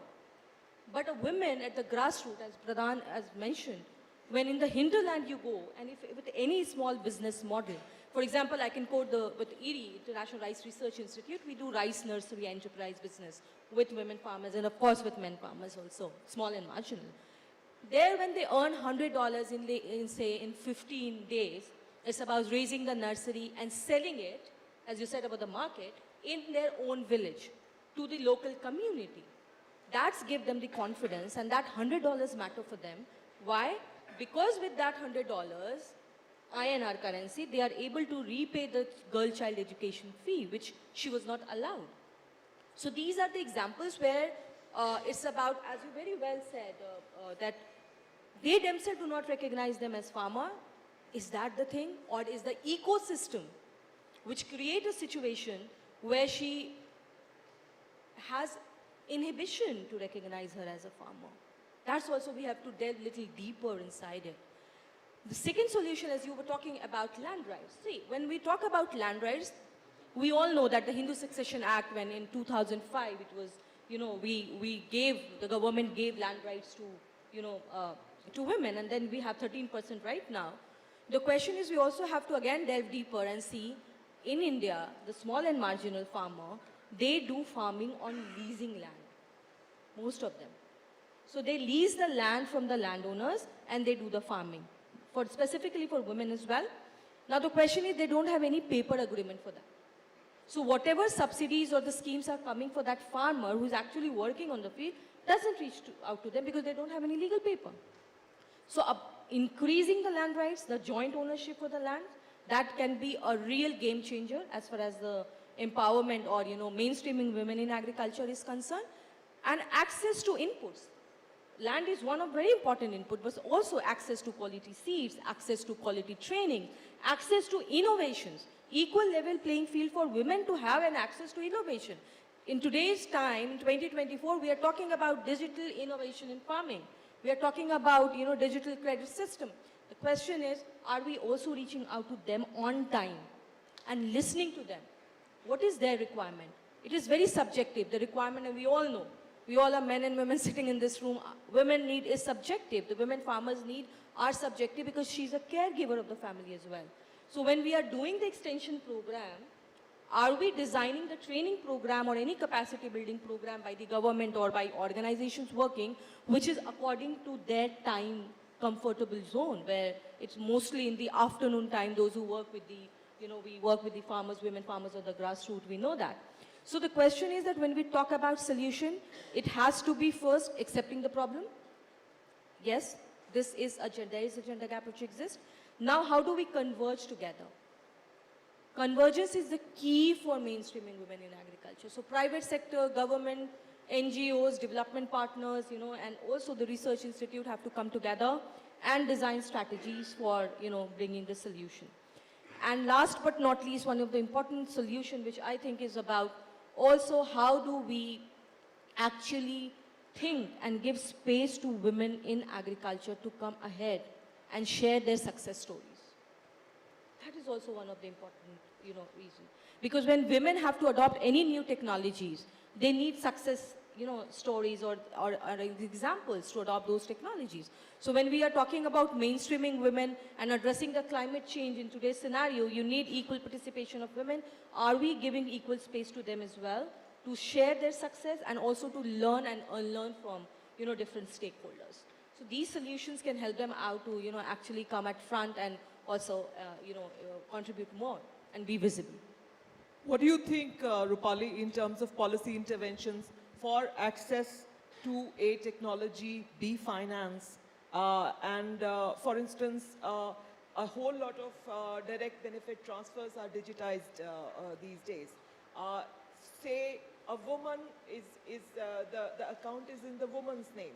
So can the government sort of incentivize her by giving her more? If the man gets 6,000, 7,000, 8,000, if the account is in the woman's name, can that money be increased? And does that help in terms of her recognition, also her standing stature within the household, within the village, within the farmland? What do you think are the policy interventions that can be done in terms of access to credit, access to finance, access to technology? Well, 2 or 3 that I'd like to touch upon and perhaps elucidate that with some examples. Firstly, I'll come to the specific policy interventions, but perhaps just sharing an example or two with you first. We at SPAUDI, we work very closely with the Self-Employed Women's Association, SEWA. They have 2.5 million women as members. Most of them are farmers. Now, we started with them 3 years ago, and initially, when we when we had our first sessions of training for new technology, there was a lot of hesitancy among women to come forward and put the pump and the drip irrigation system together, for example. Now that's the mindset issue, right? All the men wanted to come forward and do it, and even though the workshop was for women. From there, we've had women who have adopted this new technology. They have seen that they are able to grow far more food. That means greater profitability, yeah, and they are also able to pay back their loans, right? So, and then buy new equipment. So it is about, how do you initially provide them that basis? I'll also come to another example and then come to, the policy and technology access issue. We also work with an organization called Jal Jeevika in Bihar, and they are into integrated farming. It means that they help farmers, a large part of them who are women, dig wells and do fish farming. Now, with our technology, they are not just oxygenating that fish pond so that the fish are much bigger and healthier, but also using the same water to drip irrigate their small plot of land, which means an additional source of income, one more harvest as such, not just relying on fish farming, but also food production. Now, so the technology is available. Often the challenge that they face is that, and some of it you also raised, is that the pattern of land holding. A lot of if there is land which is owned by the smallholder farmer, it is very often in a man's name. So at a policy level, it's fine to have a gender neutral policy when we are at a certain maturity level for smallholder farming. As of now, especially when we are talking about women and farming, the adoption of innovation and higher productivity is at a very nascent stage.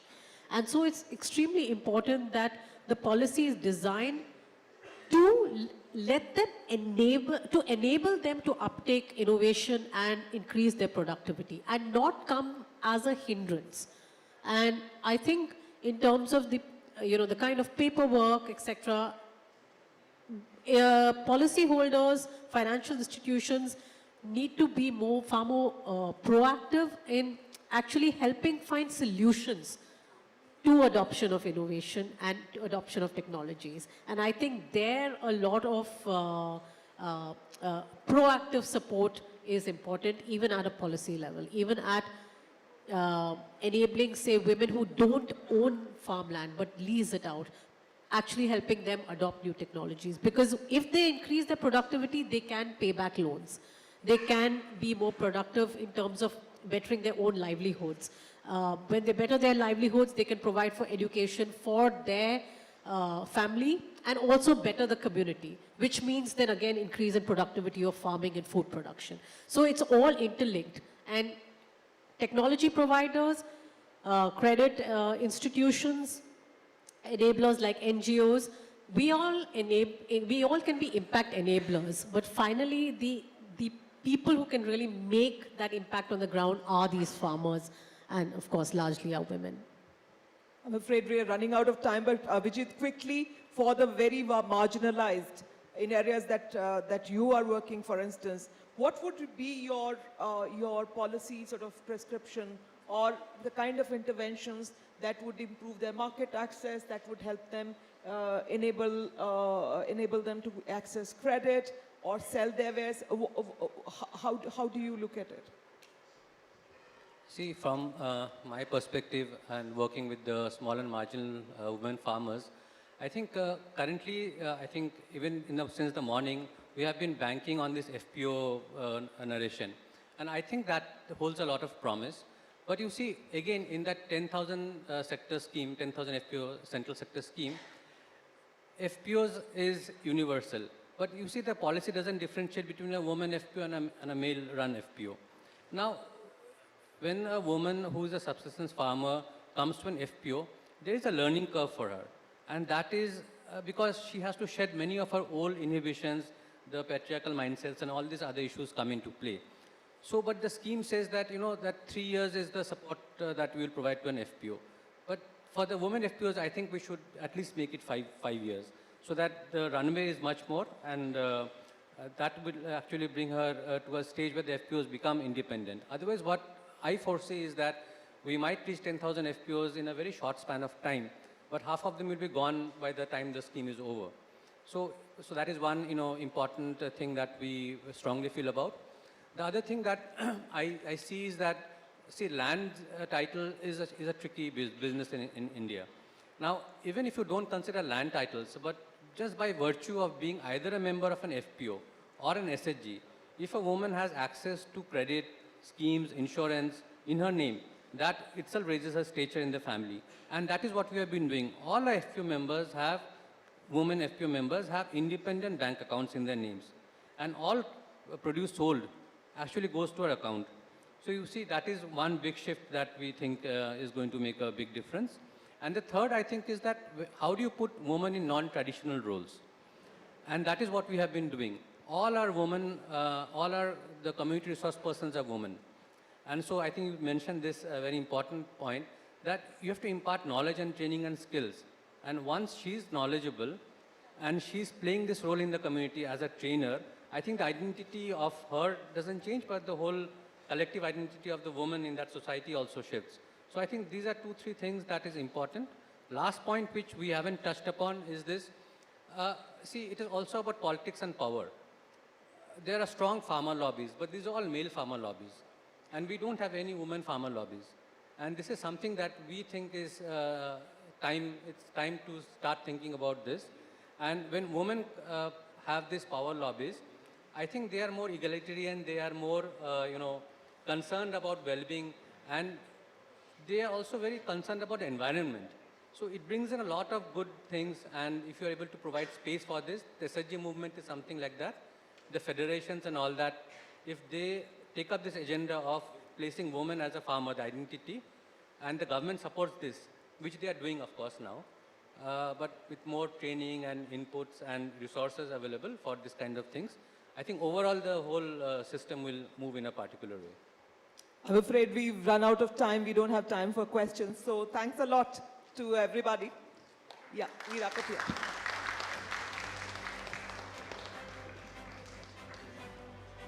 Thank you, Ms. Purnima, for moderating this session for us. Requesting you all to kindly step forward. And I also request our panelists, Ms. Purnima Joshi, to kindly felicitate all our eminent speakers. And we would like to thank all our speakers for sharing valuable information with all of us on a very important topic, the role of women in agriculture. Let's have a round of applause, ladies and gentlemen, once again.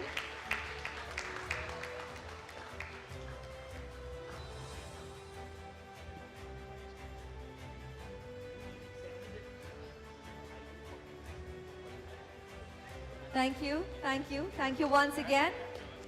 And ladies and gentlemen, with this we break for lunch. Please be back here in 45 minutes. We have more panel discussions, more action planned for you at the other side. So please be back here in 45 minutes. Thank you. I hope you all are having a great time.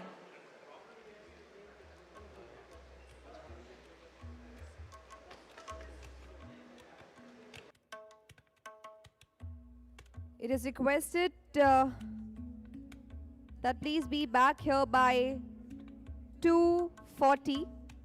We'll be starting the next session at 2:40.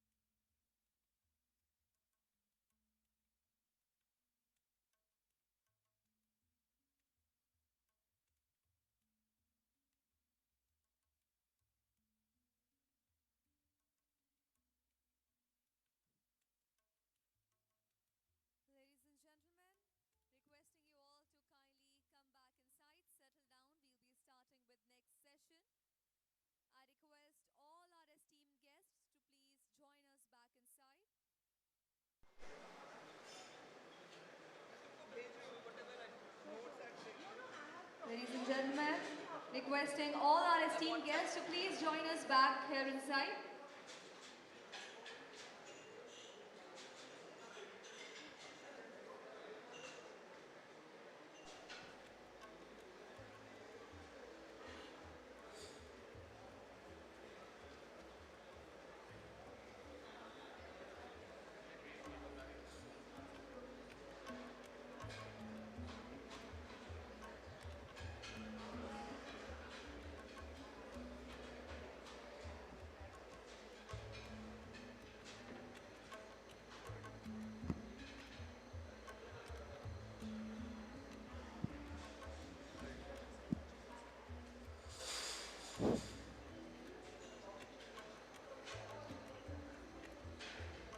I request all our esteemed guests to please join us back inside. We have much awaited session planned for you. It will be a fireside chat.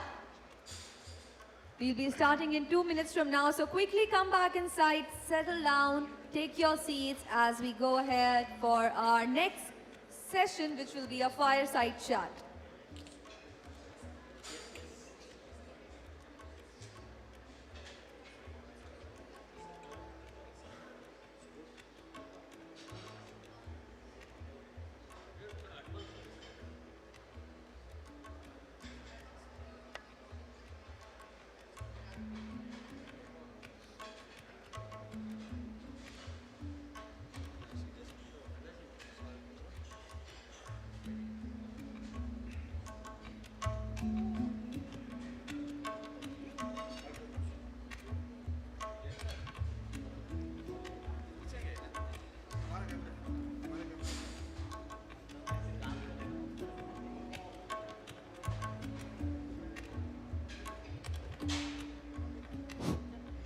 It's a kind request to all of you to please come back inside, take your seats as we are about to begin with the next session, which is a fireside chat.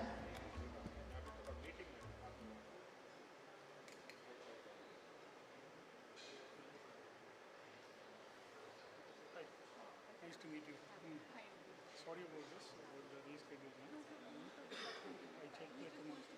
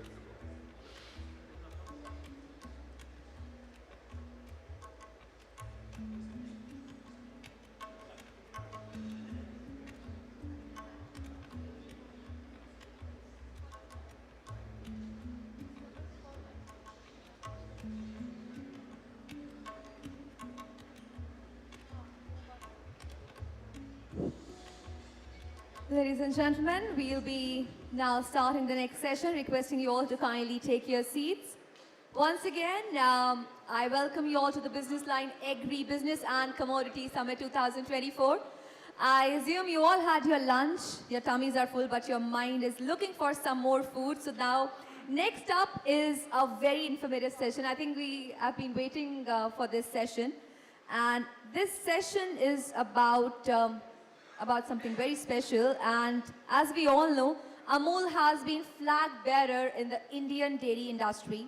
With corporatives now playing a dominant role, it has begun to make rapid strides now.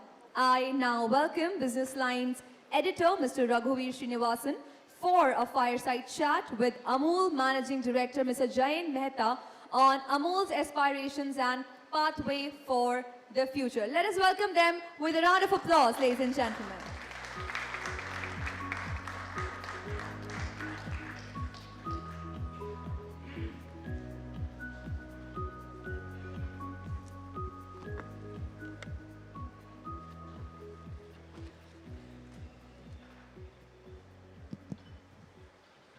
Good afternoon. At college, I had a professor whose class invariably was the one immediately after lunch. So he would tell us a very famous statement of his, which is still staying with me. When the stomach is empty, words are plenty. When the stomach is full, words are dull. But I can assure you it's not going to be the case this afternoon, because we have a very, very interesting guest, Mr. Jayan Mehta of Amul. I don't need to explain anything about Amul or Mr. Mehta. They're well-known names. So since it's only a half an hour time and the clock has already started ticking, I will jump straight into the conversation without any formal introductions. I hope that's fine with all of you. So 2 months ago, in the same city, BusinessLine had its Changemaker Awards function. So Mr. Jayan Mehta and Amul were our iconic Changemaker winners. So in that award ceremony, while accepting the award, Mr. Mehta made a very interesting statement. He said, early in the morning, there are only two people out on the roads at 5:30 a.m. One is a milkman, the other is a newspaper wala. It resonated very well with the audience, which comprised largely journalists and bureaucrats and others. But then following him was another winner, the Reserve Bank of India Governor Shaktikanta Das.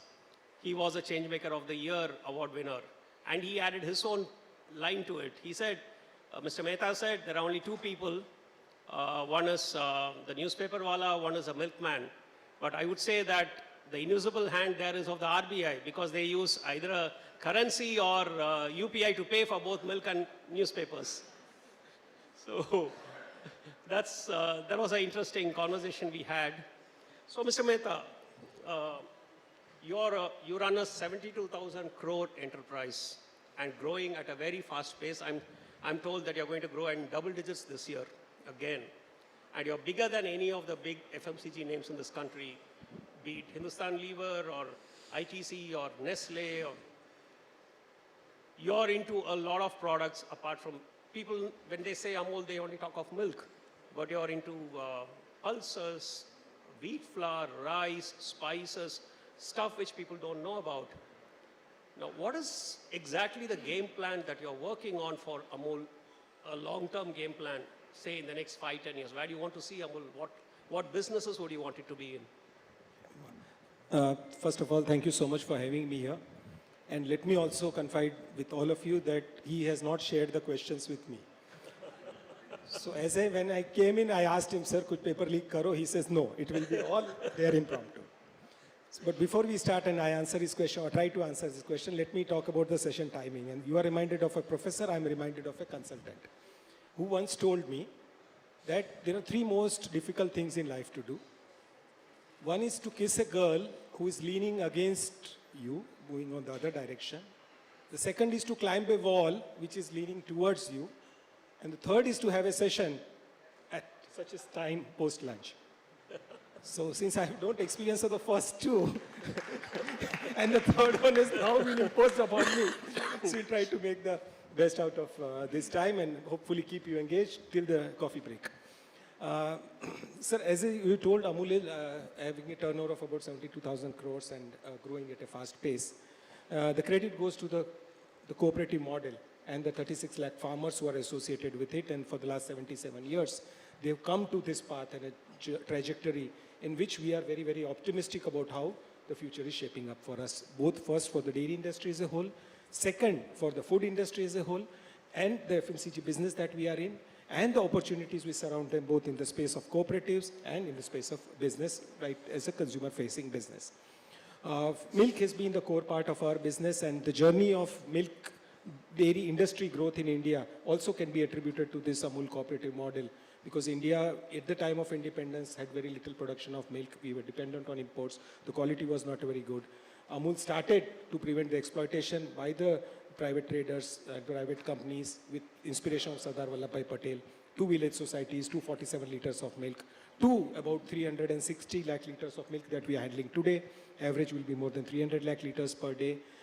10 million metric tons, which is the 8th largest cooperative in the world. And more importantly, this helped India become the largest producer of milk in the world. And as a byproduct, milk also is now the largest agricultural crop of India. And the value of output of milk is more than wheat, paddy, oilseeds put together. So this is the space where the journey over the last 7 decades is for Amul and is for India and is for the Indian agriculture and lakhs of families associated with dairy as a part of their livelihood. Having come to this junction and juncture when the Amul brand commands a very good trust and loyalty amongst the customers and also among the farmers, we realized that how do we leverage this bond between the producer and the consumer into different agriculture products. An opportunity came in the space of organics. I mean, there was no other reason for us to get into the atta, dal, chawal, sugar and all what you mentioned. But the organic space gave us this opportunity that if people want food without chemical fertilizers and pesticides, and farmers are also interested in protecting the soil because of otherwise rampant use of chemical fertilizers and pesticides, the quality of carbon content, the quality of productivity of the soil has gone down. How do we as a brand come in as a bridge between a producer who is growing organic to a consumer who wants to eat food without chemical fertilizer and pesticides? So that's how we forayed into that particular space. And anything what we do, I mean, we also got into the space of frozen the potato-based snacks or the French fries and so on, or even honey, apart from what the normal dairy products that we are doing. But this is what is becoming a very good opportunity for us to leverage our farmer association with our consumer association, be the bridge between the both. Amul stands for trust, Amul stands for quality, Amul stands for value for money. So these are the attributes which has been built over the last 7 decades, and this is the time we realize as an organization with a nationwide distribution network, exports to more than 50 countries, that we can actually be a formidable force in all the food and FMCG space that we can operate. Then it goes into processing, value addition, so you process the wheat flour and make bread out of it or butter cookies out of it and the related food related.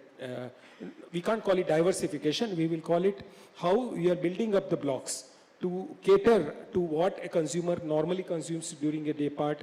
She consumes in her kitchen for the food products she makes out for the family and what gets served on the impulse on the outdoors.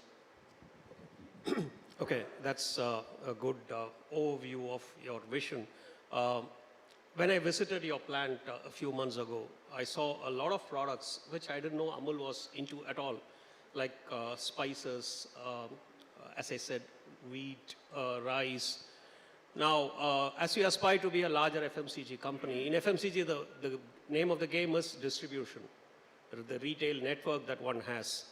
Now, since I don't see most of your products in the south of India, is it that you're having challenges in distribution? How are you going to start distributing this stuff? It's one thing to sell milk, but it's another thing to sell, let's say, spices. Selling milk is actually the most difficult thing. And because it requires a 24/7, 365 days distribution network, milk is perishable, milk gets spoiled within 4 hours. So we manage the entire supply chain, collecting it from 18,600 villages, 36 lakh farmers, twice a day, and that gets transferred through our network of 98 dairy plants, 85 branch offices, 15,000 distributors, and 1 million retail outlets. And all this goes on every day, and actually twice a day of the year. So be it COVID and lockdowns or strikes and floods or riots, the milk distribution goes on uninterrupted way. And let me tell you also, sir, on this forum, that the newspapers also take holidays for a few days in a year. But the milk industry works round the clock, 365 days. And that is the resilience, because it is out of necessity, because गाय को पता नहीं है ना आज दिवाली है या नया साल है, तो दूध रोज मिलेगा तो आपको बेचना ही पड़ेगा. So this is how the distribution has to go in. You are right in a way, the markets where we sell fresh products. And when I say milk, it is milk plus buttermilk plus paneer plus the dahi and the rest of the stuff. The consumer traction or the interaction is very high. And you will see more products, Amul products in the household, in the markets where we are selling fresh products. As compared to markets like Chennai, for instance, where we don't sell fresh milk as of now. So this is, I mean, we are not, I mean, we're looking at it as an opportunity coming up in future where consumers want Amul branded products, and we will make them available closer to where they are. But distribution is the name of the game, and we have to be there in every single market and be closer to every single customer. So what I wanted to understand was, would your new products be able to ride on this distribution Yes, network? absolutely. I mean, most of these products. So we operate basically 4 distribution highways, what we call, in the traditional, in the non-conventional way. Products, ambient products don't require any refrigeration. So like the ghee, the milk powders, they will go in the normal supply chain. Butter, cheese, all require cold storage. So at 0 to 4 degrees centigrade, these products go. This is the refrigerated highway. Frozen products like ice cream, paneer and all require a frozen supply chain at minus 20 degrees C. And so that's the 3rd distribution highway. And the 4th is the fresh product highway, directly from the plant to market. So all the products that we do or new products that we develop would run on any of these 4 highways. And the cost of, we use the term highways for the supply chain is, the more the traffic moves on the highway, the cost per transaction goes down. So when the distributors are there, and we are having a product and multiple products being rolled out, it becomes a very, very formidable supply chain. You are able to do larger business with very, very little efforts, very little costs, and it makes you a very formidable brand. So when we launched frozen French fries, I mean, we had the ice cream supply chain ready. So as compared to a new entrant into this space, he has to create an entire supply chain of minus 20 degrees C. So this distribution actually and supply chain management is the name of the game. And when we have this mandate to pass on the largest share of the consumer's rupee to the producer, so you spend 100 rupees on Amul products and 85 rupees goes back to the farmer, we have to run the operations with very low costs, very low margins, very low overheads. But since the volumes are so high, it is very good for the supply chain partners also, that the cost unit margin per pack will be lower than any other FMCG brand. But the number of packs that we transact with that retailer gives us very high return on investment. So this is the secret sauce of actually being able to launch more products within the space of all the 4. And believe me, no other organization in India or anywhere in the world operates such a high traffic supply chain highways of all 4 different types. And that makes us very unique and very, very competitive also in the market. Okay, so you've signed a MOU with Sri Lanka for setting up a similar cooperative sector dairy unit in Sri Lanka. You're also in talks with some African countries, including Kenya, I understand. Now, how difficult is it for you to do this business in a foreign country? I'm asking because sometimes it's difficult to sell your milk even within your own country. Yeah, right? You come to Tamil Nadu, then people say Amul can't be sold there. Well, it's not as difficult as the media makes out to be. But you're being very, diplomatic. No, there are I mean, perceptual differences which are created, and it's a time for us also to assure and take everyone on the side that there's a cooperative model, which actually is a much different model.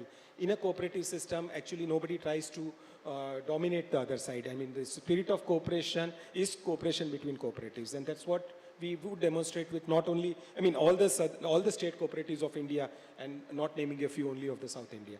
The same spirit or the same cooperative model we are looking at extending to different parts of the world. So for the brand, going global is one of the dreams and aspirations, and that's what we are working on. But for the model also to go international is the success of this particular template of how farmers come together, form cooperative societies, and the cooperatives work to benefit not just the farmers but also the consumers. And so Sri Lanka came up with this request actually, and that country imports more than 70% of its dairy products requirements. The place is similar to what we are in India.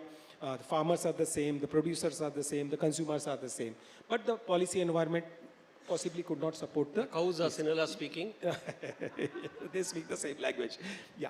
So this is where we and NDDB have got into a joint venture with a local partner there, and the government of Sri Lanka has agreed to hand over their largest dairy plant with basically 4 dairies, 31 farms. That handing over will happen in the next month or so.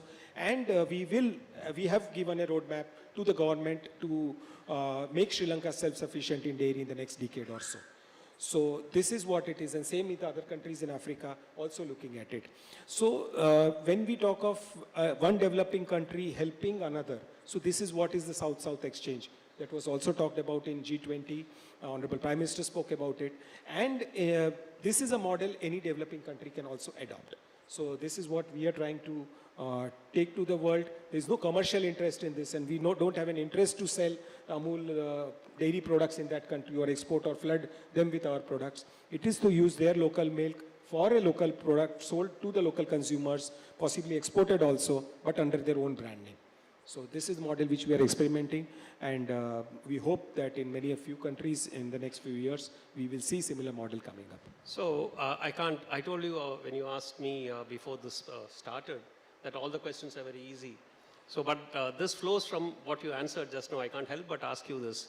Is there a geostrategic angle to this entry of Amul into Sri Lanka? You know, Sri Lanka, India trying to maintain its influence there over China. And here comes a company or a cooperative from Gujarat and goes into Sri Lanka, and it is going to help Sri Lanka substitute 70% of its imports with its own milk. So as I see it from 5 years from now, you'll be a major force to reckon with in Sri Lanka. And you're an Indian company, Indian enterprise. So is there a geostrategic angle to this? Actually, I would not... Were you prodded on by powers that be to go into Sri Lanka? No, as I said, this request and the invitation has come from the government of Sri Lanka.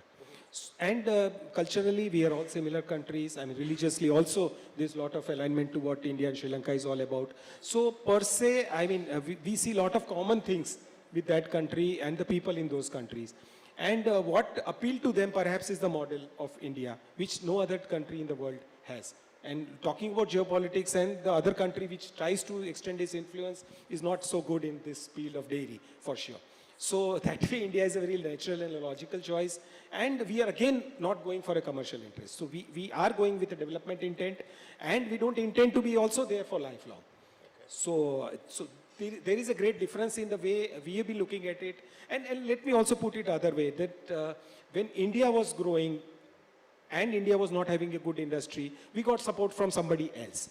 So if there is a chance for us to reciprocate the help we got as a country to build our industry, and if somebody else and other farmers in other parts of the developing world benefit out of it, I think the perspective of development actually dominates over anything else. That's a nice thought. So even as you are striking out to neighboring countries and to Africa, India signed this limited free trade agreement with Australia, ECTA, a few months ago. Agriculture was kept out, dairy was kept out. But there is pressure consistently from Australia to include agriculture and dairy. Now, what would Amul's position be if tomorrow the government were to, negotiators were to come and ask you, can we allow Australian dairy into India? What would be your position? Be it Australia, be it New Zealand, be it RCEP, be it European Union, be it US, the position of not just Amul, the Indian dairy industry is very clear. Chapter 4 has to be kept out. For a simple reason that in India, more than 10 crore families depend on milk for their livelihood. We are the largest producer of milk in the world, which also means we are the largest consumer of milk in the world. So obviously all these countries having so much of milk surpluses are looking at Indian market to dump their surpluses or create a market here. But any such imports will discourage local production, local producers, and harm the livelihoods of such a large number of Indian people largely living in rural areas. So the government is aware of this particular nuance, the importance of this particular sector in our agriculture, in our economy, and obviously it is very supportive of it. And the government also has told in the negotiators from India, right from the minister level to the official levels, have convinced our negotiating partners of these countries that agriculture and dairy is very important, sensitive for us. And we are also not having an offensive interest. That, I mean, one can have an offensive interest that Europe wants access to our industry, but Europe does not allow any imports. Okay, we are okay with that. Because we know we have rest of the world to sell our products if we want to do so. Let them also protect their farmers and protect imports into their country. Okay, Canada charges 250% import duty on dairy products. USA charges 50 to 60% import duty on dairy products. India is just 30% on butter and 50-60% on milk powders. So we as a country are open to imports. We are not closed our doors. But hey, you want to dump your products at a subsidized rate, asking for duty concession in India is not the way forward. That's very clear. Thank you. So, this year you'll probably be a $10 billion company. That's for sure. What exactly does your investment plan look like? What are your investments planned for, let's say, the next 3 years in terms of value and in terms of areas? And the second question naturally to that is, do you have any borrowings at all, or do you run completely on your cash surpluses?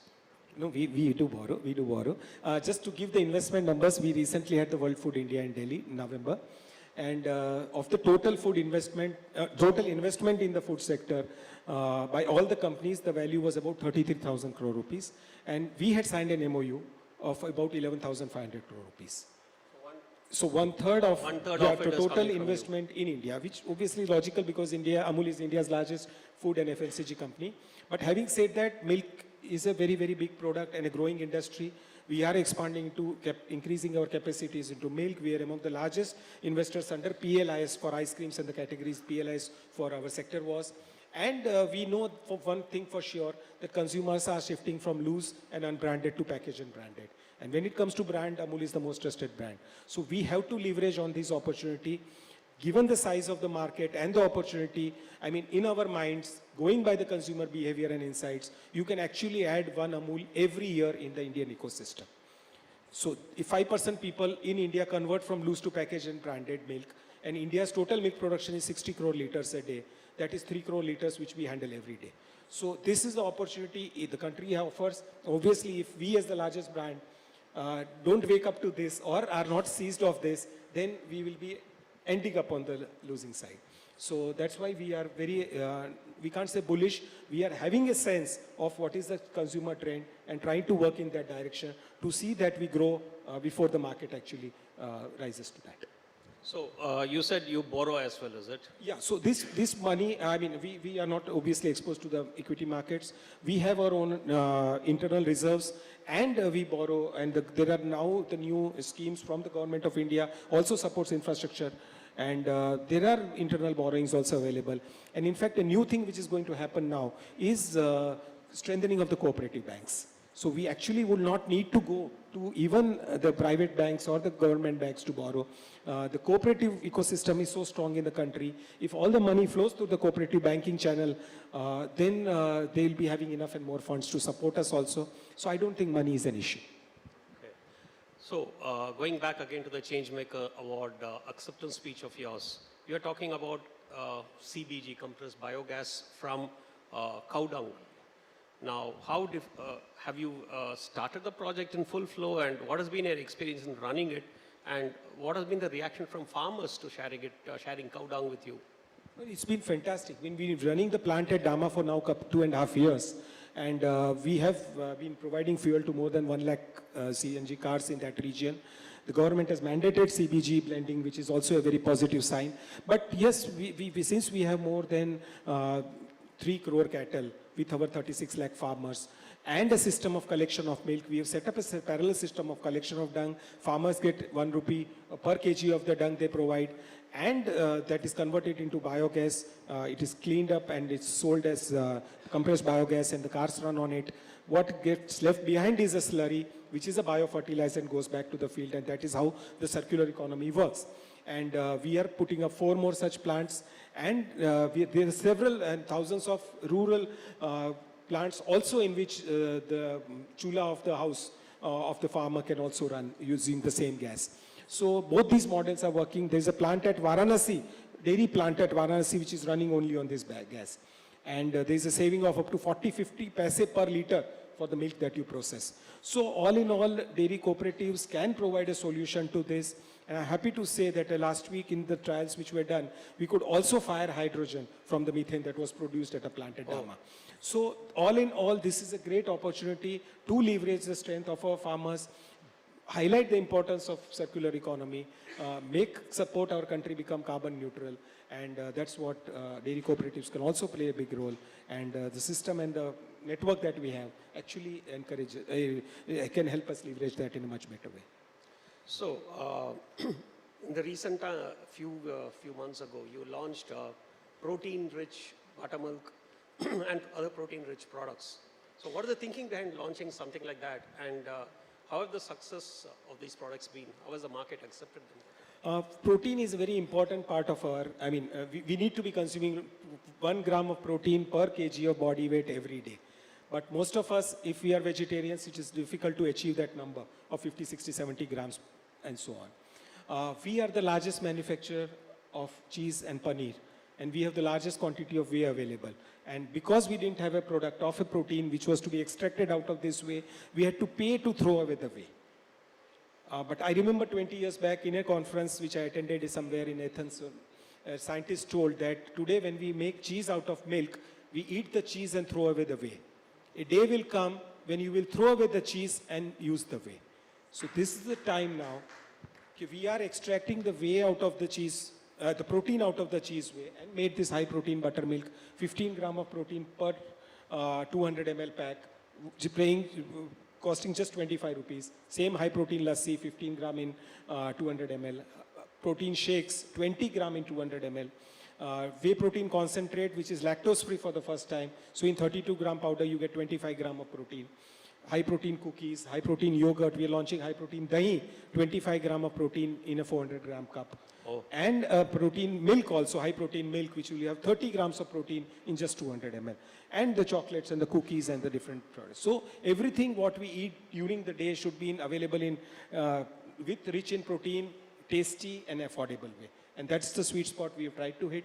We've been getting very good reviews of all the 4-5 products that we have launched, and we're going to scale it up in a very big way. And as I told you, the 3 million liters of whey that we produce every day is going to be the best form of converting this and making it available to consumers across the country. And I understand you also recently introduced millet cones-based ice cream. Yes. So millet obviously is what you call Shri Anna was the year last year, and we worked on innovating on what all we can do, how do we integrate millets into our things. So we made millet cookies, cones which are used as substitute to the wheat cone, millet wafer chocolates and so on. So yes, this is one way of adding on to the mission millet of the country, and also trying to highlight the good nutrition part of millet. But is it popular with consumers? Actually, the cone is much crispier. So that is what we also very happy to discover. Yes, okay. It's doing well. Okay. So again, another new concept that you pioneered is ice creams of the world. Yes. 30 flavors, I understand, of a very special ice cream from the world, across the world. Now, what is the strategy behind that? Will that cannibalize your existing ice cream business, or will it add to it? And you're also setting up ice lounges in some cities. What are your plans on those? We are the largest brand manufacturers for ice cream. We will be doubling up our ice cream capacity in a year or so. So the mass market of ice cream is very, very large. We only consume 500 ml of ice cream per person per year. as compared to US, which is about say 15 liters. So the opportunity of growing in the ice cream market is multifold. This is an experiment to actually make the best flavors of ice cream available to our young consumers. And in India, we lack the space of, the community space that we have. So the launch concept came in, experience and experimentation with new flavors, and that to global flavors coming in from a local brand. So this is how the concept of Ice Launch has been shaping up very well. We are at all the premium spaces. We intend to be at 100 spaces. We have launched 8 so far in the last 8 months. And we will also launching a similar thing internationally, where we will sell ice creams of the India to the world, our Kesar Pista and the Kaju Draksha and so on. But the Dulce de Leche or butter pecans and the Iranian kulfi and so on, the international flavors being sold in our country. So this is one way also we get to understand the requirements of our customers, what the flavors, the experimentations and so on, and help us, it helps us reinforce our position in this very important market for value addition of milk. Ladies and gentlemen, I should share something with you. Till this ice launch comes to your town, if you want to taste these awesome flavors, you'll have to visit Mr. Jain Mehta in his office in Anand. I did that a few months ago, and he treated me to about 15 flavors, different flavors, and I came back with my head spinning. And they were awesome. I can tell you that these ice creams are a winner. I mean, when they come to your town, you're going to all throng to that. That is for sure. So I do the marketing plug. We are in Bombay Palladium. We are in Ahmedabad Palladium, Nexus. We are in Pune, couple of malls. We are in Surat Diamond Boards. And of course, we have one in Anand also. So, and Jaipur also. Yeah, we'll be opening one in Connaught Place next month. So we'll be in Delhi also, yes. Yes, we are in Chennai, Bangalore, all the places. Thanks. So you're going to Sri Lanka, you're going to Kenya, you'll go to other African countries. What prevents you from coming into the other states in India and set up your own manufacturing? Every FMCG company has geographical diversification. It sets up plants all across country. Whereas Amul is running the whole empire out of Gujarat. No. We have dairy plants in all this, most of the states of India. In Karnataka, 3 of the Nandini plants make Amul ice cream. A dairy plant in Pondicherry makes Amul ice cream itself. We had tie-up with Salem Dairy in Tamil Nadu for manufacturing of UHT milk. So cooperatives cooperate with each other all over the country, and Amul products are easily available in every single part of the country. And the new Ministry of Cooperation and the initiatives under that, the new multi-state cooperative on exports, on organics, actually would help strengthen the bond between the cooperatives, get more cooperatives into the fold. And in fact, the new mission is now, like Amul is in 18,000 villages of Gujarat, there are dairy cooperatives in 2 lakh villages of India. India has 7 lakh villages. So in the balance 5 lakh villages, 2 lakh village cooperative societies will come in. So more women will become members of the cooperatives, more money will flow in their bank accounts, more milk will come in the organized sector, and that would actually make India very, very strong and a prosperous nation, because that's what the power of cooperation is. Great. I think that red color and Time's Up is warning me, but I can't let you go without asking this one last question. I understand you're very fluent in Malayalam. Ningal Malayalam ariyo? Yes, How come? Okay. This is a little small story behind that. I was born in Bombay but brought up in Veraval. So we had a company called Indian Rayon Industries, and we had a lot of people from Kerala coming in and working there. And they had this problem. Their kids used to study Gujarati, Hindi, English, but there was no Mallu being taught to their kids. So they used to have summer classes for their children, and a lot of my friends, of course, were those kids. So I used to also sit with them. And that's how I have learned to read, write, speak in Malayalam. And I was read and write Malayalam? Yes, I could. I have Amazing. those books out there. Amazing. But now let me tell you the best part. My boss was Dr. Kurian. Yeah. Okay. And he thought I'm a Guju, obviously, which I am. So he would not know that I know a little bit of this language also.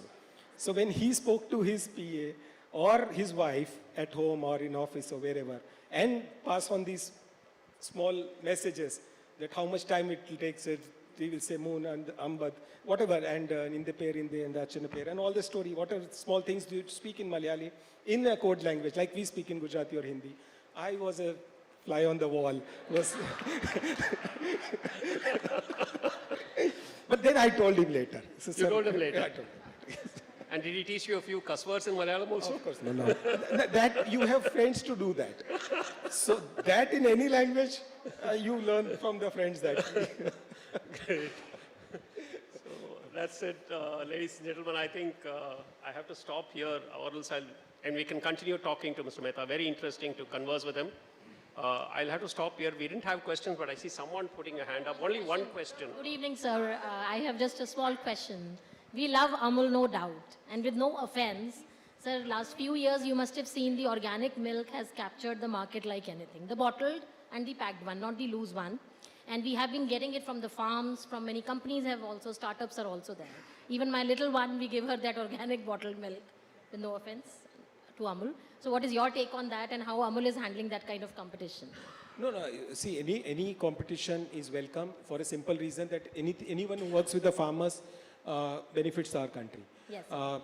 The space of organic milk is, and then the space called A2 milk. Yes, sir. Okay, and this Deshi cow milk and so on and so forth is growing up in our country, which is a very, very positive sign. Will ever Amul also go ahead and Yes, have of course. organic milk? Yeah, so we, as I mentioned, we have started into organic space for the wheat flour or the rice or the pulses and the spices and the tea, sugar and so on. Yes. But eventually, yes, we'll get into this Because space. seeing the environment Right now, we are getting into product. I mean, dairy products you obviously consume a lot, and rest of the stuff are staples which are longer life, and it's good to deal with the farmers because here we are looking at a nationwide movement to convert and save the soil. Yes. And help certification of organic there. Yes. But I am sure once that is there, what grows out of that soil will also be organic. And that's what we feed to the cows, and the process will also be Absolutely. ours. Great, sir. Wishing Thank you the sir. best. Thank you so much. Thank you so much. I think I'll have to. Where we need Amul. I hope that you will be the top in the world. Thank you. Thank you so much. Thank you so much. Thank you so much. Thanks for bearing with us, and thank you so much, sir, for this wonderful time. Thank you so much. And now that few people are clapping, which means at least we have kept them awake.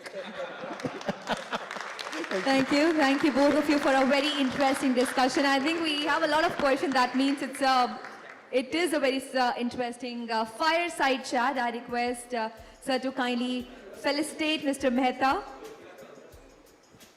Ladies and gentlemen, let us put our hands together for Mr. Jain Mehta.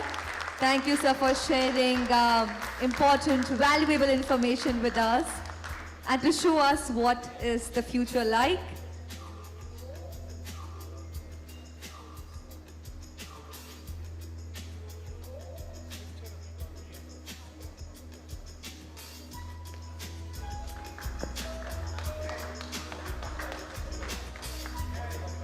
Thank you.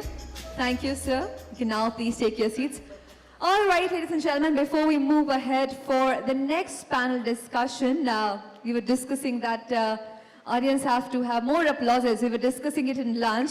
We need to rebuild the energy. So can we have a thunderous round of applause once again? People at the back, I want to listen to all of you. Great. Well, we've been talking about sustainable ways of creating energy, how we can make everything around us better, but everything starts from us. So it is very important for ourselves to keep us healthy. So let's just do this quick activity. Let us spread some happiness. We've been laughing during the last session. We've learned a lot of things. So quickly, let's do this one thing. Look at the person who's sitting right to you and give that person a big smile and say, hi. And now do it with the left. Person at your left, just big smile and say hi. And now, are we all awake now? Now, can we have applauses one more time? Great. People at the back, I want all of you to be awake because next session we'll talk about the fintech. Yes, it's a very interesting discussion that we have in the next session. As we all know that the past few years have been really incredible. If you talk about agri sector, we've seen a lot of development. We've seen a transformative journey. So before we move ahead for the next session, I request all of you to kindly be seated. Please take your seats. As it's just mentioned that past few years, the agri sector has seen transformative changes, but there are still few challenges that need to be addressed. And one of those challenges is getting funds. Yes, getting funds particularly for agriculture operations. So in next session, we will discuss about the role of fintech in easing credit access to farmers, and we have a very eminent set of panelists to discuss the fintech topic with all of us, and I would like to invite Mr. K.R. Srivats to moderate this session for us. Please welcome him with a round of applause, ladies and gentlemen. And I also request Mr. K.R. Srivats to introduce the rest of the panelists and welcome them on the stage.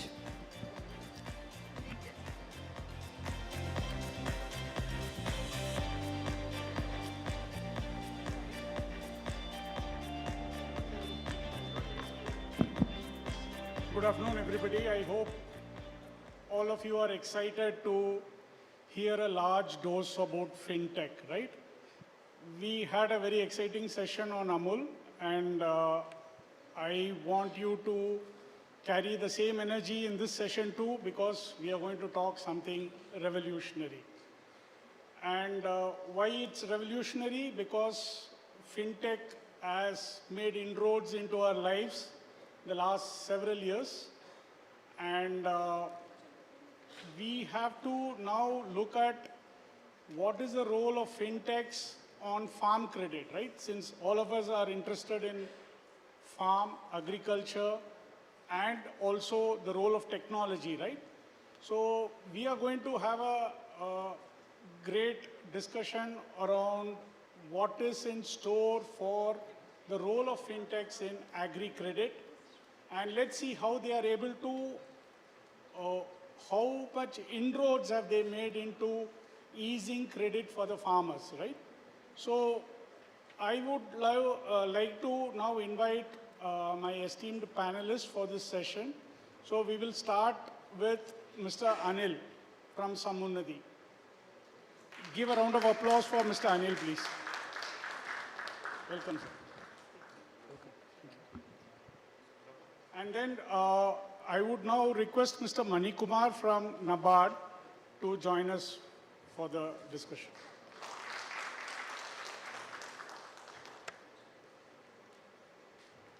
And the last person who I would like to invite is Mr. Srivastava from State Bank of India. Mr. Rajiv Srivastava from State Bank of India. I think we can have more better energy, right, in welcoming our panelists. Thank you, sir. So before we get on a small introduction of my panelists, I would like to start with Mr. Manikumar. Manikumar is a CGM at Nabard, and with his head office at Bombay. And Mr. Manikumar has a wide array of experience in banking, and more than 3 decades, I should say. And he brings with him a lot of intellectual energy and focus, because he happens to head the products and innovation department at Nabard. So welcome to the panel, Mr. Manikumar. Right. And to my extreme left is Mr. Anil. Mr. Anil is a visionary entrepreneur. So more than 10 years it has been since he started Samunnadi, and he has made rapid strides on every front of agri-finance in terms of products, in terms of market segmentation and the areas that they have done, to such an extent that the GTV that he has brought to the fore is, since the day of going live, is more than 20,000 crores. So welcome to the panel, Mr. Anil Kumar. And to my right is Mr. Srivastava. Mr. Srivastava is the DGM in SBI, and he's a really powerful person in the sense that he looks at agri-credit around NCR, Haryana, Uttarakhand, almost all the top regions of North India. And with his 3 decades of experience in banking in various areas, I'm sure he has a lot to offer and share to us on how SBI is making inroads into agri credit through the digital mode. So welcome, Mr. Srivastava. So to begin with, since we are all meeting at the beginning of the year, I thought I would request my panelists to go back in time and look how 2023 has been for fintechs vis-a-vis agri credit. What are the milestones achieved and how the year 2023 has been? At the same time, I also want them to look towards the future and tell us what are the areas that we should look for where fintechs are going to make a mark. What is the innovation in store? So we will start with Mr. Manikumar, and I would request him to do a deep dive on 2023 and also do some crystal ball gazing for 2024. Thank you, Mr. Srivas. Good evening, everybody. And I think it's not too late to wish all of you a very, very happy new year. And thanks to businessLine for having me on the panel. As you said, when we look back at 2023, I will look at it as an year of corrections.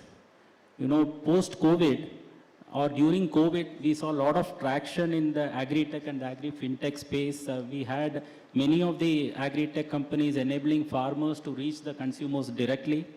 And, you know, there was an overload of funding going into the sector. But then what happened was the fintechs, the agri-techs started experimenting, went big on experimentation, and a stage came where valuations were running way ahead of fundamentals. Reality set in, and now in 2023 we saw a considerable slowdown in investor interest in terms of funding. You know, while they were showing intent in words, they were very, very cagey when it came to opening the purse strings. Right, so this is seen in numbers also. I have some numbers here. See, the startup funding space in India, all types of startups, including agri-tech startups, the funding came down when you compare to 2022, when it was $25 billion, the funding came down to $7.5 billion by 2023. This is data up to December 15. And if you look at the global trend, the same thing was seen in the global trend also, the agri-fintech space globally, which amassed $190 billion.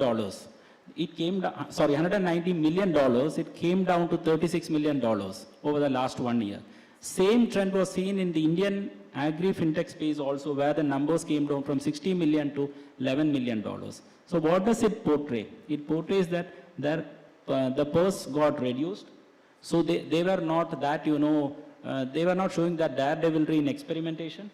They were trying to be very honest, identify specific problem statements related to geographies, and then trying to bring in innovations in that space. So to that extent, they became more focused. But of late, last quarter of 2023, recovery is seen, and we see renewed investor interest in this space.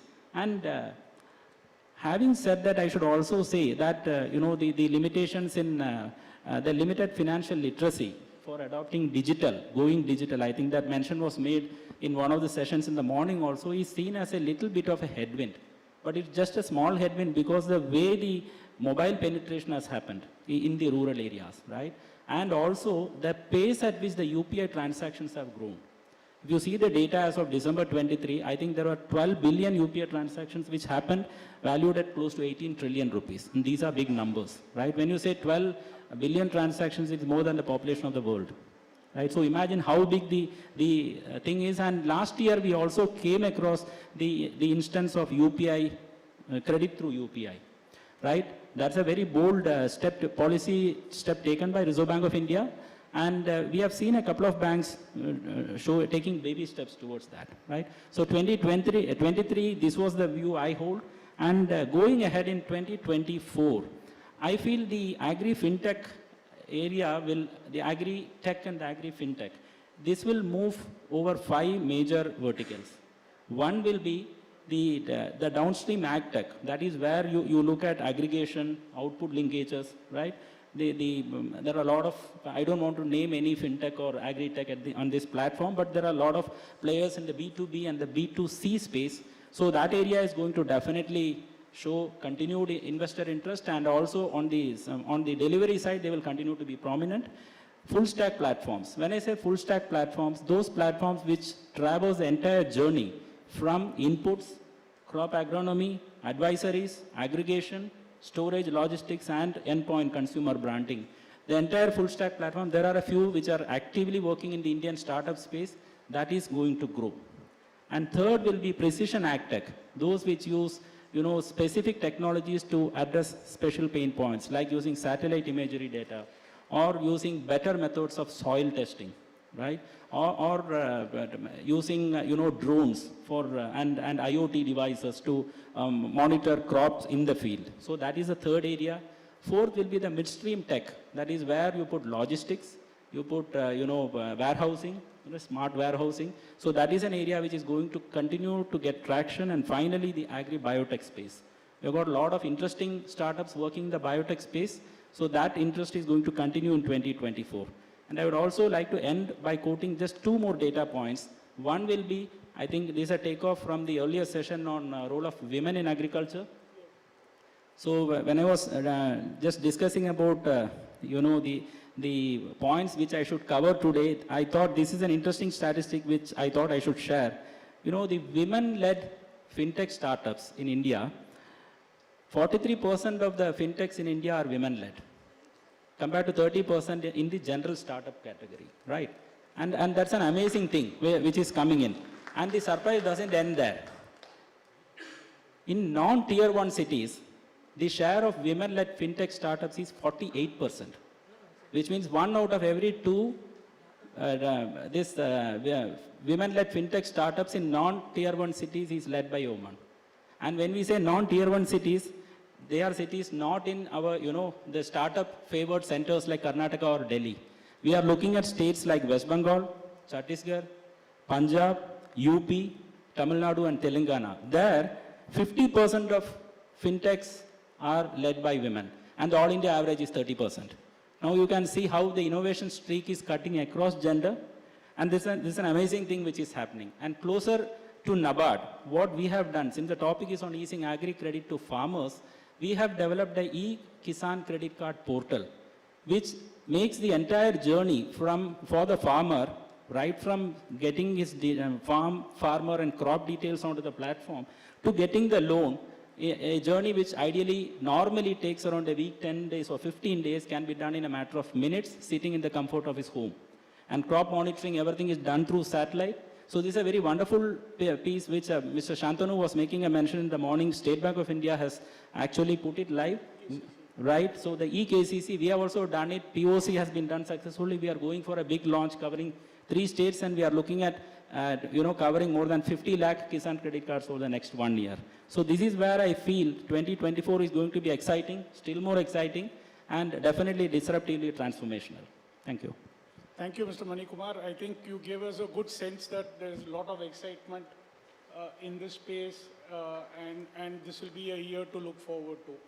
So going to Mr. Anil, I would request you, Mr. Anil, to give us a sense of what do you think are going to be the defining moments for 2024? And before that, please go back in time, look at 2023, and what according to you was where some of the big transformative changes that one saw in the agri-financing space. Thank you, and it's wonderful to be here post-lunch, as the previous fireside chat has actually put on a fire to the entire gathering here. Wonderful to be here, and thankful to the businessLine and the Hindu group for inviting Samunnati and me here. One way of looking at last year and how it is going to be is the statistical way of looking at it, and Mr. Manikumar has beautifully shared so many directional things that have happened and that are likely to happen. As an entrepreneur, I would look at it from a directional perspective. What are those changes that we have seen directionally in terms of how the fintech in relation to agriculture, because that is the area that I know a little bit, fintech not as a broad area. So I'll confine my inputs and understanding and sharing to fintech in agriculture. So what are those directional things that we saw and we would likely to see? For me, before I lose Mr. Mehta, if his time is precious, the journey of fintech in agriculture, or tech in agriculture, is the journey between one AI and the other AI, right? One AI is artificial insemination. And we see many of our farmers taking care of the parrots as if they are the messiahs of them, because they know when a parrot comes, the artificial insemination, you impregnate the cow gives calf and then milk and then you have money, and they don't mind paying for that AI. The moment you say, I am running an AI where connecting to a satellite and then I will look at your field and I will tell you what is growing and for that I'm going to charge, they will say, I know what is happening in my field even before you connect to satellite. So paying for that AI is something that they don't relate to. So how do we as sectoral players traverse this distance of one AI to the other AI, where the other AI also adds to the household income at regular intervals, and that's where most of the fintech innovation directionally is happening. That is one. The second one is 4 years ago, entrepreneurship in agriculture or agtech companies that we speak about were not in vogue. That's not, it's not sexy to start an agtech enterprise prior to COVID. In fact, when I started Sammunati in 2014, when I said this is an NBFC that would focus entirely on agriculture, people were a little, circumspect in terms of what's wrong with this guy, because, lending in agriculture is oxymoron. You don't get that too from a private enterprise. Big organizations like SBI and Nabard have deep pockets and a energy that you see in agtech. While the numbers have slowed down, but a 7.5 million in an agtech is still not a bad number. From a larger number in the previous season where there is an euphoria, agreed, to agtech still coming and still attracting initial investments directionally is still encouraging, I would say. And what is most encouraging for me is the youngsters who are there in the agtech space. And we at Sammunati have a dedicated platform for agri startups, and we have supported about 400 startups. So in a way, it's like blind leading a blind. I'm a startup myself, and then chalo saath mein chalte hai kinds. So that's the directional dimension. Where we see a lot of green shoots is, one, private capital is flowing into the agtech space, which is good. Two, banks and other large entities are looking at agtechs as their extended arms and are looking at ways and means of collaborating. That is a huge, enabler directionally. And last but not the least, the digitization that is happening in some of the core products like KCC. We are talking of minutes now, not hours, whereas the reality is days, right? Minutes and KCC, and it's a complex product. When you understand the flow of KCC, it also includes creation of a charge on your land record, which is a state subject. You also have to traverse the state subject to, the data privacy, to RBI, to your own internal process. And those kind of directional stuff is where I certainly see a lot that is happening. So I would say directionally, tech in agri is going to be a game changer to realize what agriculture can be to the farmers and for the country. So thank you, Mr. Anil, and thank you for the optimism. And it is very encouraging to hear those words about the potential for agri-fintechs in 2024. Now turning to Mr. Rajiv. Mr. Rajiv represents State Bank of India, and we all know banker to every Indian. So Mr. Rajiv, tell us, how was 2023 as regards agri-fintechs, and what's in store for 2024, and what are the new areas that SBI is looking at? We want you to be a bit more frank. Give us or share with us what's on the drawing board? So thank you so much, and good afternoon, everyone. I think as I see, Agritech is not a separate entity, but Agritech, how I understand, is the use of technology in agriculture to improve the efficiency, yield, output of the productions. So that is how, if I talk about the how the year 2023 has been for Agritech, I think my response will be a mix of both. Yes, it has been a challenging year for Agritech entrepreneurs. So there have been challenges, but they have shown great resilience also. They have they have stayed in the market, and we have just heard the numbers also from both my fellow speakers. I would say 2023 year was also the year of collaborations and coordination. If I talk about the bank only, SBI only, so my CGM was also speaking in the morning, and right now also it was shared by both of you. We have actually engaged with many of these agritechs to make them at the to bring them at the front end of our services. So just to give some examples, we have engaged with BAs, business associates. 2 years back, we had floated an RFP for agritech BCs also, and the idea was that we should have these agritech as our business correspondents at the front end, going to the villages, talking to the farmers, taking their data on say some tablet or some such device, and immediately that data can flow to our rule engine, and the credit underwriting can be done. And like you said, that's a complex process, KCC, so we have to look at the satellite imagery also, the crop which is being grown also, CIBIL also has to be checked. So after all these checks, the idea was to deliver the KCC in minutes.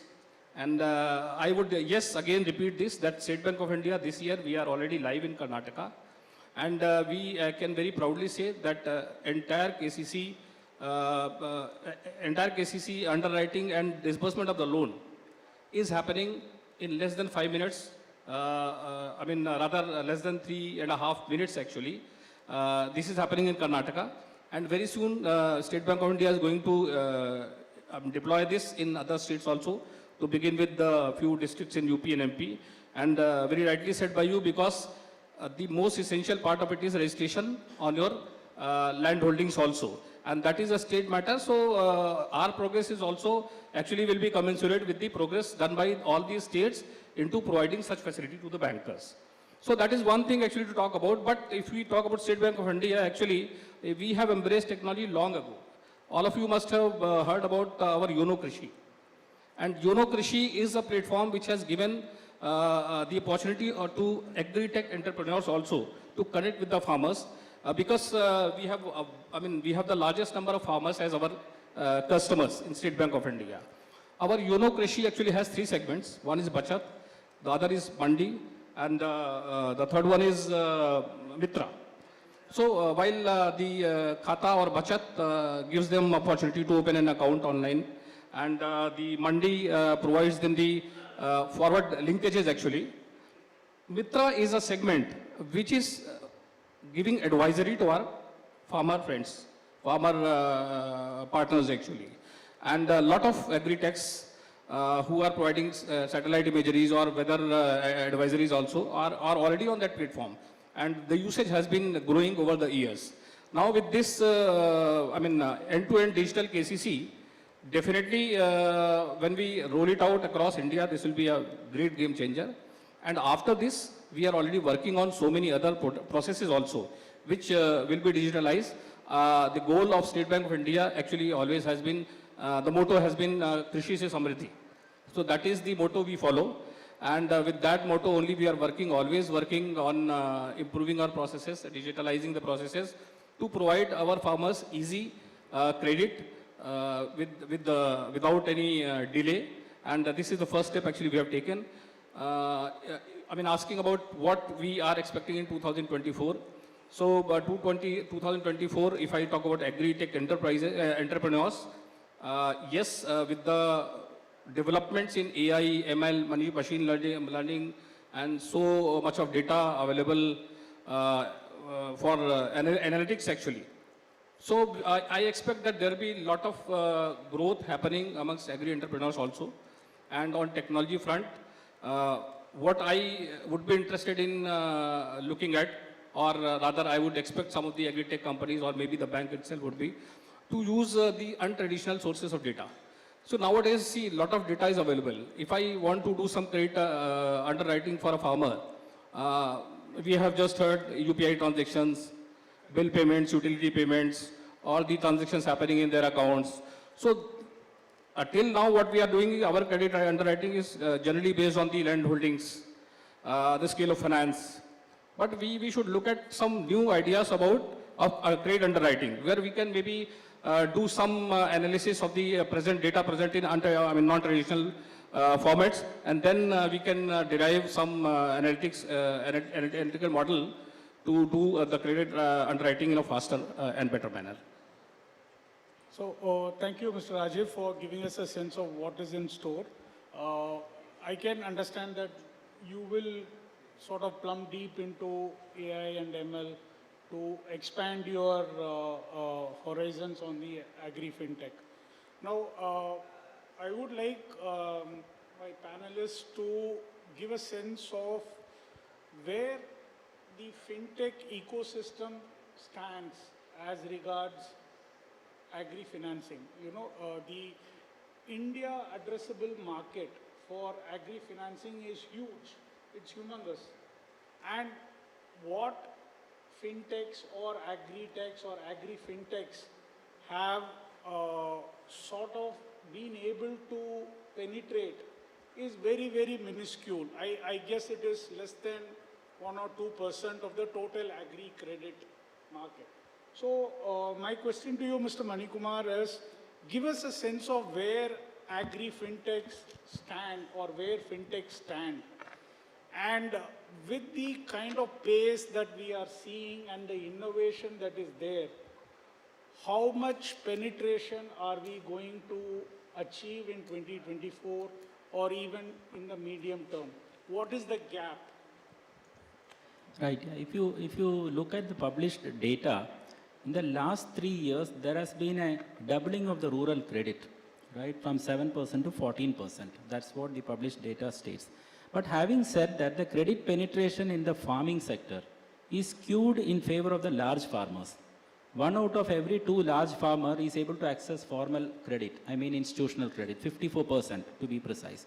Whereas less than 1/3 of the small and marginal farmers are actually getting access to formal credit. Now this is a cause of worry for us. Now if you overlay on top of this, the total volume of, the value of agri credit which has flown last year from banks, this is 22 lakh crore. Right? This 22 lakh crore comprises 14 lakh crore of short-term loans and 8 lakh crore of long-term, that is more than 1 year loan. So this is only fiscal 22-23. That's right.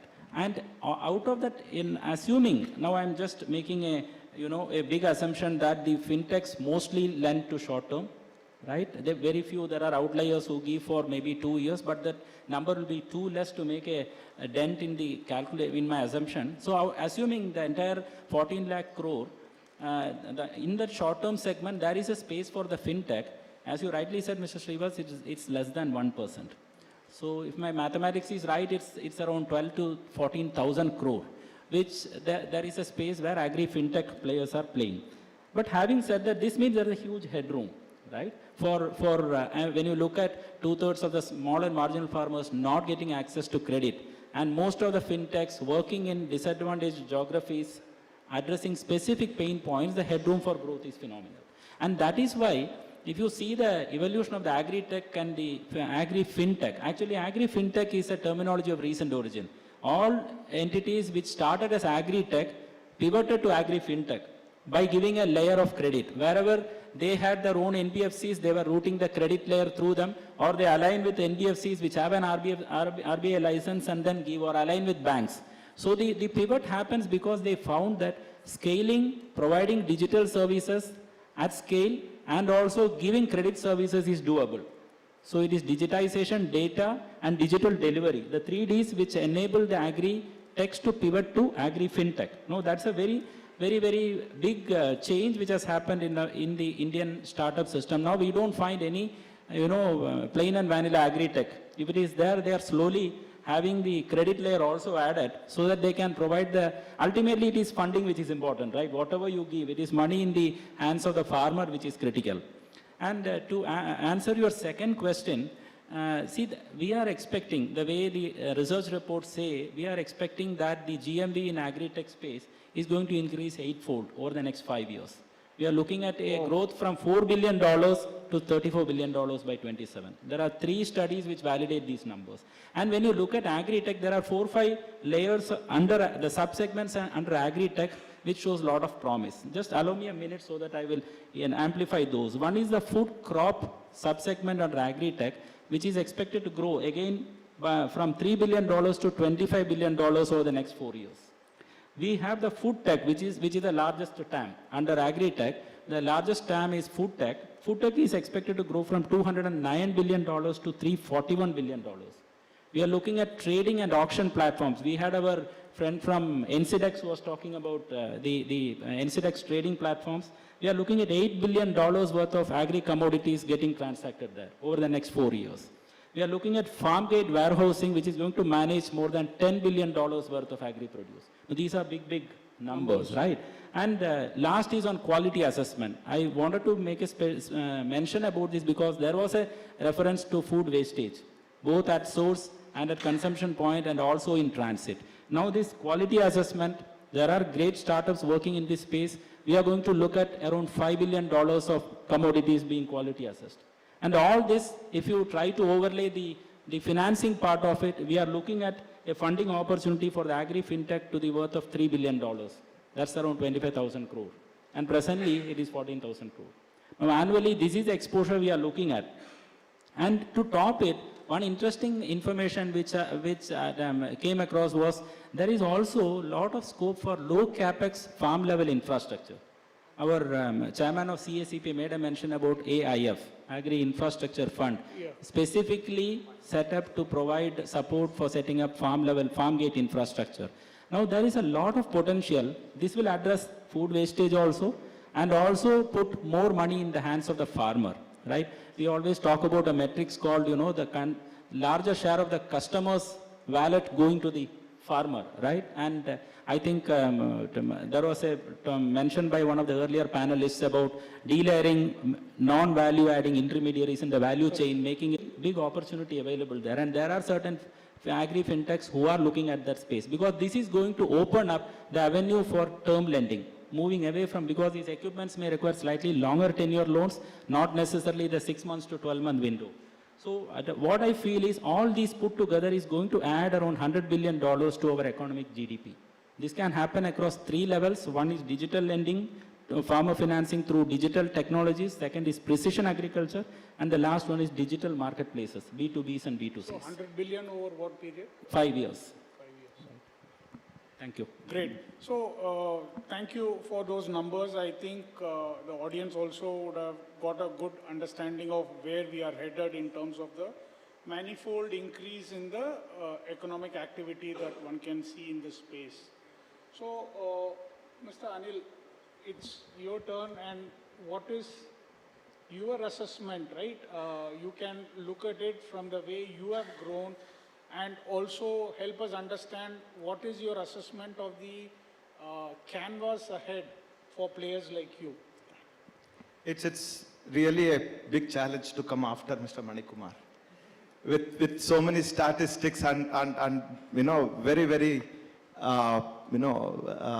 enlightening it's going to take insights some time that to he's coming. digest all the numbers that he gave. I can only say, in addition to whatever he has said, or appending to whatever, or say from statistics I move to direction. Well, that seems to be a good direction actually.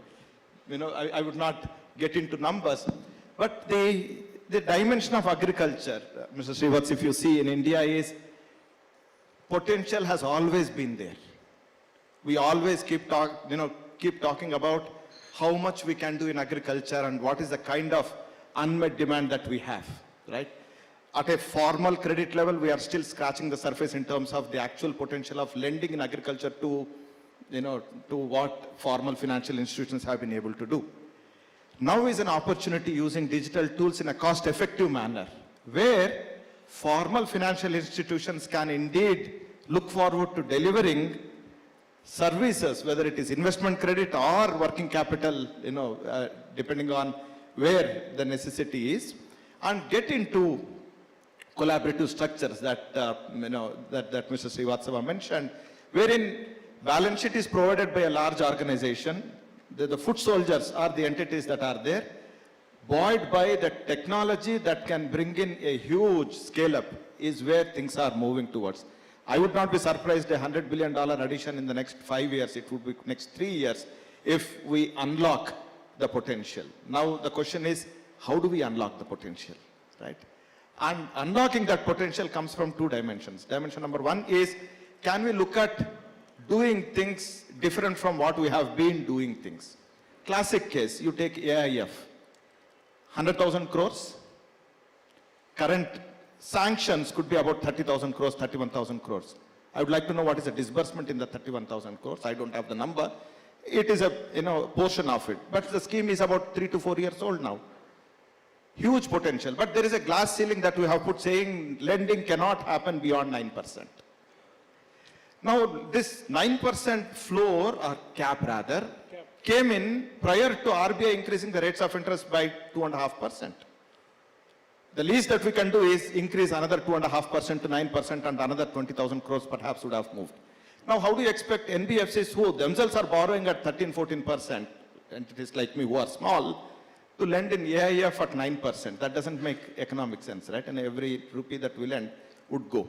Can we become vehicle agnostic? Can we look at a collaborative structure? And that's where, hopefully when we come to the question on co-lending, I would like to share how we can unlock this potential by looking at collaborative partnerships and not looking at how things have been. So, Mr. earlier. Anil, is that not a big ask to get the additional 250 basis points of interest getting compensated, right? I don't think RBI will be in a mood to do that. No, I'm just taking this as an example that the entire market has gone up by 2.5%. You and me are already paying 2.5% on everything. Repo rate has gone up by 2.5%, right? Globally. After the Russia-Ukraine war, when the rates have gone up, everything has gone up, and these rates have got passed down to all of us. So is that an inhibiting factor for see, for a bank lending at 9% prior and lending again at 9% now, is a different thing. Because it is a fixed number. Can it be a floating number? That could be. I'm taking this as an example of how we can look at unlocking this potential by looking at what can be done and what can achieve result, rather than this is how we have done earlier. In other words, metaphorically speaking, we have to drive looking at what is ahead than looking into the rear view mirror. So Right. in your view, players like yourself are working optimally in terms of scaling up, right? In bridging the gap that is there before us. Absolutely. That's why, again, Mr. Manikumar's statistic, we focus on short term. Because in short term, the margins are better and cost really does not pinch. But the moment I get into a long-term lending for infrastructure or even a tractor loan for that matter, it doesn't make sense to borrow double-digit number for a tractor loan for a farmer for 5 years. And my ALM does not permit me to do that. So banks are best equipped. Yes. They were and now to do long-term investment credit because they have the power of cost of funding. I guess Mr. Rajiv heard you there.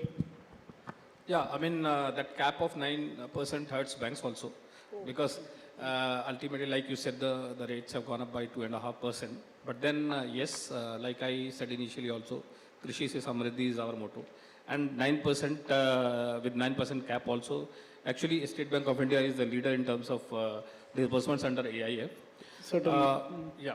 And coming to the point which Mani sir had pointed out about the short term and long term.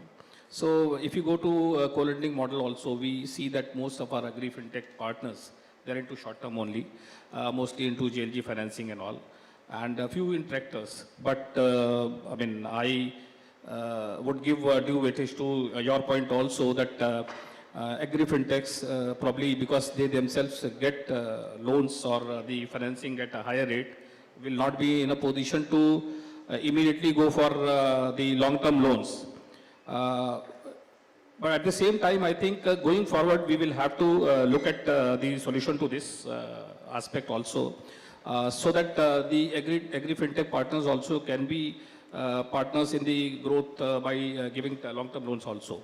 What I see as a challenge going forward actually in next few years, I mean, there's no contest on the numbers shared by Mani sir, because he is the, I mean, the bigger brother here on this panel actually, and has all the data with him. So no contest there. But what challenges I see for the agri producers going forward is, one is, yes, definitely access to the finance. So for which, as a bank, we are working on so many aspects. Actually, we have already opened three startup branches across the country, and we are going to open more such branches, so that these branches can specifically work with these not only agri-tech but other fintechs also, look at their individual issues, and then maybe we can give them tailor-made products. So it will be pure play agri branches? These are not purely agri branches, but these are startup branches. So especially to support the startups only. So startups again include agri-tech also. The second important challenge which I see is actually adaptability and acceptability by the target group actually.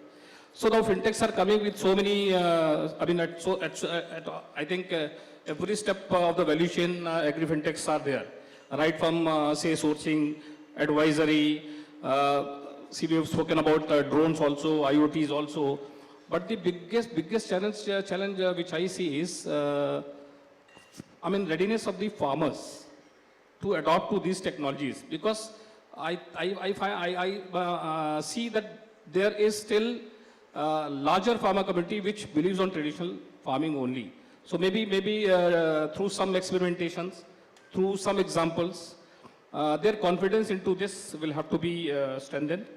So that is another point. So do you see that happening if State Bank of India does the hand holding?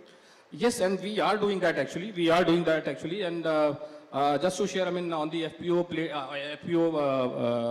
what do you call, scape, on FPO thing, actually we have already here. And we have done already around more than 10 garages in different cities, where State Bank of India has interacted with these selected FPOs, say around 50 FPOs per garage, to understand what are the challenges they are facing in getting the finance, or what are their expectations from the banking fraternity. So like he was sharing, they are probably market ready but not bank ready. So State Bank of India is also working on making them bank ready, to understand their requirements and to make them ready for the requirements which actually a bank will be having when they are approaching banks for the finance. Thank you for that. So moving on to the next interesting area that I have a question for Mr. Mani Kumar to start with is on the product side, right? On the offerings. What is going to be the mega initiative that one can look for, given that India made such rapid strides on digital public infrastructure in the last 2-3 years, right? UPI has been a revolution. There have been other DPIs where India has been marching ahead with other countries looking to sort of follow us on how the technology has been scaled up. So I'm sure you will have a great idea and sense of what's in store. So please share with the audience, do we see some big ticket agri stack coming in 2024? Yeah, thank you. Yeah. So you see, as far as the present situation is concerned, when agri-tech and agri-fintech started, they were all, as I mentioned, looking at solving specific pain points, right? So we have fintechs or inputs, agronomy services, satellite-based advisory, Uberization of farm equipment, renting of farm equipment was one big thing, digital insurance, using blockchain to solve logistics and supply chain aspects, right? Market linkages, all these things were happening as independent silos. And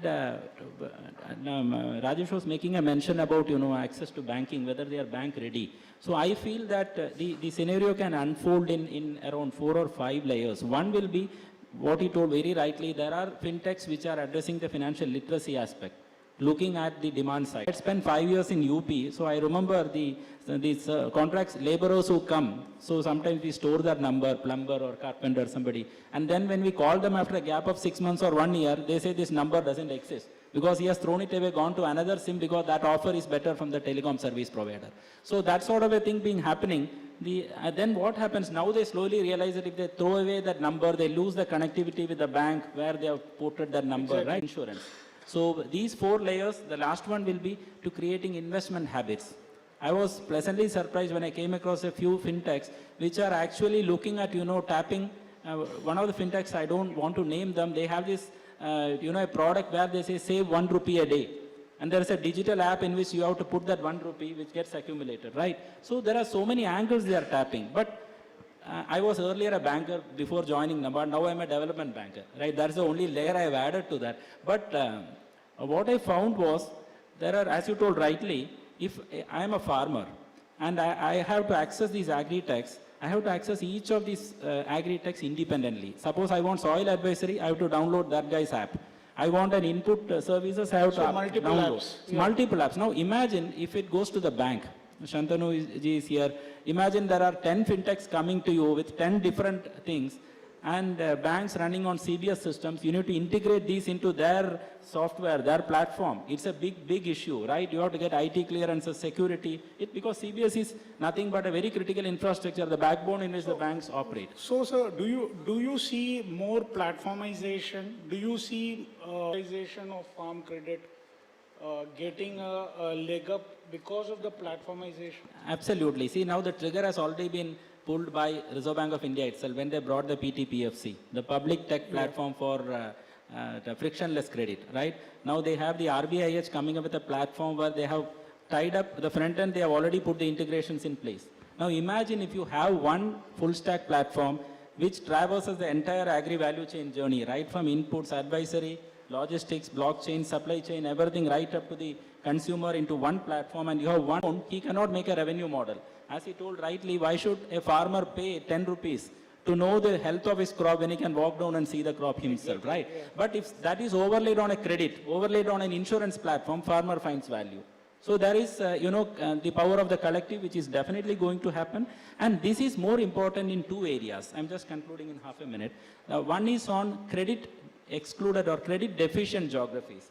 See, there are as many as 184 districts which have been classified by Reserve Bank of India as credit deficient, right? To top it, there are 356 districts which have been classified by Nabard as special focus districts for financial inclusion and credit. And we also have the climate angle to it. The number of districts which are going to be impacted by climate change is going to double over the next 5 years. Now, that's going to go from 168 to 321 districts. Now, if the fintechs, that's a big area, opportunity which is available, if they can work there with a platform approach, then the penetration will be more, integration with banks will be more, and what he told very rightly, they cannot give long-term credit, which is what banks are clued for giving. So that credit, it will open up that long-term pipeline also to the farmers. That's the sense I take from So one closing thought on this. So do we see a sort of, what new initiative can we see from Nabard on the platformization? Is there something on the table? Right. See, the one thing which is public news is that Nabard has embarked on one of the largest, ecosystem computerization drives. We have taken up the computerization of 65,000 primary agricultural credit cooperative societies. Now imagine the 65,000 points. Today our MD from Amul was making a mention about the power of the cooperatives. 65,000 cooperatives coming on a common platform. On top of them, we have 355 district central cooperative banks federated to 30 state cooperative banks. We are looking at an ecosystem which is controlling more than 50% of the valid KCCs in the country. Right? Now, connect this to the eKCC portal we have developed. And on the same portal, we can also connect other types of loans, because the loan journey is more or less mapped up. It is only the product functionalities which needs to be keyed in. Then we are looking at something akin to a parallel, agri stack running on the cooperative credit structure, right? And we are also thinking of setting up a shared services entity, which is going to provide CBS plus services to the entire cooperative structure. Now imagine this technology overlay. When does this go live, sir? when does this go live? We are looking at the PAX computerization already 10,000 societies are onboarded. They are live. The remaining we are planning to take them live by 31st of March 24, which is very, very challenging, but we are on the way to doing that. And the SSC is an idea which is going to be implemented very shortly, maybe next, as early as Q2 of calendar year 24. Excellent. Okay. Thank you. Thank you so much for that. So, Mr. Anil, I want to, in the interest of time, I want to jump across to another interesting point that everybody would like to know is on the co-lending model, which the government wants to push, right? Government wants co-lending to take off in a big way. Now, I want you to share your experience on co-lending, and you can be a bit frank. Rajiv will not mind you talk about how the pitfalls of co-lending and what can be done to take the... And share. And third thing is, this is one topic where I'm wearing the shoe. I literally know where it is pinching. So I would like to have crisp answers. Very crisp, very crisp. So in very, very simplistically put, co-lending partnership is like a poor, beautiful girl wooing a rich boy, which is a bank, and gets married. That is when the co-lending partnership agreement signs, where a co-lending partner says, I can generate PSL assets for you. The business team is the boy in a bank. They get convinced, and that's where the problem starts. So are you seeing more such marriages? Marriages are happening. Now I'm talking of where my shoe is pinching. That's why I said I'll share my experience. Because co-lending, Mr. Srivats, with an entity that is doing commercial vehicle, home loans, MSME lending, which banks are also doing, is different from co-lending with the entity doing agriculture lending.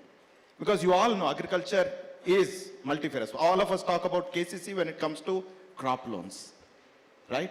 All of us talk about, the investment credit when it comes to, the EMI-based loans, right?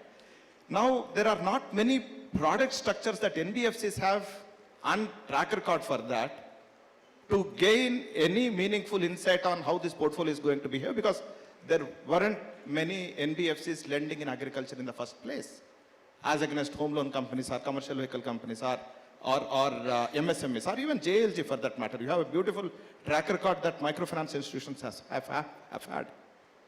Now, we have to understand the mother-in-law, which could be the credit, the sister-in-law, which could be the risk, and other people, and it's always saying, hey, this is fitting or not fitting, and it's always a stop and a start.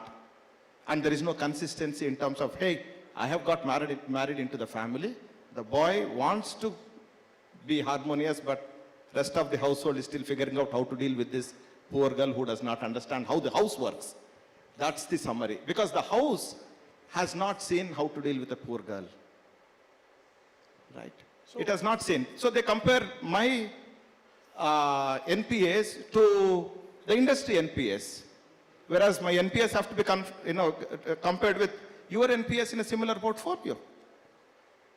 Then it is orange to orange or apple to apple comparison. Right? We know the NPA levels being seasonal and cyclical in agriculture are higher. So you do see these marriages last, right? Of course, now that we have got married, we will make it happen. Right? That's where it is. We will not give up. It's just that we have to understand how to navigate. And having taken a decision to get married into a rich family, the girl has to get used to it. Great. Thank you for that nice response. Rajiv, in the interest of time, a quick comment on what you have to say on co-lending before we wrap up the session. So co-lending, I'll just respond in terms of the marriage he was talking about. So before a marriage, actually, you have to understand each other. Okay, so co-lending is a partnership. Yeah. Courting didn't happen. Yeah, no. So co-lending is a partnership actually where both the parties sit together. They understand each other's business model. They understand each other's revenue models. And then they arrive at something which will be beneficial for all. Because co-lending is a model which I believe is a win-win for everyone. For the bank also, for the co-lending partner also, and more so for the farmers. Because the best benefit of the co-lending is that the farmer gets the credit at a lower rate of interest. Because bank is lending at a lesser rate of interest, the co-lending partners are at a higher interest, rate of interest, so we settle somewhere in between. So it's a partnership, and yes, in any partnership there may be some issues, and these issues also can be. Do you agree with what Anil was hinting, that there may be a big brother approach to it? See, it again depends. I won't say that he's 100% correct or 100% not correct, because you know, you have to be very careful in your marriages actually. So, you cannot say that the other partner is not saying completely correct or something. Yeah. There may be something behind, because it is based on his experience. So he would have seen something like that happen to him. But from a banker's point of view, I'll say that NPAs, we are actually mindful. We understand that there will be NPAs. There are situations when the NPAs will rise. And there's an example of COVID, when NPAs across the industries were rising. So because your big message is co-lending is here to stay, no matter yes, what Anil yes. says. No, even he agrees to this. Even he agrees to this, that co-lending will be staying here. And we have actually, State Bank of India have entered into many partnerships, co-lending partnerships. And we are already having a book of somewhere around 1,000 crores under co-lending partnership, which we expect to grow This is only going forward. Agri finance? Agri would be 75% of this, so somewhere around 750 crores. And the remaining is under non-agri. But then this co-lending is actually going to stay there for more years actually. Thank you, Rajab. Thank you so so in the much. interest of time, one last question for the audience. If anybody would like to ask the panelists questions, confine it to Agri Fintech and the issues discussed. Thank you. Like multiple speakers, multiple woes with multiple... If you could introduce yourself, please. I'm a physician. You're from Chennai. Thanks for Rob and family member for inviting me here. See, like multiple speakers, the farmers, when we, as a doctor, I come across poorest of the poor. They all have multiple woes because of the multiple loans. The loan shark has to be, nobody takes their social history. So we request this State Bank, maybe State Bank, like all small outreach and stringent action. Like in medicine, we take action against quacks. Here, the technology goes, but still Indian farmers are at the pockets of the loan sharks. So if you could kindly address, again, at least nationalized banks can outreach. Yeah, your point is taken there, the point of loan sharks. So, like we already discussed, co-lending is one model where we are trying to actually address this concern and reduce the interest burden on the farmers. And technology, again, is another way to provide credit at a lower interest rates. Because when the cost is less for the banks or the agri-techs, definitely the cost will be lesser to the farmers. So, I think the entire session which we had discussed was for the farmers only, to provide them credit at lesser rate of interest, which are affordable to them.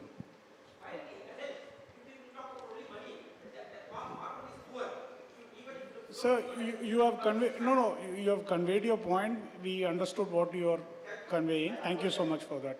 So let's give one last opportunity if anybody else is interested in asking a question. Are there any more questions? Do we have any more questions from the audience? No, thank you, sir. Thank you.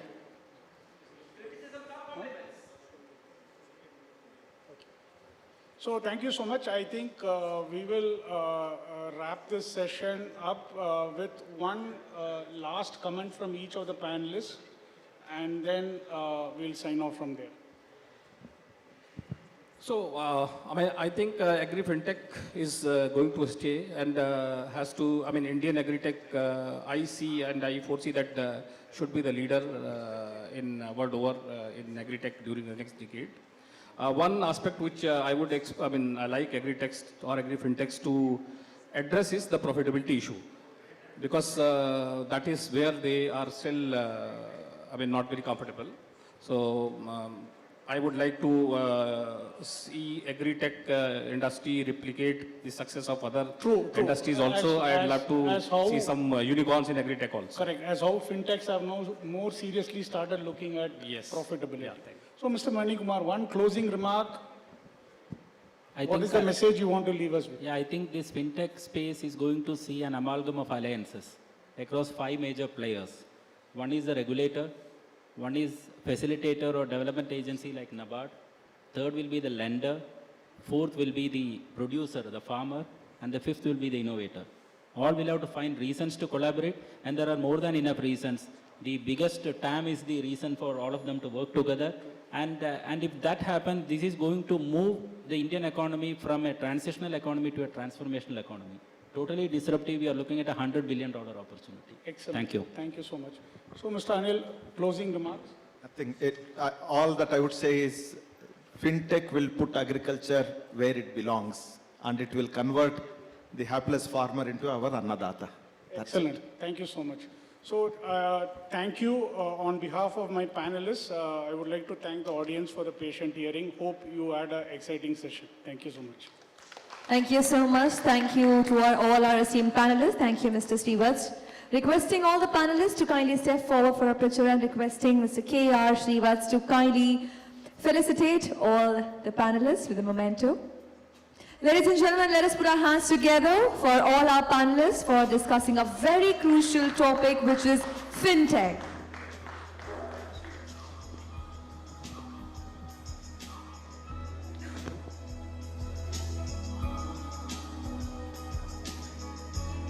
Let's have a round of applause.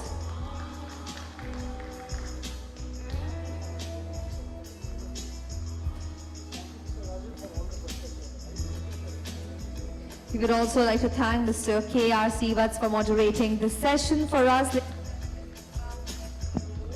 This was about role of fintech in easing credit access to farmers, and we certainly believe the future of fintech is revolutionary. It can bring revolution in the agri sector. Once again, thank you so much. Extending our gratitude to all our esteemed panelists, to our speakers. Ladies and gentlemen, can we put our hands together once again?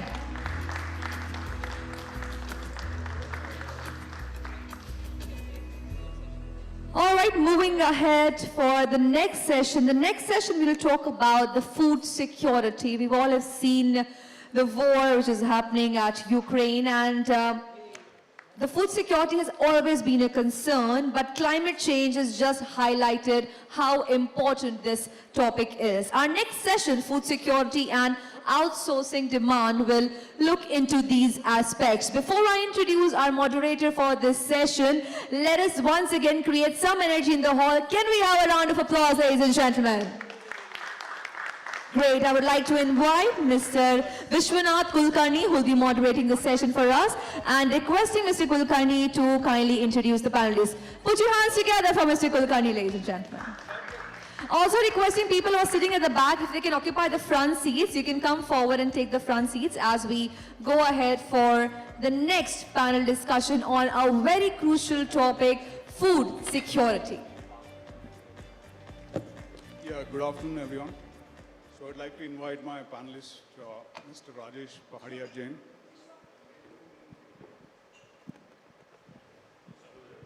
Hello. Yeah, can you hear me? Yeah. Yeah, I would like to invite my panelists, Mr. Rajesh Pahadia Jain, Dr. Hema Yadav, and Mr. Anupam Kaushik to the dais.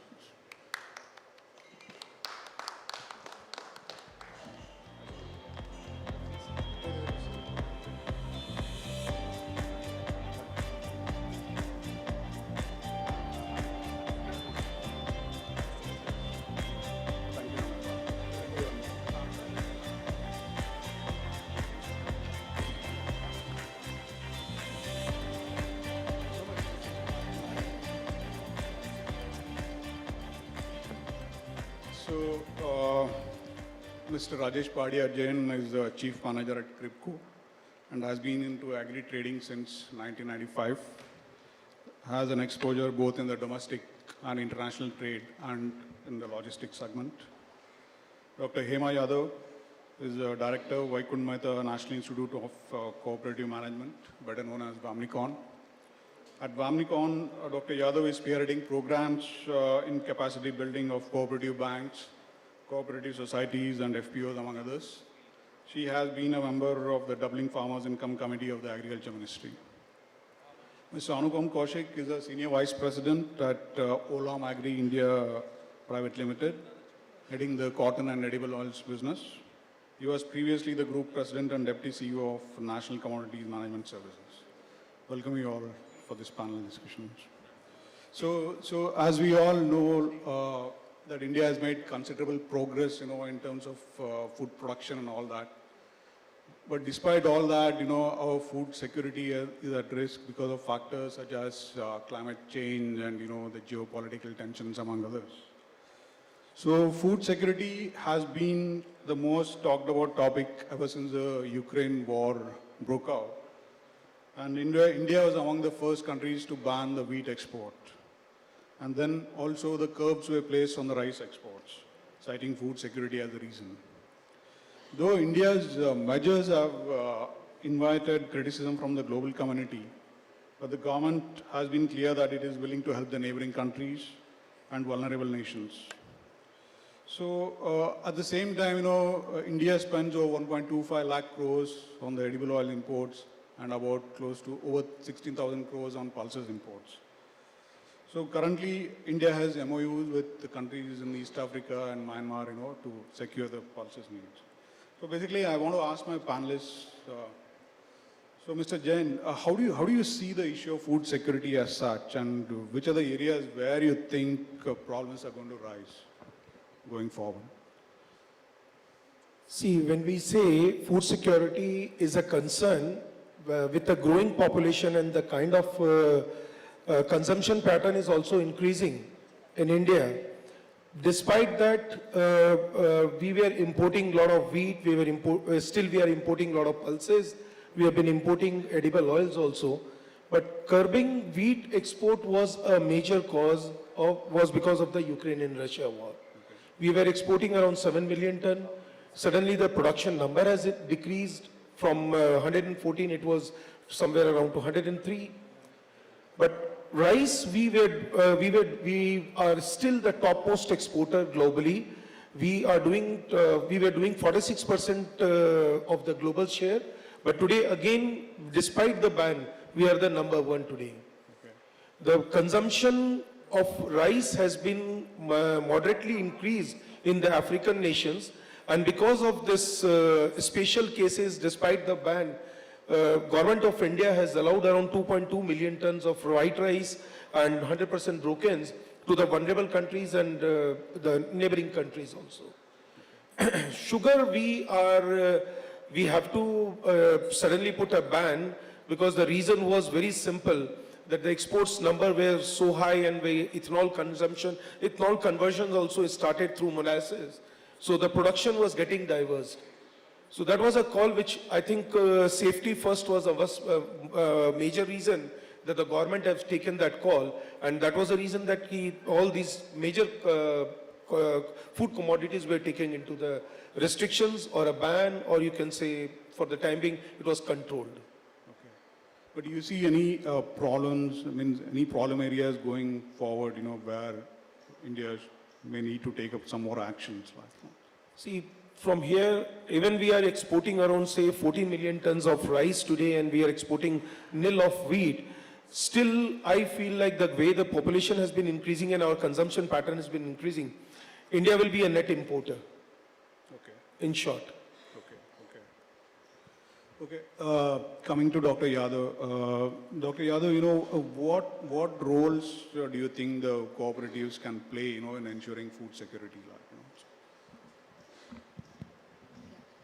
Thank you so much for giving me this opportunity to be here on this forum. The question is the role of cooperatives in ensuring food security. So I would like to inform that the cooperatives have always been playing a big role in ensuring the food security. But when you see the value chain, we see that cooperatives have been engaged in production and procurement primarily. All the buffer stock that we have been maintaining, the procurements have been taken by the primary agriculture cooperative societies by doing the procurement process with ease. But now what we see is that as the food security is becoming more complex and the consumption patterns are changing, we also see the cooperatives now taking a leap forward in building the assets, the infrastructure. The session prior to this was talking about the AIF and creation of the farm located infrastructure, which are of low capex, and we see that there's a scheme coming up, the world's largest food grain infrastructure, which is going to be a convergence scheme of the 8 schemes of Government of India. Now, this scheme is going to talk about, the warehouse at the farm locations, which are going to be managed by the cooperative society. I mean, this is a very transformational thing where we have something like 329 million tons of food grain coming up. We are falling short of the warehouses, and more warehouses are located near the market or in the market APMCs. But here there's a locational change here. We see warehouses coming at the farm. There'll be 2 advantages. Number one, that the post-harvest wastage that take place in the food grain would be kind of minimized to a lot of extent. And second thing, the farmers would have some decision ability because the food grain has been stored in the farm, at the farm. So it takes the decision abilities of the packs to be more improved. I'll just add on to this. And now there has also been a remarkable change where we see that we are talking about packs to apex. By apex, we mean to say we have 3 national bodies which are going to take care of the end-to-end value chain. So if there are cooperative societies and FPOs who have the capability to export but have some kind of barriers, then we have this kind of a national body of cooperative export limited, which has been kind of instrumental in exporting the rice to the other countries. So we see more and more of interventions of the aggregated models like cooperatives who are going to shoulder the food security of this country. Thank you. Okay, thank you. I'll come back to you later on that point. So, Mr. Kaushik, how do you see the issue of food security now, and you see any areas where the government need to proactively take some measures? Food security to be looked into through 2 lenses. One is the statutory lens, which is the guarantee of food to each and every citizen. The second lens is more holistic, which is part of our SDG obligations as a signatory to the UN Sustainability Commitment, is that nutrition security. Because if we want India to be a developed country, not only in terms of physical infrastructure, but also in terms of people infrastructure, we need to provide nutrition security to this 1.4+ billion population for at least 1 generation before we improve the overall physical and mental health, mental capacities of the entire population. There has been enough studies globally which has established that sustained intergenerational nutrition deficiency has resulted into impairment of the physical and mental faculties of the whole societies. And that is reflective in the comparative chart of IQs of various countries, where those countries which have seen sufficient support to the communities in nutrition safety, their IQ levels are pretty reasonable as compared to countries which have denied or not been able to provide sufficient nutrition security along with the food security. So that's a larger term goal for the government as well as the public participants also, that we ensure through public-private partnership that India attains both food security and nutrition security for a bright future for the public as a large.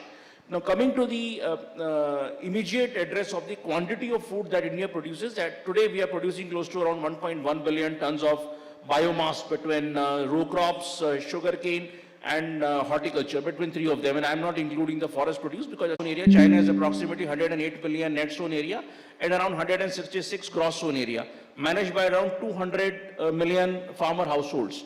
And they produce $1.37 trillion of the agriculture produce, excluding dairy and meat. And India produces around $430 billion equivalent of agriculture produce.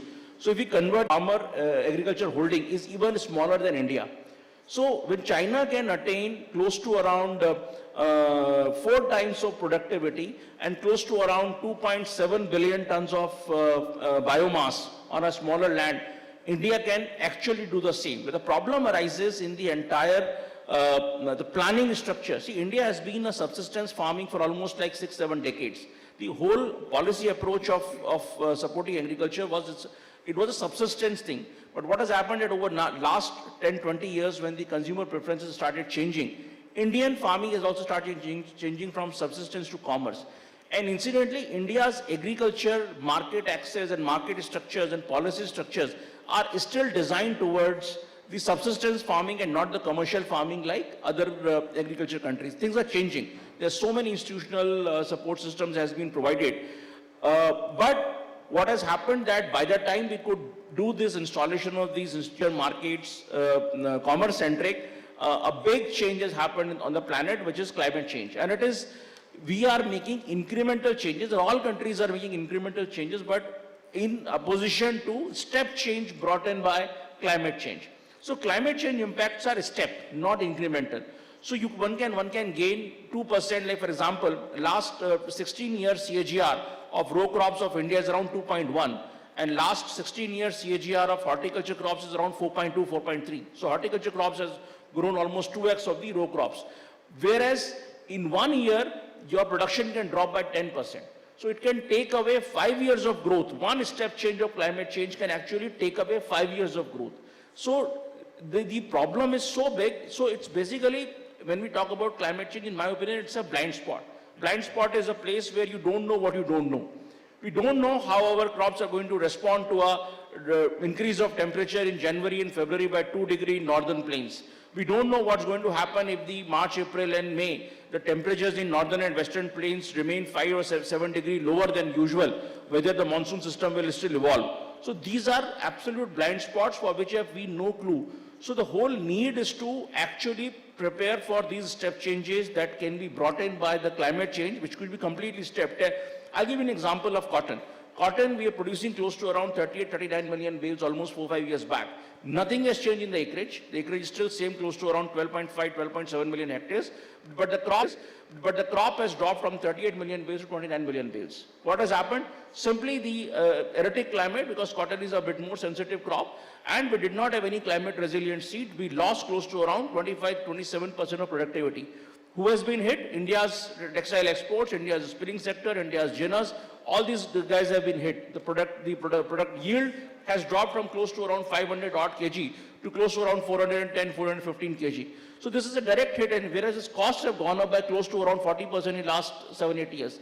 So this is a step change which can happen with other crops as well, which is whether it is rice or it is wheat or it is edible oil seed. So there is nothing wrong in looking outside to ensure the food security and nutrition security. Obviously, we would need money for that, because despite China producing $1.37 trillion of biomass, it still imports close to $200 billion of agriculture goods every year. So despite having a large farmer, almost at 200 million households and around 450 million, 45 crore people dependent on that, they still have close to 20% agriculture produce coming in from overseas without disturbing the prices. So they have created a mechanism where they balance between domestic production, supplies, prices with their import policies. So food security is a absolute non-negotiable, whether we do it by ensuring climate resilient production systems or we do it by looking to ensure sourcing from other production countries. Okay, but any learnings from China, which can be implemented in the Indian context, which can enhance our food security? The question is very simple, but the answer is very difficult. See, the answer lies in the structure of two countries. India is a federal structure where agriculture is a state subject. China is a centrally commanded country where by a stroke of pen they can give a diktat that all farmers must pool in their lands. India, it cannot happen. So my sense is when the food security is a national imperative, how can states be left to their own devices and tools to manage the agriculture in their silos? So, I mean, it's a bit, I would say, a tall ask or a bit adventurous misstatement to make. But if India's food security is a national issue, it requires a national address. So is the management of agriculture land has to be a central subject. It cannot be left to the designs of states because when you're trying to create optimal solutions for a suboptimal structure, the outcome will always be suboptimal. So China has been able to aggregate the land, and if you look at their 0.07 hectare of individual unit, you will find 5,000, 10,000, 15,000 hectares of land, single plot, but actually it is comprising of 10,000 farmers. Okay, thank you. So Mr. Jain, oilseeds and pulses have been considered as a pain point, in the Indian food supply chain. See, the industry has been talking about, outsourcing the demand, like, growing food elsewhere in other parts of the world and bring it back to India. So what's your view on that? Do you think it's feasible, and any examples, where any of the companies that have been doing this? Just before me, Mr. Mehta has already said that in the milk, they are going ahead with Sri Lanka and Kenya.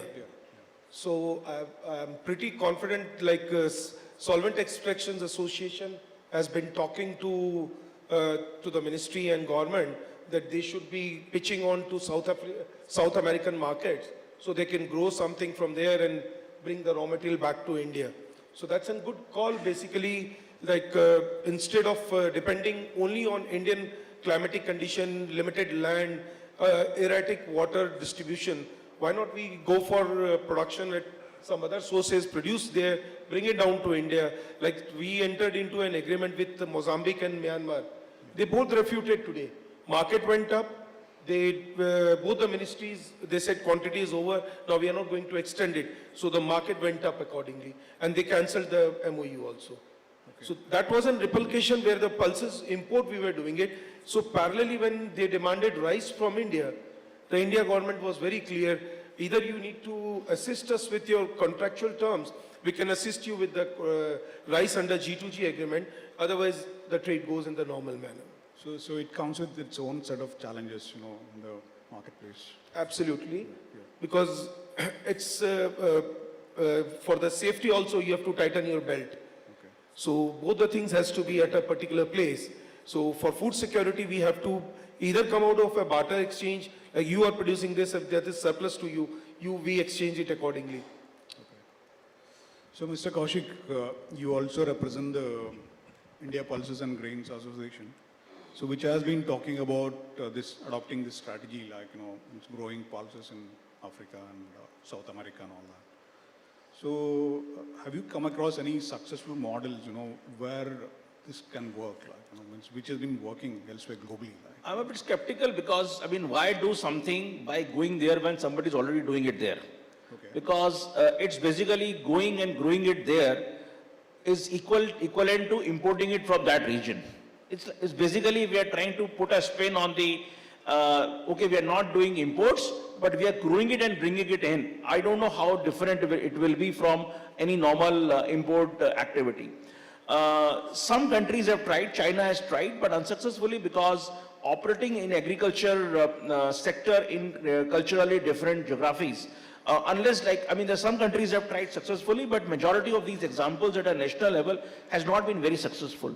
The examples where things have been successful at a private level has not been of a mega scale, because you need to completely kind of acclimatize and assimilate the local milieu, the local culture, the local methods, and the locals do it better than any outsider. UK tried either in Brazil and Nicaragua to do something, some Brazilian, some British farming organizations tried that. Australia tried that in South Africa with limited success. Australian farmers went to South Africa 3-4 years back to do agriculture, the production of cotton. They met with limited success, the local protests and all that, because what happens when somebody starts bringing some practices, there is a question on whether they are bringing the right seeds and all that, it gets into a different spin. So my idea about outsourcing the demand is adopting something what China has done or the Middle Eastern countries have done, or maybe even some of the European countries have done, is to make a buffer, which is a mix of the domestic supplies and international supplies, and time you are buying with international lows and kind of rebalance it when the international highs come in the prices. So that's a much safer way. If you look at China last 15 years since it has been importing close to around $180–200 billion of worth of agricultural goods, it has been successfully doing almost at the lows of the annual prices in any commodity, whether it is corn or it is soybean or it is even meat sometime, pork belly or whatever. So I think that requires a centralized kind of a planning when there is a central agency looking at the domestic production, allocation of domestic land across various crops, having a fair idea how the weather is going to be, providing the best-in-class climate resilient inputs. Today, the biggest problem for farmers we're talking about, we are asking farmers to take all this risk. A guy who has got 0.6 or 0.5 hectares of land, can you expect him to use expensive inputs? You can't. Your production will remain constrained because he's not willing to commit higher cost to the production because he's trying to produce with minimum costs allocated. So any economies of scale will come with capital investment. I mean, if you look at the last 20 years of the gross capital formation in agriculture, it is 2.4%. Despite a 17% share in the GDP, its share in the gross capital formation of the total of the GCF of India has been below 2.4%. It is less than 1/6. So economic segment, which is 17%, is not even putting back the money, more than 1/6. What productive capacities one can think of. So this is a state agenda where we need to provide gross capital formation because farmers are not able to do it. I mean, you have got 147 million farmers owning around 141 million hectare land. Out of that 147 million farmers, 7.6 million farmers controls 31% of the land. So only 9.98 million hectare land is owned by the remaining 139 million farmers. So what can you expect in terms of making capital investments to increasing the productivity and getting ready for climate resilient or climate smart farming? It's a difficult ask from that marginal or completely resource-starved entity of our system. So it's a state's role. Okay, thank you. Dr. Yadav, you talked about the farm level storage. So how is the level of interest among the farming community as such, in setting up the storage and all that? So, and what role can the farm level storage play in ensuring food security? The increasing importance of storage is being kind of reflected because we have not only gained the food security, but we are also now overflowing with the surplus. And many times when we talk about surplus, we also see that surplus not finding the end market, surplus not being able to have a right allocation because markets are very risky and there's a lot of price volatility. It is always a good marketing decision to kind of have a storage as one of the option. The option as in one of the decisions that the farmers and the smallholders, the marginal people can always make it to store the produce because now the storage value chain, if you think, is just not about the function of storage, but the storage the warehouses does is that it provides the two linkages. One is the financial linkages. So it's not about storing a food grain. It is about, creating a financial linkage with the bank with the help of the warehouse receipt system so that you can kind of get the credit against the food grain that has been stored. So that's one value chain that has been created. And second one is the market linkages, whether you want to put it on the commodity exchange or you want to put it on the electronic platform or you would like to give it to the processor, that kind of option is available because you have taken a pause, the food grain is in the warehouse and there is no hurry to kind of sell it at a rate which is called as a distress sale. Regarding the interest, yes, farmers are also very much aware when we kind of do trainings with the farmers and the group of farmers. We realize that the farmers are no longer that kind of ignorant. They are very much aware about the market ecosystems and they have a strong urge to kind of get the better value out of the consumer rupee and they are also ready to take the innovation and they are ready to kind of make DPRs, apply to Nabard and apply to the AIF and understand where at all these schemes would be beneficial. So I do see that a lot of AIF funds have gone to the PACs this year. If you see the data, a lot of PACs have applied for the storage systems. Not only storage, also the small market infrastructure like pack houses and the godowns, the processing mills, because as we have heard from the panelists, it's not only availability of food, but the consumptions patterns are also kind of seeing a change. Now people are looking for processed food and now we should have the processing availabilities available. So we should have the silos which are available for the year-long processing. So I do see the importance of having the right infrastructure to look into the consumption patterns which are becoming more kind of, which provide them the nutrition and also which are organic in nature. So I do think not only the warehouse, the cold storages would also play an important role in coming times. Okay, thank you. So one last set of questions before I throw open the audience.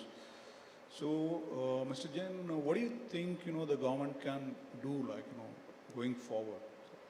Any 3 steps that you suggest that the government could look at, in terms of addressing the food security going forward? Number 1 is the productivity need to be increased. Okay. So for that, we need to focus that our acreage should be increasing on a very, very dramatic level. It should not be at a very slow pace. And the support system, information, and like Dr. Yadav said also, that the storage has to be at the origin point. I'm fully aware about what PAC has been assisted by the government of Ministry of Corporations, the kind of a subsidy for building up this warehouses has been given is miraculous. So in that case, if the logistics cost is being saved, farmer will be earning little more, then they can invest their saved money into the other kind of innovative ideas also. And progressively the production will also increase. Second is the free distribution, which Government of India has been doing it, like for exchange for work for food, Antyodaya Yojana. That has to be on the ground level on a realistic basis. What number is being shared, that should be the realistic.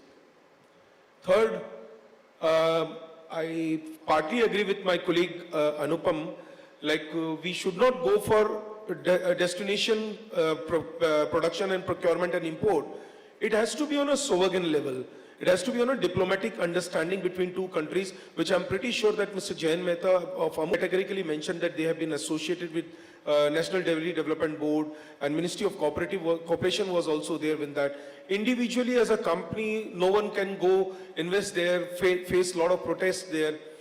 Some or other how, with increasing population, India has to opt out, either import or grow outside and bring to India. Thank you, sir. Ma'am, any suggestions that the government can look at? So I'll just add to it. So according to me, my views are there are 3 things that the governments, whether it's a state subject or so the agriculture primarily remains a state subject. So the governments have to provide, 1, the enabling environment and ecosystem, which provides a lot of provisions for the agreements and the public-private partnerships to go ahead.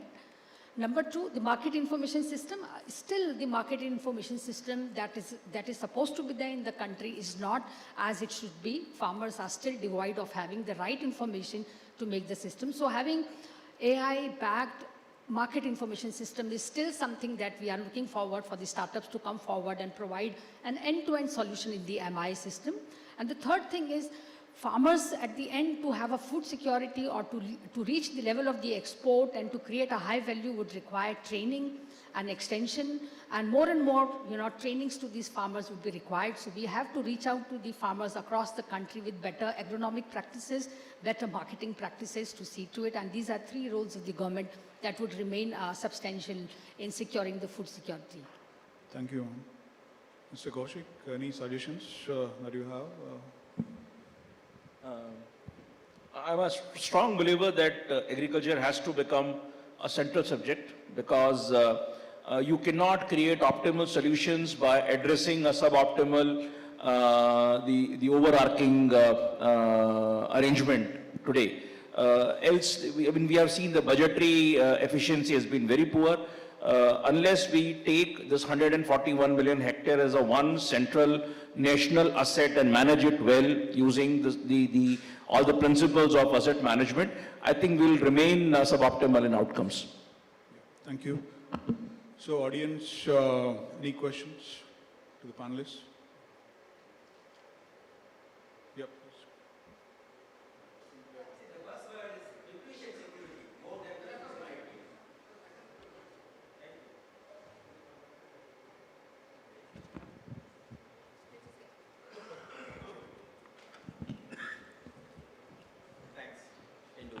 We all wake up with Hindu. Okay. And the buzzword is nutrition security. A group of people are fasting, malnutrition. The other group feasting, double mall. The people go to mall, and so food security from our side, it's nutrition security. Whatever we eat should be, we become what we eat. So that should also be considered. This is what we think from the medical point of view. Agriculture, both are in Tamil Nadu, farmers are the first. But we want the farmers to become strong farmers, both in wealth and health. Thank you. Thank you, sir. One last question.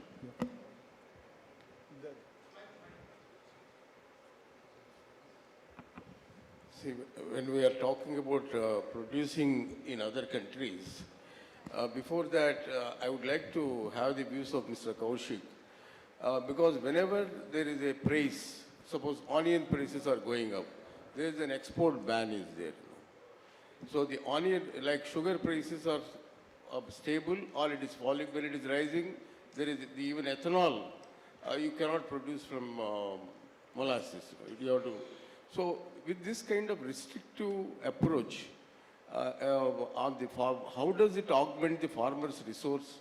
And second point I would like to ask Mr. Kaushik is, suppose once there are two problems which farmer faces. One is the input side and the production risk. If once that is done, at least the produce is clear. This is what I have produced. How to maximize the value to the farmer in the Indian conditions? These are the two questions. So, Mr. Kaushik, can you briefly respond to this since we have run out of time? So your first question is on the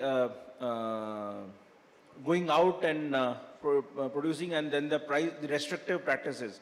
So the government is doing a trapeze act, is walking on a thin wire, because it has to balance the objectives of inflation control, because it has got a large population, to ensure that their food bill doesn't become unbearable. And on the other hand, they have to keep the remuneration to farmers also at a level where the commitment by the government doubling the farmer income is also maintained. So I think this fine balancing act will continue to happen in a sine wave format. So for some period of the year, the citizens and the public would be comforted by reducing the prices of their agriculture food basket, and in some other period, farmers would be incentivized by higher prices. So I think any government will have to do that. At no point of time this can be achieved, both the objectives at the same instance. It cannot happen. That's the nature of the beast. Let's understand that, because you cannot have the cake and eat it too. How can you make both the farmer as well as the consumer happy at the same time? It cannot happen. So it will happen in different periods. So that's the first question you have asked. The second question, that in terms of, for example, planning about, like, for example, ethanol restriction on sugar syrup, ethanol. So these are the reactions, or these are the decision government will have to take in the interest of the immediate situation, because the talk, which is the immediate concern, is that no price should become the headline of the newspaper. So I think that has been the imperative for all governments. This government is no different. The solution can only come when we move away from subsistence to commercial, and somehow the farmers also get ready to face that they will gain with the market, and they may lose also with the market when things don't go. So it's basically, it cuts both ways. If the farmer wants the best of the higher prices, it has to be ready to accept prices below MSP also, because government has got limited fiscal space to provide for MSP kind of support for all agricultural commodities. So MSP was a subsistence farming instrument. It has lost its edge. It was 7-decade-old instrument. And if you want to go to commerce, like if the farmers want remunerative prices, we're talking about commercial farming. MSP is not the tool for that. So the farmer should be ready, like any businessman should be ready for higher prices as well as lower prices. Is the farmer ready? I think we have to create institutional frameworks, and that can happen only in a centralized planning structure, not in a kind of a defrayed federal structure. Okay. On that note, we'll come to the end of this session. I would like to thank all my panelists for coming here and sharing their views. Thank you. Thank you. Thank you all the panelists. Ladies and gentlemen, put your hands together for a very esteemed panel. Thank you for sharing these wonderful insights with us. Now I request Mr. Vishwanath to kindly felicitate our speakers with a memento. Ladies and gentlemen, this was about food security and outsourcing demand. I hope you've made your notes, gathered a lot of information, because this was a very interesting, and this is the need of the hour. This is something that we need. Please put your hands together for our esteemed panelists. We would like to express our gratitude for all our speakers for sharing very important and valuable insights with us on a very crucial topic.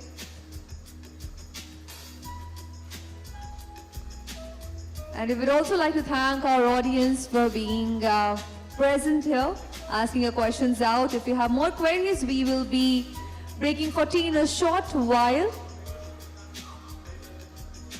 Thank you once again. Ladies and gentlemen, with this we now break for tea. Please be back here in 10 minutes. We will be starting our next panel discussion sharp at 5:15. Yes, we have yet another panel discussion towards the other side. Also, there is a very special address.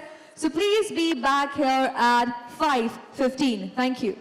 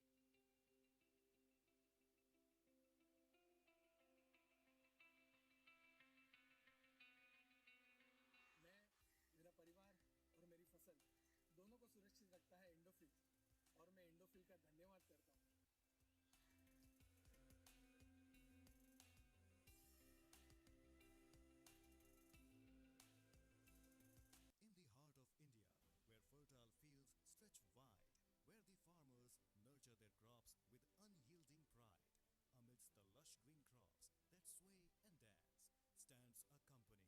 year 1980. Danuka Agritech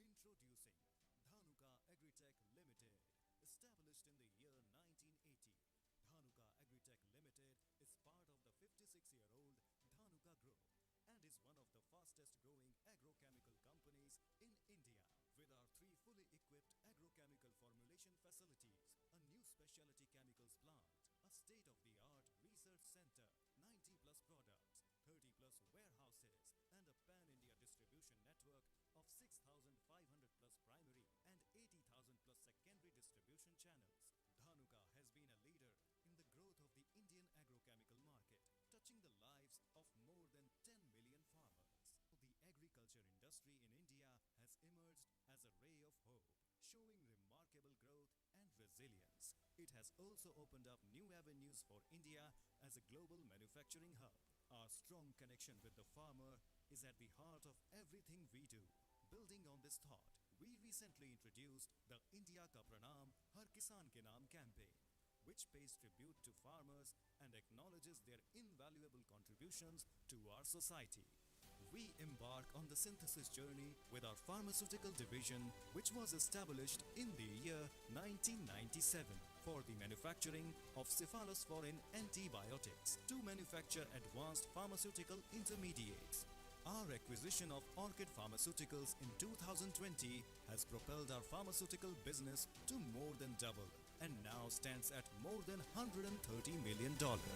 Now, Orchid is setting up a 7 ACA manufacturing facility, which would make Orchid the only company in the world to be fully backward integrated, and will allow the world to have a new source of antibiotics to cater for the global market need. We have recently commenced a state-of-the-art chemical synthesis plant in Dahej, Gujarat, where we plan to manufacture specialty chemicals, intermediates and agrochemical technicals. Danuka team possesses the necessary expertise to carry out a multitude of more complex reactions such as halogenation, hydrogenation, ammonolysis, sterification, nitration and many more.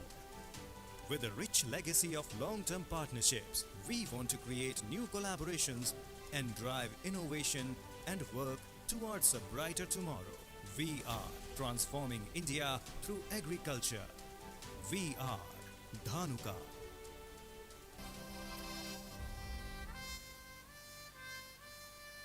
Change is constant. We are living in a fast-paced world where business is constantly evolving, embracing the one constant in business, change. Introducing the Hindu BusinessLine's new look, a redesign that draws parallel to the new age of business. Say hello to a premium news reading experience with an enhanced visual design upgrade and reader-friendly features.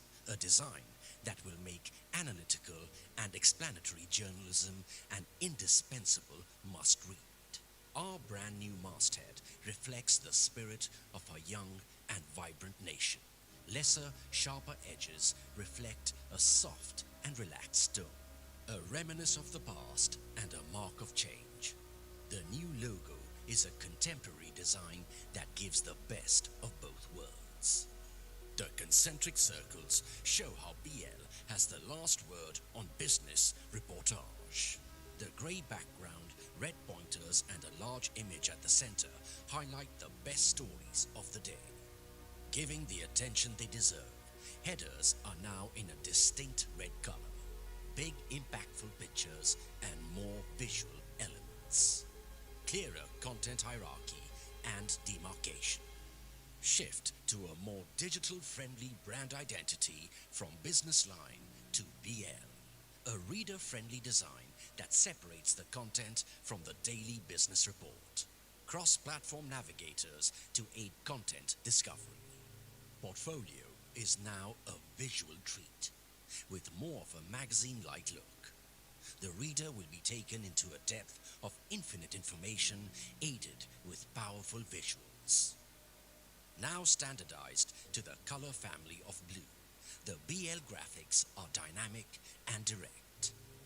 Layout is now made vibrant, bolder and smart with more emphasis on the magic of white spaces. A page aligned to such perfection, giving the readers the most enjoyable and organized reading experience. Text and visuals blend like magic to carry out storytelling in the same intuitive way in which we communicate via text messaging.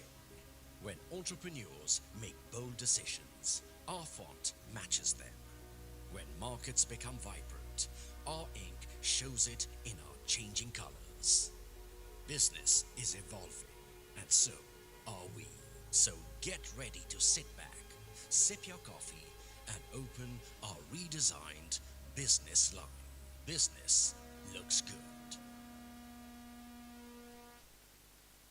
Vamnicom has set new dimensions in education and training in the field of cooperation and agriculture, and has made its place among the world's leading cooperative management institutes. Now, the day is not far when this great institution will establish itself as a center of excellence.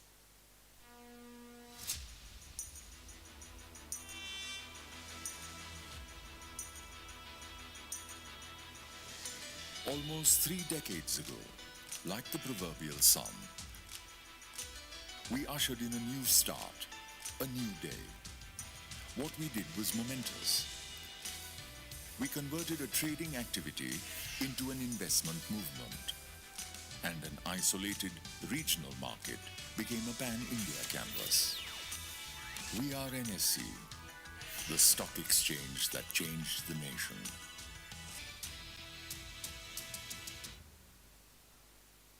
Sir हमारे startup का idea बहुत ही बढ़िया है, लेकिन आपके business को आगे बढ़ाना वो हमारा काम है। शब्दों के बिना भी समझे जो हर बात है, आगे बढ़ते रहो, हम साथ हैं, आगे बढ़ते रहो, हम साथ हैं, आगे बढ़ते रहो, हम साथ हैं, आगे बढ़ते रहो। SBI, banker to every Indian.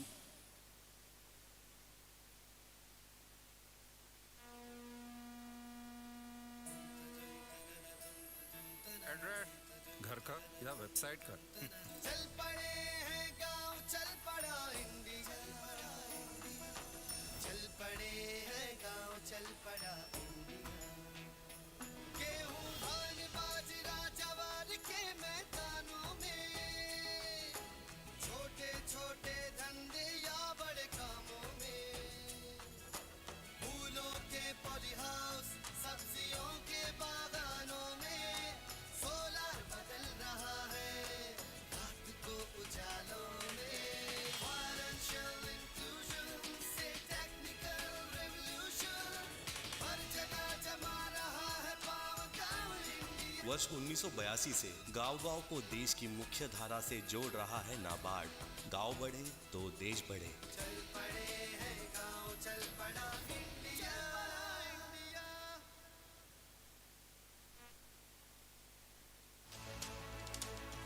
NCDEX, India's leading agri derivatives exchange. A robust platform helping market participants in price discovery and risk management. An integral part of the Agri Ecosystem.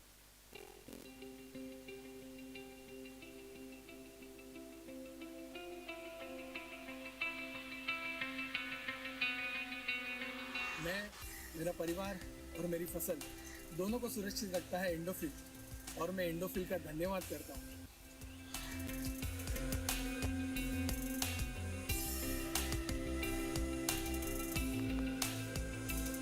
In the heart of India, where fertile fields stretch wide, where the farmers nurture their crops with unyielding pride, amidst the lush green crops that sway and dance, stands a company that helps enhance the yield and quality of food produced on our land. Introducing Danuka Agritech Limited, established in the year 1980. Danuka Agritech Limited is part of the 56-year-old Danuka Group and is one of the fastest growing agrochemical companies in India. With our 3 fully equipped agrochemical formulation facilities, a new specialty chemicals plant, a state-of-the-art research center, 90 plus products, 30 plus warehouses, and a pan-India distribution network of 6,500 plus primary and 80,000 plus secondary distribution channels. Ladies and gentlemen, we'll be starting with the next session in a short while. Requesting you all to kindly join us back inside. The next is yet another panel discussion, so requesting all our esteemed guests to please join us back inside. Please take your seat. Requesting you all to kindly occupy the seats in the front.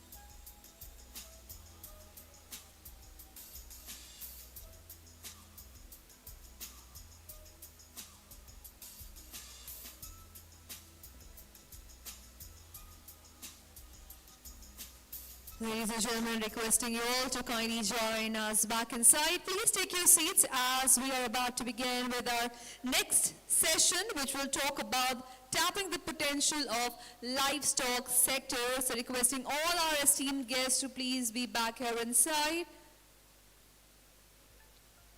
This will be the last panel discussion of the day and a very interesting one. So requesting you all to kindly come back and take your seats.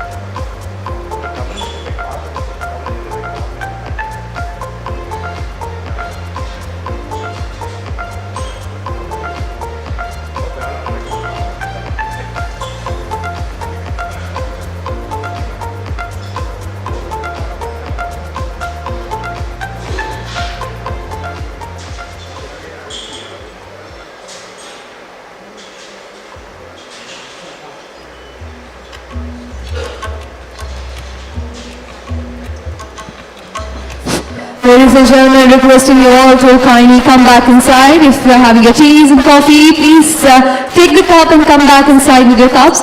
And you can be seated as we are moving ahead with the next session that we talk about tapping the potential of livestock sector.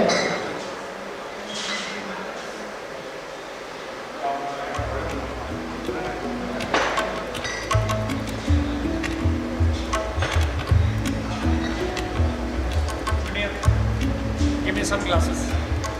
Fresh.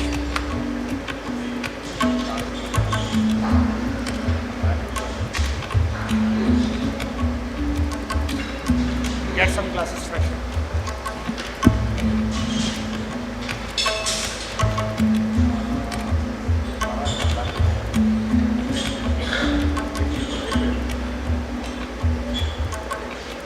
Stay.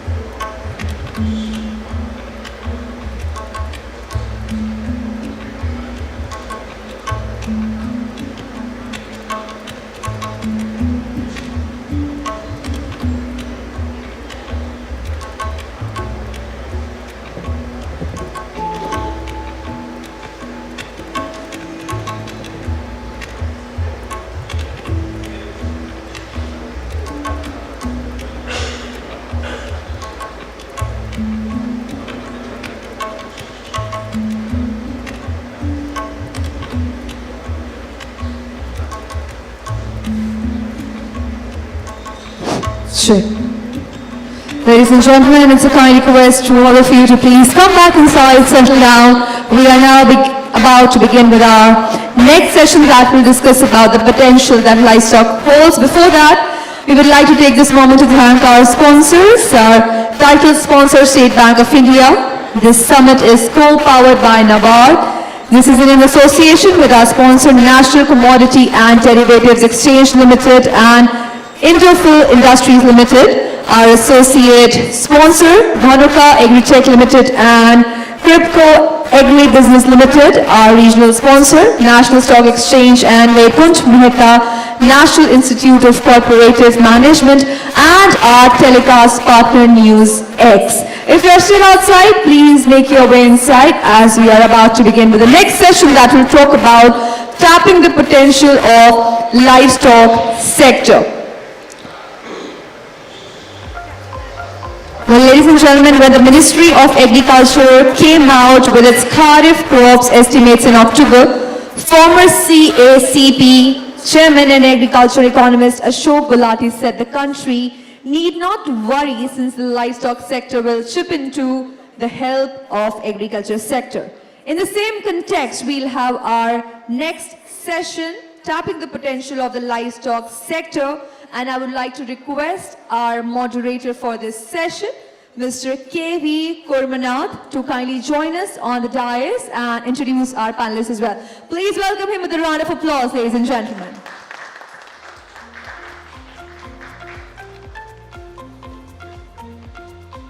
Good evening, friends. I know this is the toughest part. We are at the end of the conference. I mean, one more session, valedictory is there. Ours is the last panel. And obviously, all of us are tired listening to so many power-packed opinions from experts.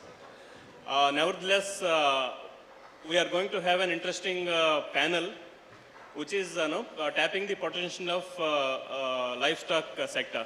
We have with us Mr. Suresh Chitturi, Vice Chairman and Managing Director of Srinivasa Farms. His father was the doyen of Indian poultry industry, Mr. Jagapati Rao. Welcome, sir. And we have Mr. KK Vijayan. He is the former director of Central Institute of Brackish Water Aquaculture, which is a ICAR body. And we have Mr. Ranjit Mukundan, who is co-founder and CEO of Stella Paps, which is an agri-tech startup, which is into dairy. As I was saying, livestock sector till recently used to be a poor country cousin of agriculture, which itself was not doing very well in terms of gross value.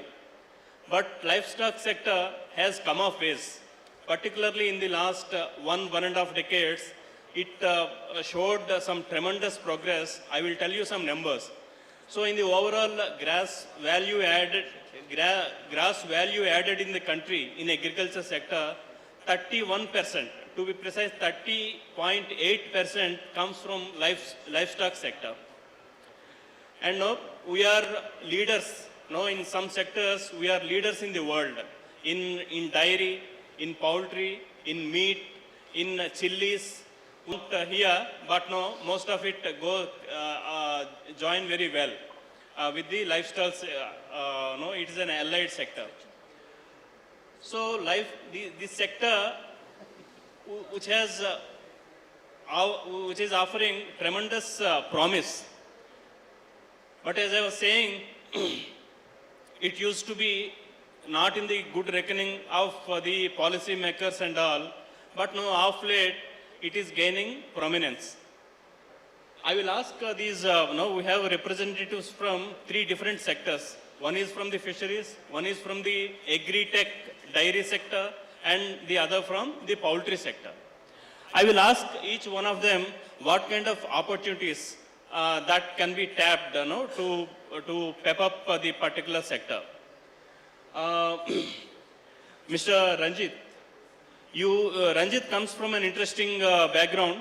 He is a techie, basically, a niche techie player who comes to livestock to solve the problems of livestock sector. Now the startup is focusing on dairy sector. It is developing end-to-end solutions for the dairy sector. I will ask Mr. Ranjit. Mr. Ranjit, you tell us what kind of opportunities that technology can do to a particular sector in livestock.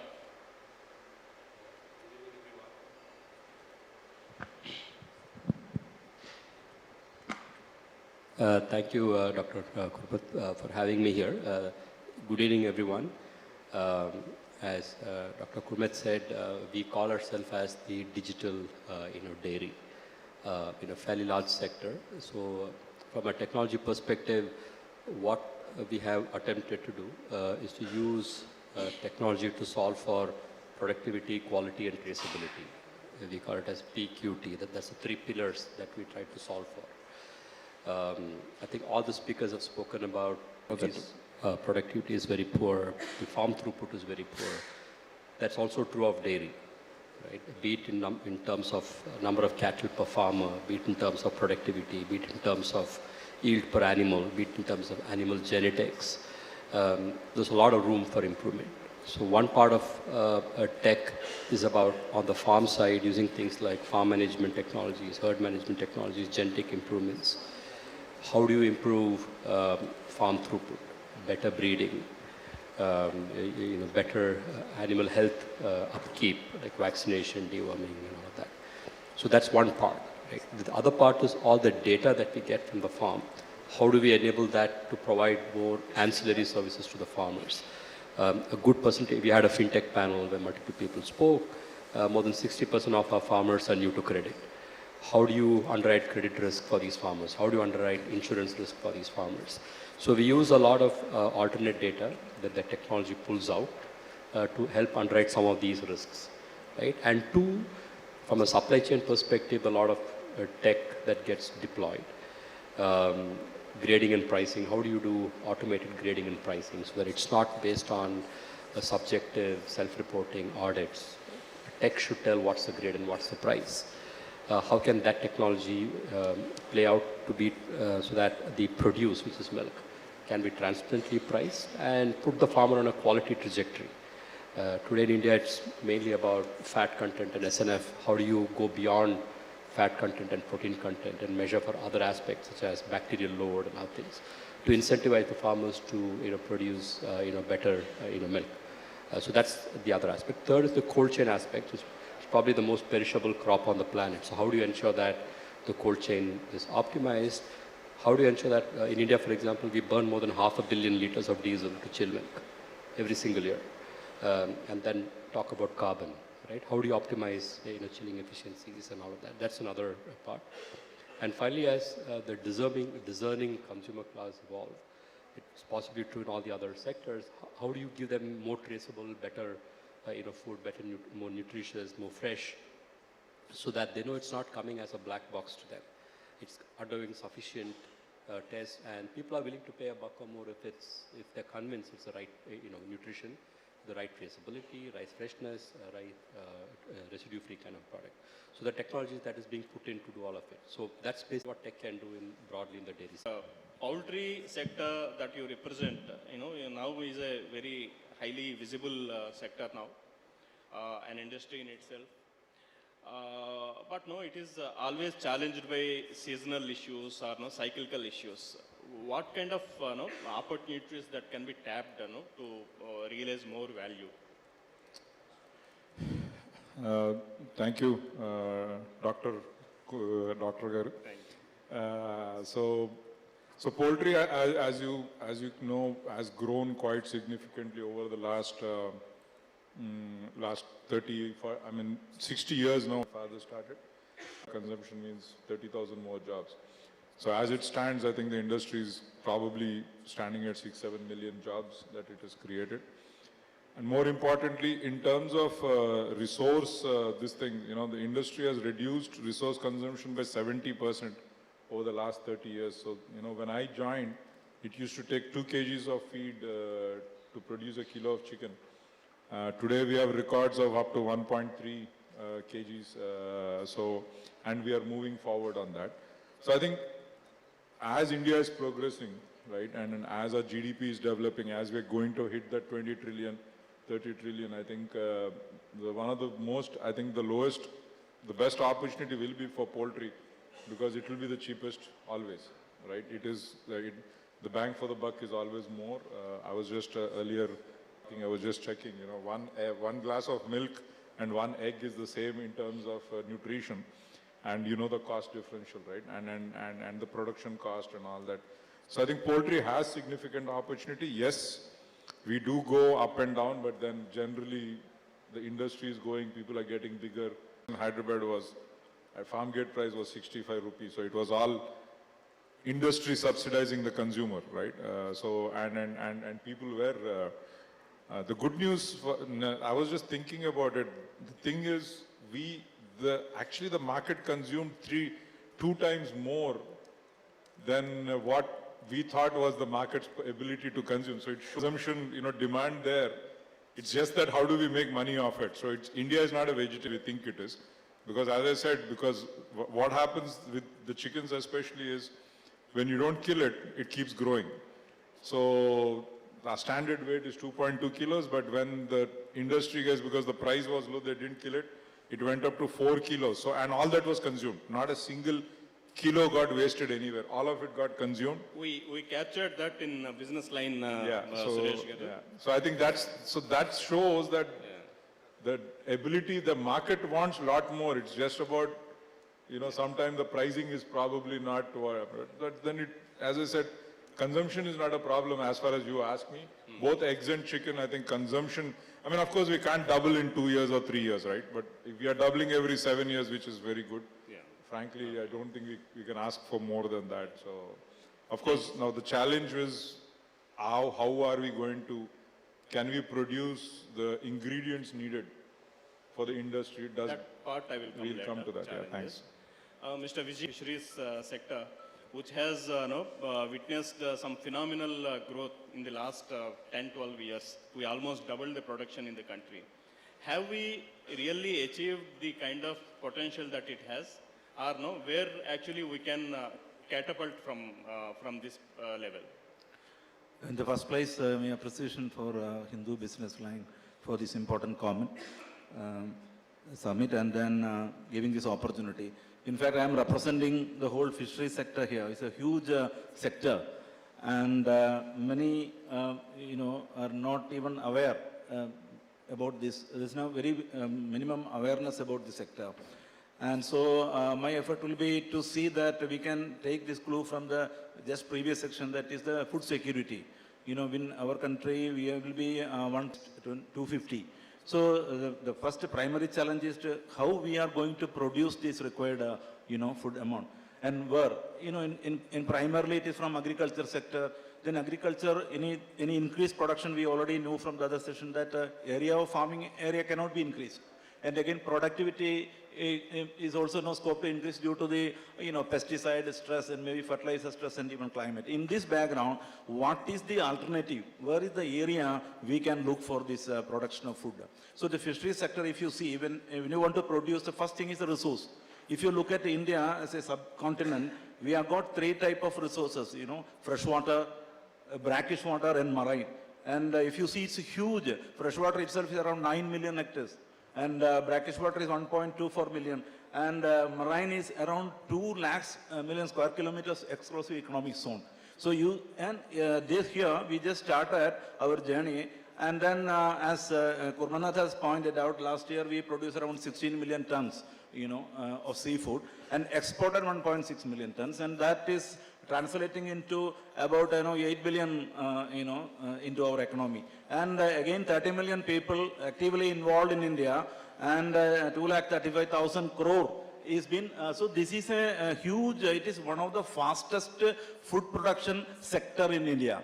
And then again, how we can, because mostly this is in the coastal states, and then inland production system. So how this trajectory can be, that is the most important thing.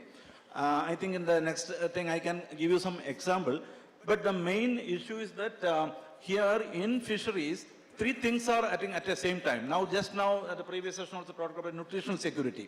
So fish is one of the very reachable, affordable fish protein. And it is giving a nutritional security, and the production system, actually it is a marginalized in the rural poor. They are actively in the 13 million people, if you think. So that it is directly impact the rural economy. So that whatever we have do, it produce food, it produce nutrition security, and again it is giving economic benefits as a single thing. So this sector, actually when we started, we took it as a sunrise industry. And one more point, mostly we fish means we think about fish coming from sea. Now for the last almost 1 decade, the production from the wild has been satiated. It's around 4 million tons if you look at it.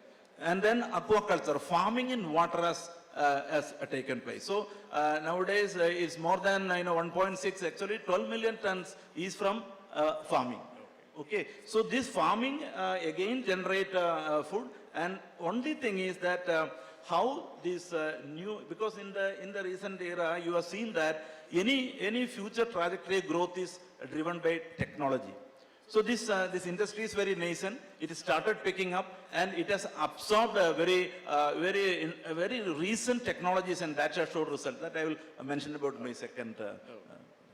Thank you, Mr. Vijayan. He was talking about the importance of technology of production-based production. From your perspective, what is the kind of projections you will give for dairy sector over the next 4-5 years? And how technology can propel that, can be a catalyst for that to happen? Yeah. So let me, in 30 seconds, give where it is today, and as a roadmap and what technology sort of can do, right? So as we speak, there are about 300 million cattle, half and half cows and buffaloes, 80 million smallholder farming families who touch dairying in some form or the other. That's at 600 million liters of milk per day. That's roughly 2 liters per dairy farmer, annualized average, right? So it's very subsistence at that level, even as we speak. Every farmer has 2 to 3 animals, produces a few liters of milk, and a per capita consumption to 10 to 15 animals. Can we do micro-chilling at farm? And can we move this milk directly from the farm to the processing plant rather than having society-based collections?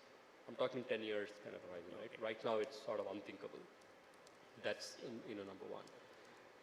Number two, can all of this be done in a highly decarbonized of methane per year? That's roughly 2,300 kgs of carbon. 6% reduction in the carbon load per liter, right? So you need technologies to help enable that, right? That's one. And four, because of all this, I also see that the consumers benefiting. It's not just going to be paneer, dahi, chas, kova, those standard basic 101 products. I think better quality milk also enables Kanazawa grade cheese, enables paneer that melts in your mouth, enables caramelized milk puddings and all of that you see in the developed markets, right? So I see all of this trajectory happening, and I think the fundamental need is underlying technology for traceability, productivity improvement, carbon sequestration and all of that. Okay. So everything's going to play out. Thank you. Mr. Vijayan, you are talking about the opportunity, the growing opportunity for the fisheries and the need for fisheries. Can you tell us what kind of policy changes can help this process to become a faster process? This I will cite with an example. Like in fisheries, shrimp farming industry is a very unique example. And Andhra is leading the thing. Actually, in late 90s, there was a big viral disease issues, and the industry in India and across the world collapsed. Then, we need to have the earlier sessions people were talking about genomics, etc. There was a strain in US. They have selective bred, fast growing. It's an American, it's called 1MA. So people together thought that what is the way out? We need a shrimp which is free of virus. That means a healthy thing. So to making selective breeding and waiting for that take minimum 10 years. So the government and the institution like us, we represent the R&D sector and the corporate as well as the farmers came together, make policies, and it has decided to import this particular strain to India. That is, at that time, we were using Indian shrimp, that means tiger shrimp and Indian white shrimp. And you don't believe, in 2010, the first, it started coming, and all the basic infrastructure like hatcheries and feed all came in big. This has been done by private sector. So in that time, it was, the production was around 1 lakh tons, and it has now, it has touched almost 1 million, 10 lakh tons. And export, and shrimp production, 90% is exported because it is a value-added product. And it is a money spinning and very profitable thing. One shrimp crop, the maximum period is 4 months.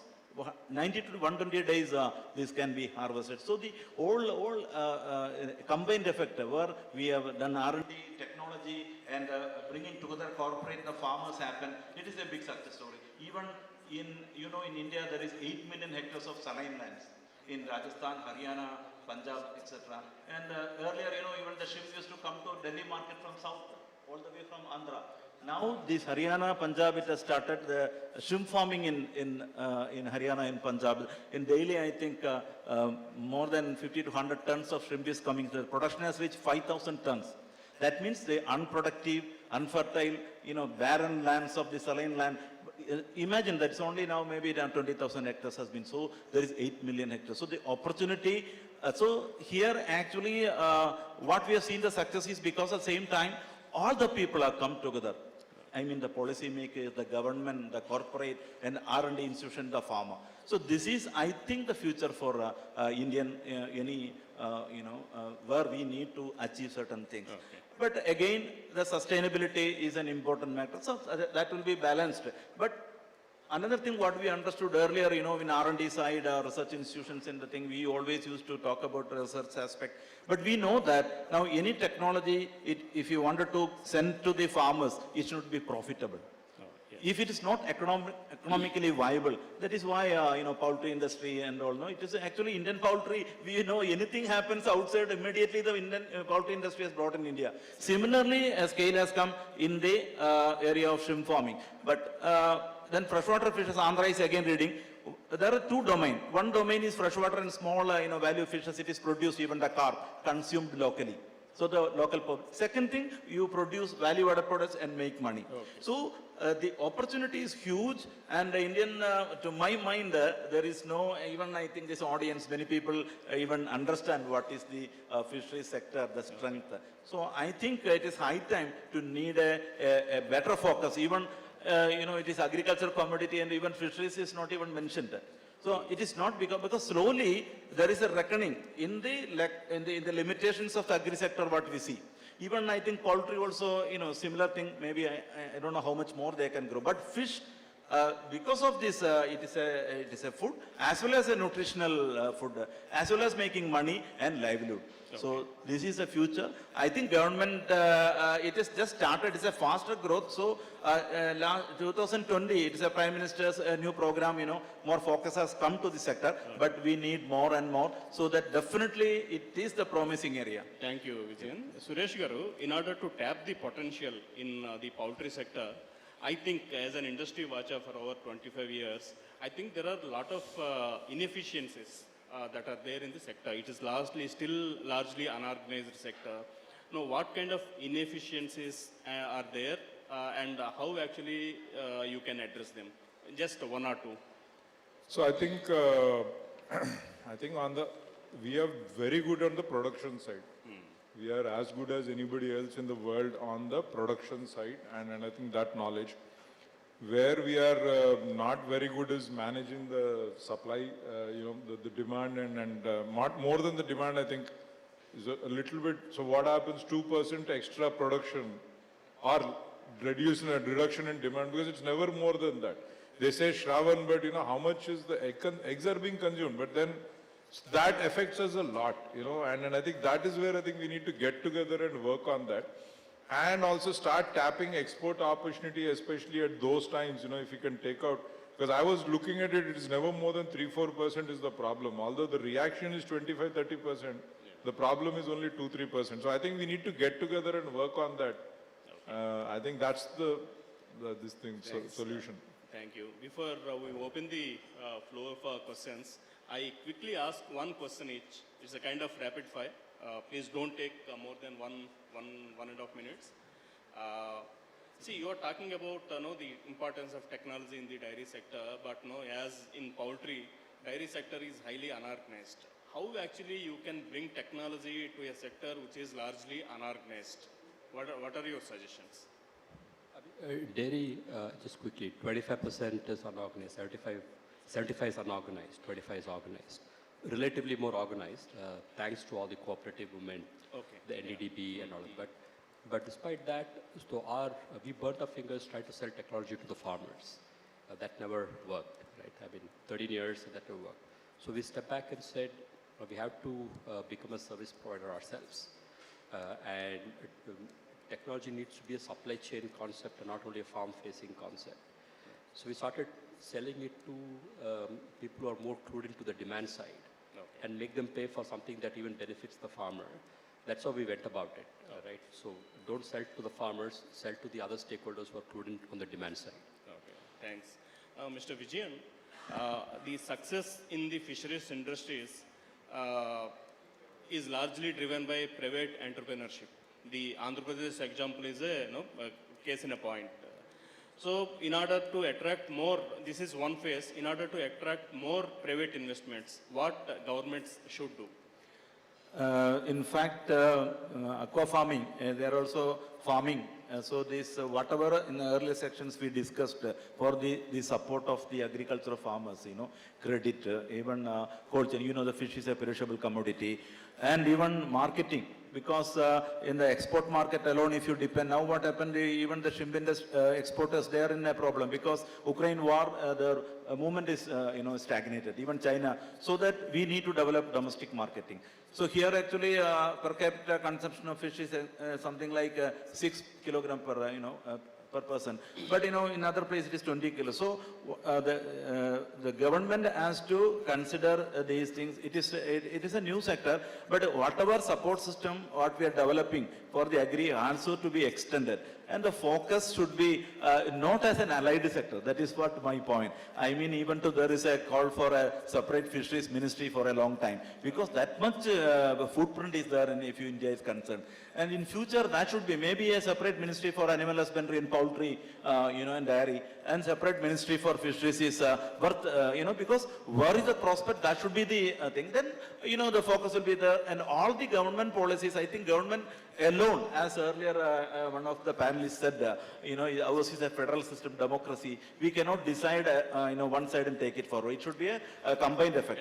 Thank you. Thank you. Mr. Suresh, poultry industry so far is largely supporting, catering to the domestic market, which is not a very high value, and hence it is not really highly rewarding.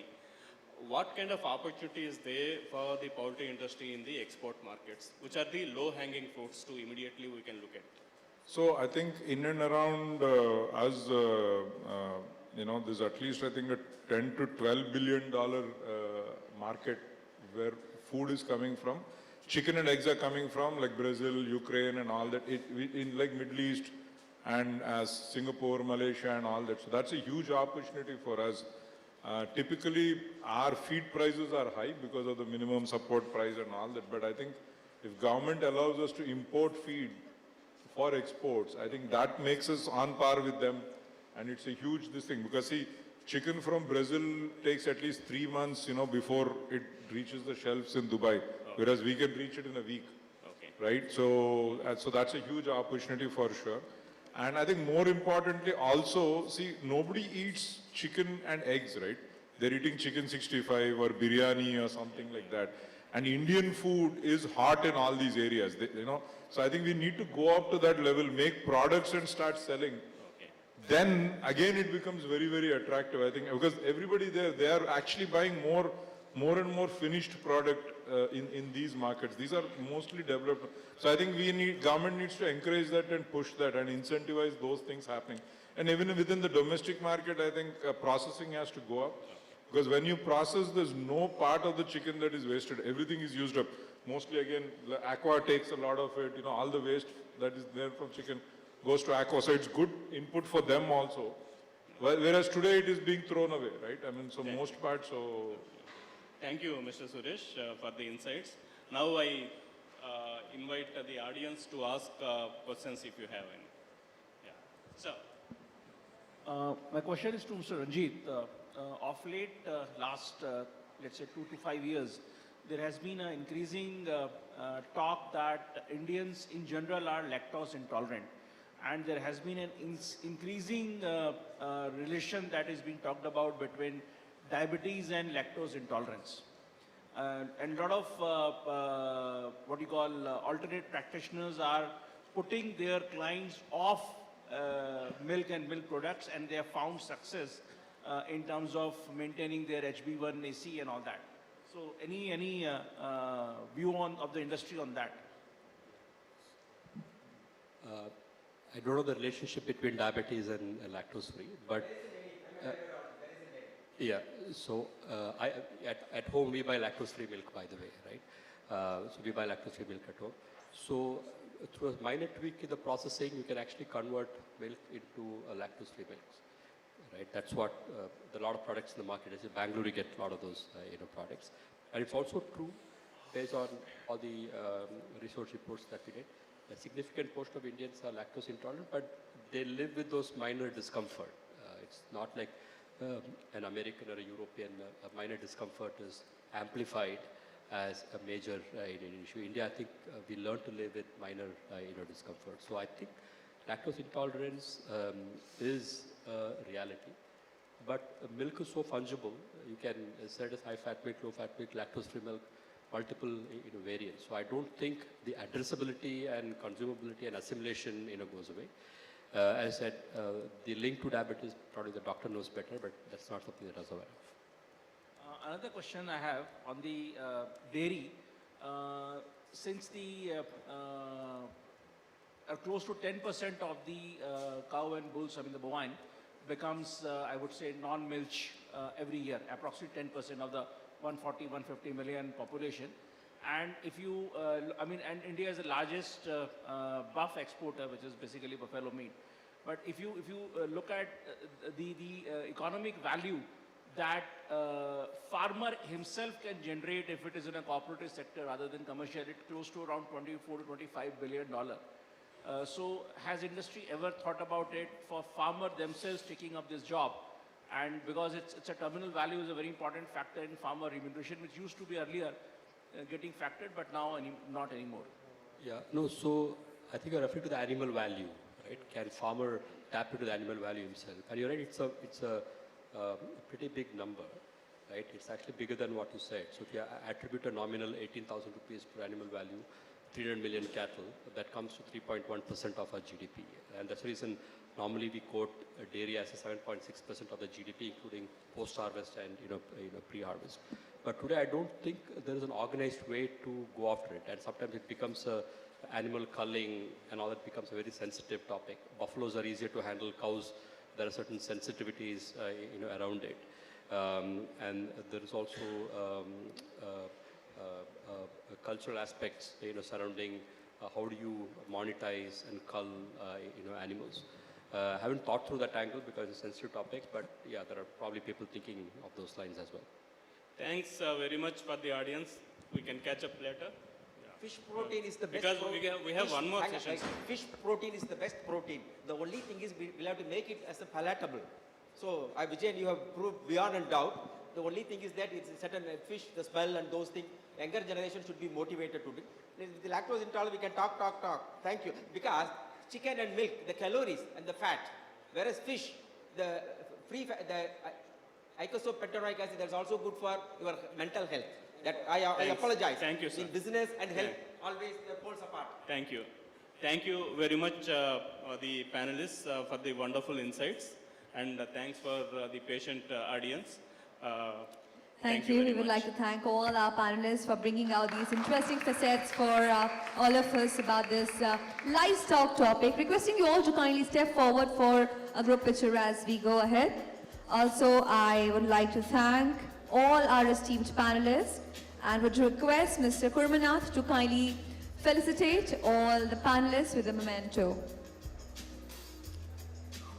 Ladies and gentlemen, this was about tapping the potential of livestock sector. Let us put our hands together for all our esteemed panelists.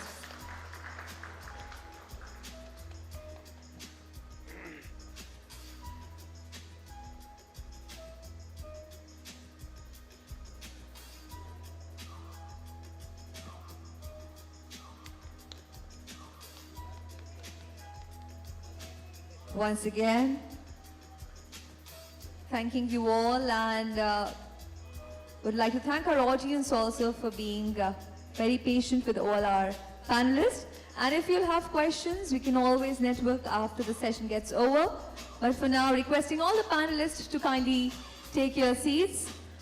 And ladies and gentlemen, this was the last panel discussion of the day. We've covered various topics in lengths and breadths. We've covered the climate change, we've covered the role of women, we've covered livestock potential, and I'm sure you all are going back with a lot of knowledge and a lot of information. We are now moving towards the last session of the day, and we have a very special guest with us, and I would like to invite our honorable guest. But before that, once again, I'm sure you all had a great day, a lot of learnings, a lot of information, valuable insights that can help you grow better. As you've discussed in the beginning, that the purpose of this is to empower each other, empower the others around us, and I think we are successful for that. And we would also like to thank all our sponsors once again for making this happen. And now, ladies and gentlemen, let us now move for our next session, which is a valedictory address. And we have a very special guest. I would like to invite on the dais Dr. Ajay Kumar Sood, Deputy Managing Director, Nabard, to please join us on the stage for his valedictory address. And with him, I would like to invite Mr. Subramani to please join Dr. Sood for his address.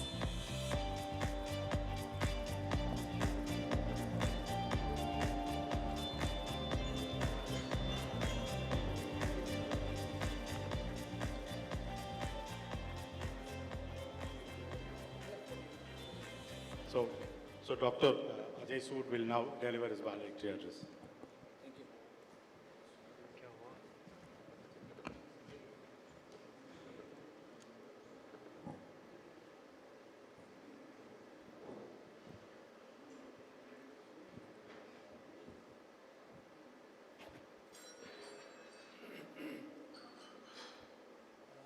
Very good evening to all of you. Sorry for being late to join this today's function. First of all, let me congratulate the businessLine for choosing a very valid topic, which is very, very topical. Agri and Commodity Summit, I think it's a need of the hour. We know that there are challenges since last 75 years. Agriculture has been progressing in a particular way. We have overcome the food security, but now we are entering in a new era where we have challenges of the second generation challenges. These are challenges of resource degradation, challenges of water, challenges of nutrients, challenges of over-exploitation of resources. So I think now we need, our focus should be on addressing these challenges. Then there are challenges of climate change. We know that agriculture is the largest provider of livelihood in India, providing employment to around 46%, but contributing only 18%. So our challenge is, how do we increase the value per capita of agriculture so that the income of the farmers is increased proportionate to their efforts in agriculture. We also know that we have high vulnerability in agriculture to climate risk, as high as that around 10% yield loss is potentially there every year across various crop types. So this vulnerability is further exacerbated potentially across major types, and with almost 50% of India's population comprising of smallholders, that is the major challenge is that since we have 85% of the holders as smallholders, so their access to various facilities, their capacity to invest to overcome these challenges is also very limited. So to sustain the long-term food security and achieve higher growth in its yield, it is important to invest in productivity enhancing agricultural practices that use inputs what have minimum impact on the natural resources. Precision agriculture is one way that can help 85% of our smallholders improve their productivity. Drone technology in particular gives farmers the ability to more effectively use inputs like fertilizer, pesticides, and irrigation water without polluting the environment. So accordingly, there was a policy on drone in the union budget. Nabard has been running a program on sustainable and climate resilient dryland agriculture development through a community-driven watershed or landscape management approach that has covered more than 2.5 million hectares of India's most vulnerable areas. The program over the years has evolved to showcase the integration of climate proofing or resilience building measures in rural development projects and programs. This is one of the successful examples of large-scale regenerative agriculture integration at the landscape level.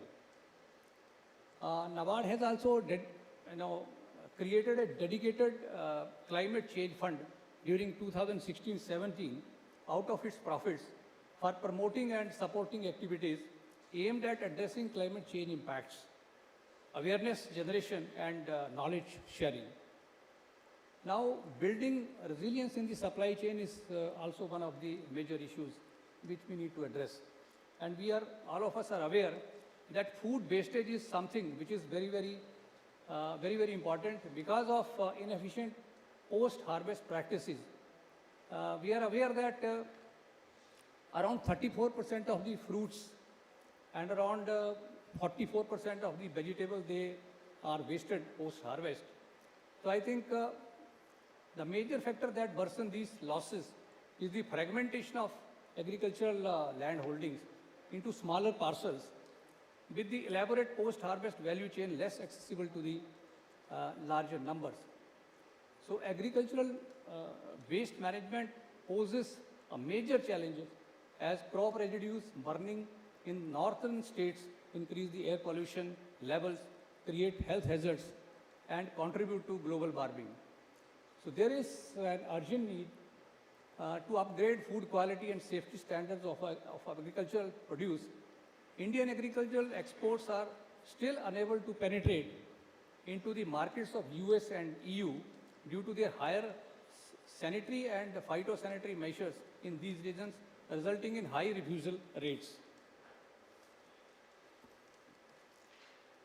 I have already spoken of food security and livestock, but since there is a shift in the consumption pattern, now the per capita consumption of food grain, particularly cereals, is declining considerably while the demand for high valued commodities like fruits and vegetables is rising. So for increasing the supply of high value commodities in accordance with the increasing demand, as well as to manage the surplus of other commodities, there is a need for huge investment in market infrastructure, processing and storage facilities such as warehouses, cold storages, cold chain, etc., to build an efficient and reliable value chain. In this regard, I would like to inform, as you may be aware also, that Nabard has been helping in all these aspects in terms of different funds, like we have RIDF, Rural Infrastructure Development Fund, we have Food Processing Fund, we have Warehouse Infrastructure Fund. So through these funds, we have been helping in infrastructure development in these areas to a larger extent. Then there is also a need for incentivizing the private players as well as developing public-private partnerships to build an agricultural supply chain similar to the Amul model for dairy products, which can eliminate post-harvest wastage as well as facilitate the balance between domestic production and demand. We are also aware that not in the names of the women. So I think there is a need to develop a system like land eligibility certificates in Andhra Pradesh. So maybe those kind of model can be emulated, which can be tried for women also. Then there is also one very, very important issue of tenant farmers. The lack of access to various inputs of tenant farmers. Though as per the survey reports, NSS survey reports, there are hardly 10% tenant farmers recorded. But in practice, in some states, they are as high as 40 to 50%. But their access to inputs is really, really very limited. And we really need to, innovate on ways to provide inputs and access to various facilities. Land eligibility certificate that I just talked in Andhra Pradesh, which has been tried, but there have been limitations on its use because of various reasons in terms of various provisions. We were discussing on one of the provisions that in some states, since the tenants are already doing fine farming, but because of lack of access to inputs, particularly credit, they have not been able to upscale their operations. So how do we integrate these farmers, tenant farmers to the formal financial institutions? One of the ways is that since they have also been contributing to the procurement operations, whatever production they are doing, that goes into the procurement operations. So probably this data point can be taken as one of the point which can help them to provide some kind of credit facility. Bankers' trust can be there. So we also know that focusing on women is very, very important because the SHG program, which has been the largest microfinance program, that has proved that the repayment behavior of the women is better than the men-led SHGs. So probably if we invest in women, then it can be a paradigm shift and it can be a game changer.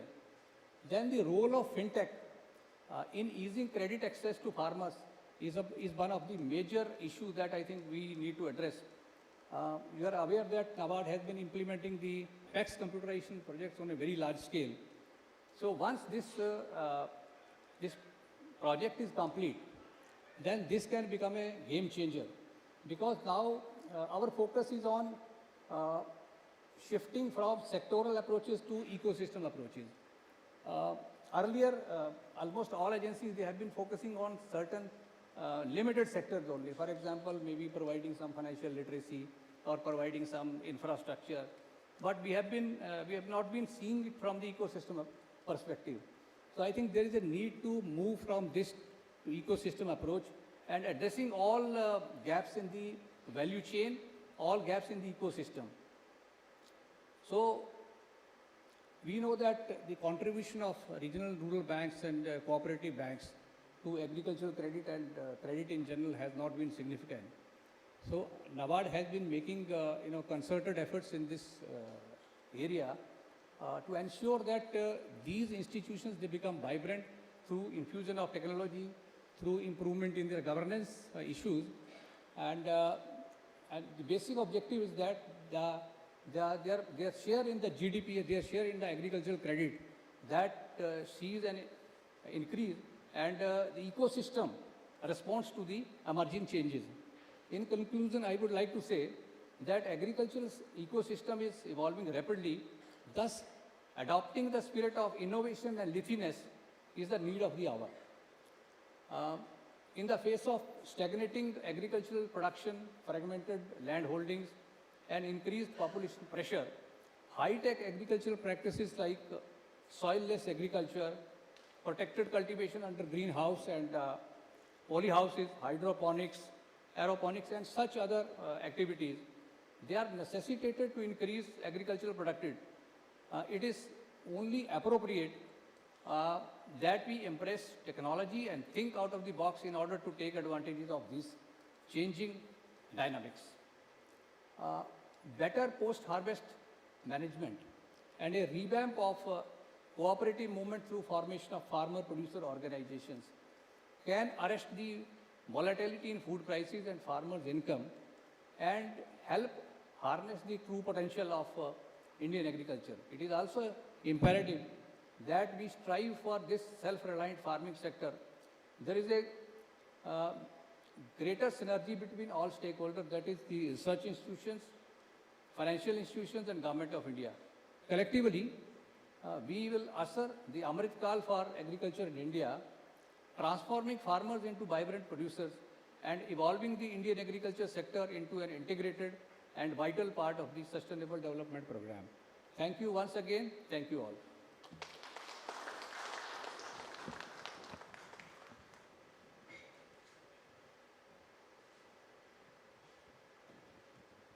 So, if you can kindly permit us, I have a couple of questions.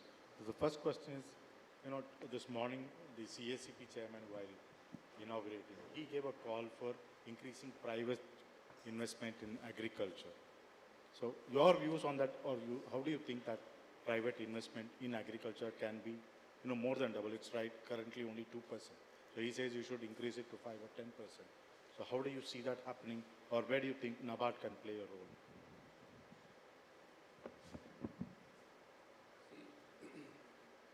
As you are aware that Nabard is an ecosystem developer, and we have a lot of inefficiencies in the system to attract private investments. So the need of the hour is to increase the credit absorption capacity. That is one thing. And Nabard has been playing an instrumental role in this. We have been, undertaking various natural resource management projects. That is on the project side. Then we have been also undertaking capacity building through various our programs. Then institutional building like farmer producer organizations, self-help groups. So unless these collectives are in place, I think things are not going to be easy. And we have to upscale these programs to a greater extent. So without these initiatives, I think private investment is not going to pick up. That is one part. Another is the role and responsibilities of the rural financial institutions like regional rural banks and cooperative banks, NBFCs, fintechs. That also needs to be upgraded to catch up this demand. Another question I would ask is, you are talking about easing the credit access for farmers. So you're saying Nabard is doing. Can you explain what really Nabard is doing to really ease the access of finance for farmers? Or maybe the programs or schemes it has got. Yeah, I told you that for increasing first is how do we increase the credit, enhancing capacity. So credit absorption capacity, I was saying. So for this, number one, say we have a watershed development program. So through watershed development program, we bring in more area under irrigation in a particular region, in a dryland agriculture kind of landscape. So once there is more area under irrigation, there is a shift in the cropping pattern from dryland crops to high-yielding crops. So this program, unless it is upscaled to a level, to a population scale, I would say, because Nabard has been doing these projects on experimental basis, on a demonstrative basis only. So our intention is to create models, to innovate, and to show that these things are upscalable and these need to be adopted. So unless these programs are taken up by the government or other agencies, I think there will always be a gap. For example, if I tell you, when we developed a self-help group program, which was later mainstream into NRLM, similarly, we also did this FPO. We started this FPO program. Now there is a central sector scheme on FPO. So similar linkages are required. From watershed also, then we are also running one tribal development program. So tribal people particularly, they are very low income people and living in geographies which are really inaccessible. So there also, we are trying various model crops plus livestock and various other models also. So through these initiatives, the credit absorption capacity of these people is enhanced to a larger extent. And we have seen through various interventions that after the initiation and implementation of these programs, the credit uptake in these regions has significantly increased 2 to 3 times. So the need of the hour is that the upscaling is needed on a bigger scale, at a population scale. So Thank you very much, sir. Very insightful thoughts into this whole thing. So, Thank you, sir. Ladies and gentlemen, can we have a round of applause for Dr. Ajay Kumar? And I request Mr. Subramani to kindly felicitate Dr. Ajay Kumar Sood.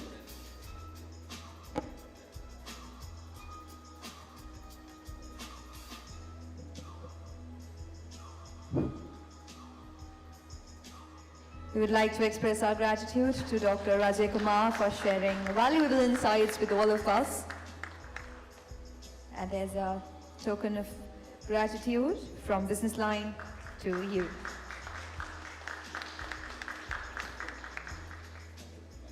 Thank you. Thank you once again.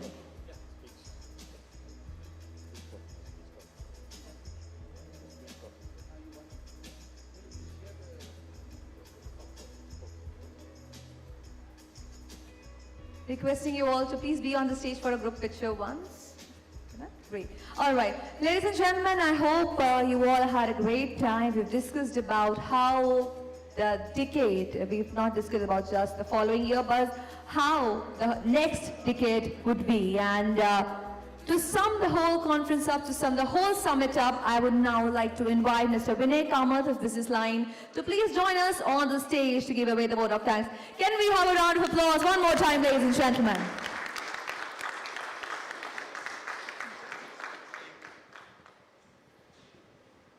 Yeah, I'll just keep this short and sweet because it's been a long day. So thank you all for attending today's businessLine Agri and Commodity Summit 2024. You know, braving the cold. Reports say that the past few days have been some of the coldest Delhi has seen this season. Thank you to Dr. Ajay Kumar Sood for having made the trip from Bombay and rushing to the venue to be on time to deliver his valedictory address. So thank you, sir, for that.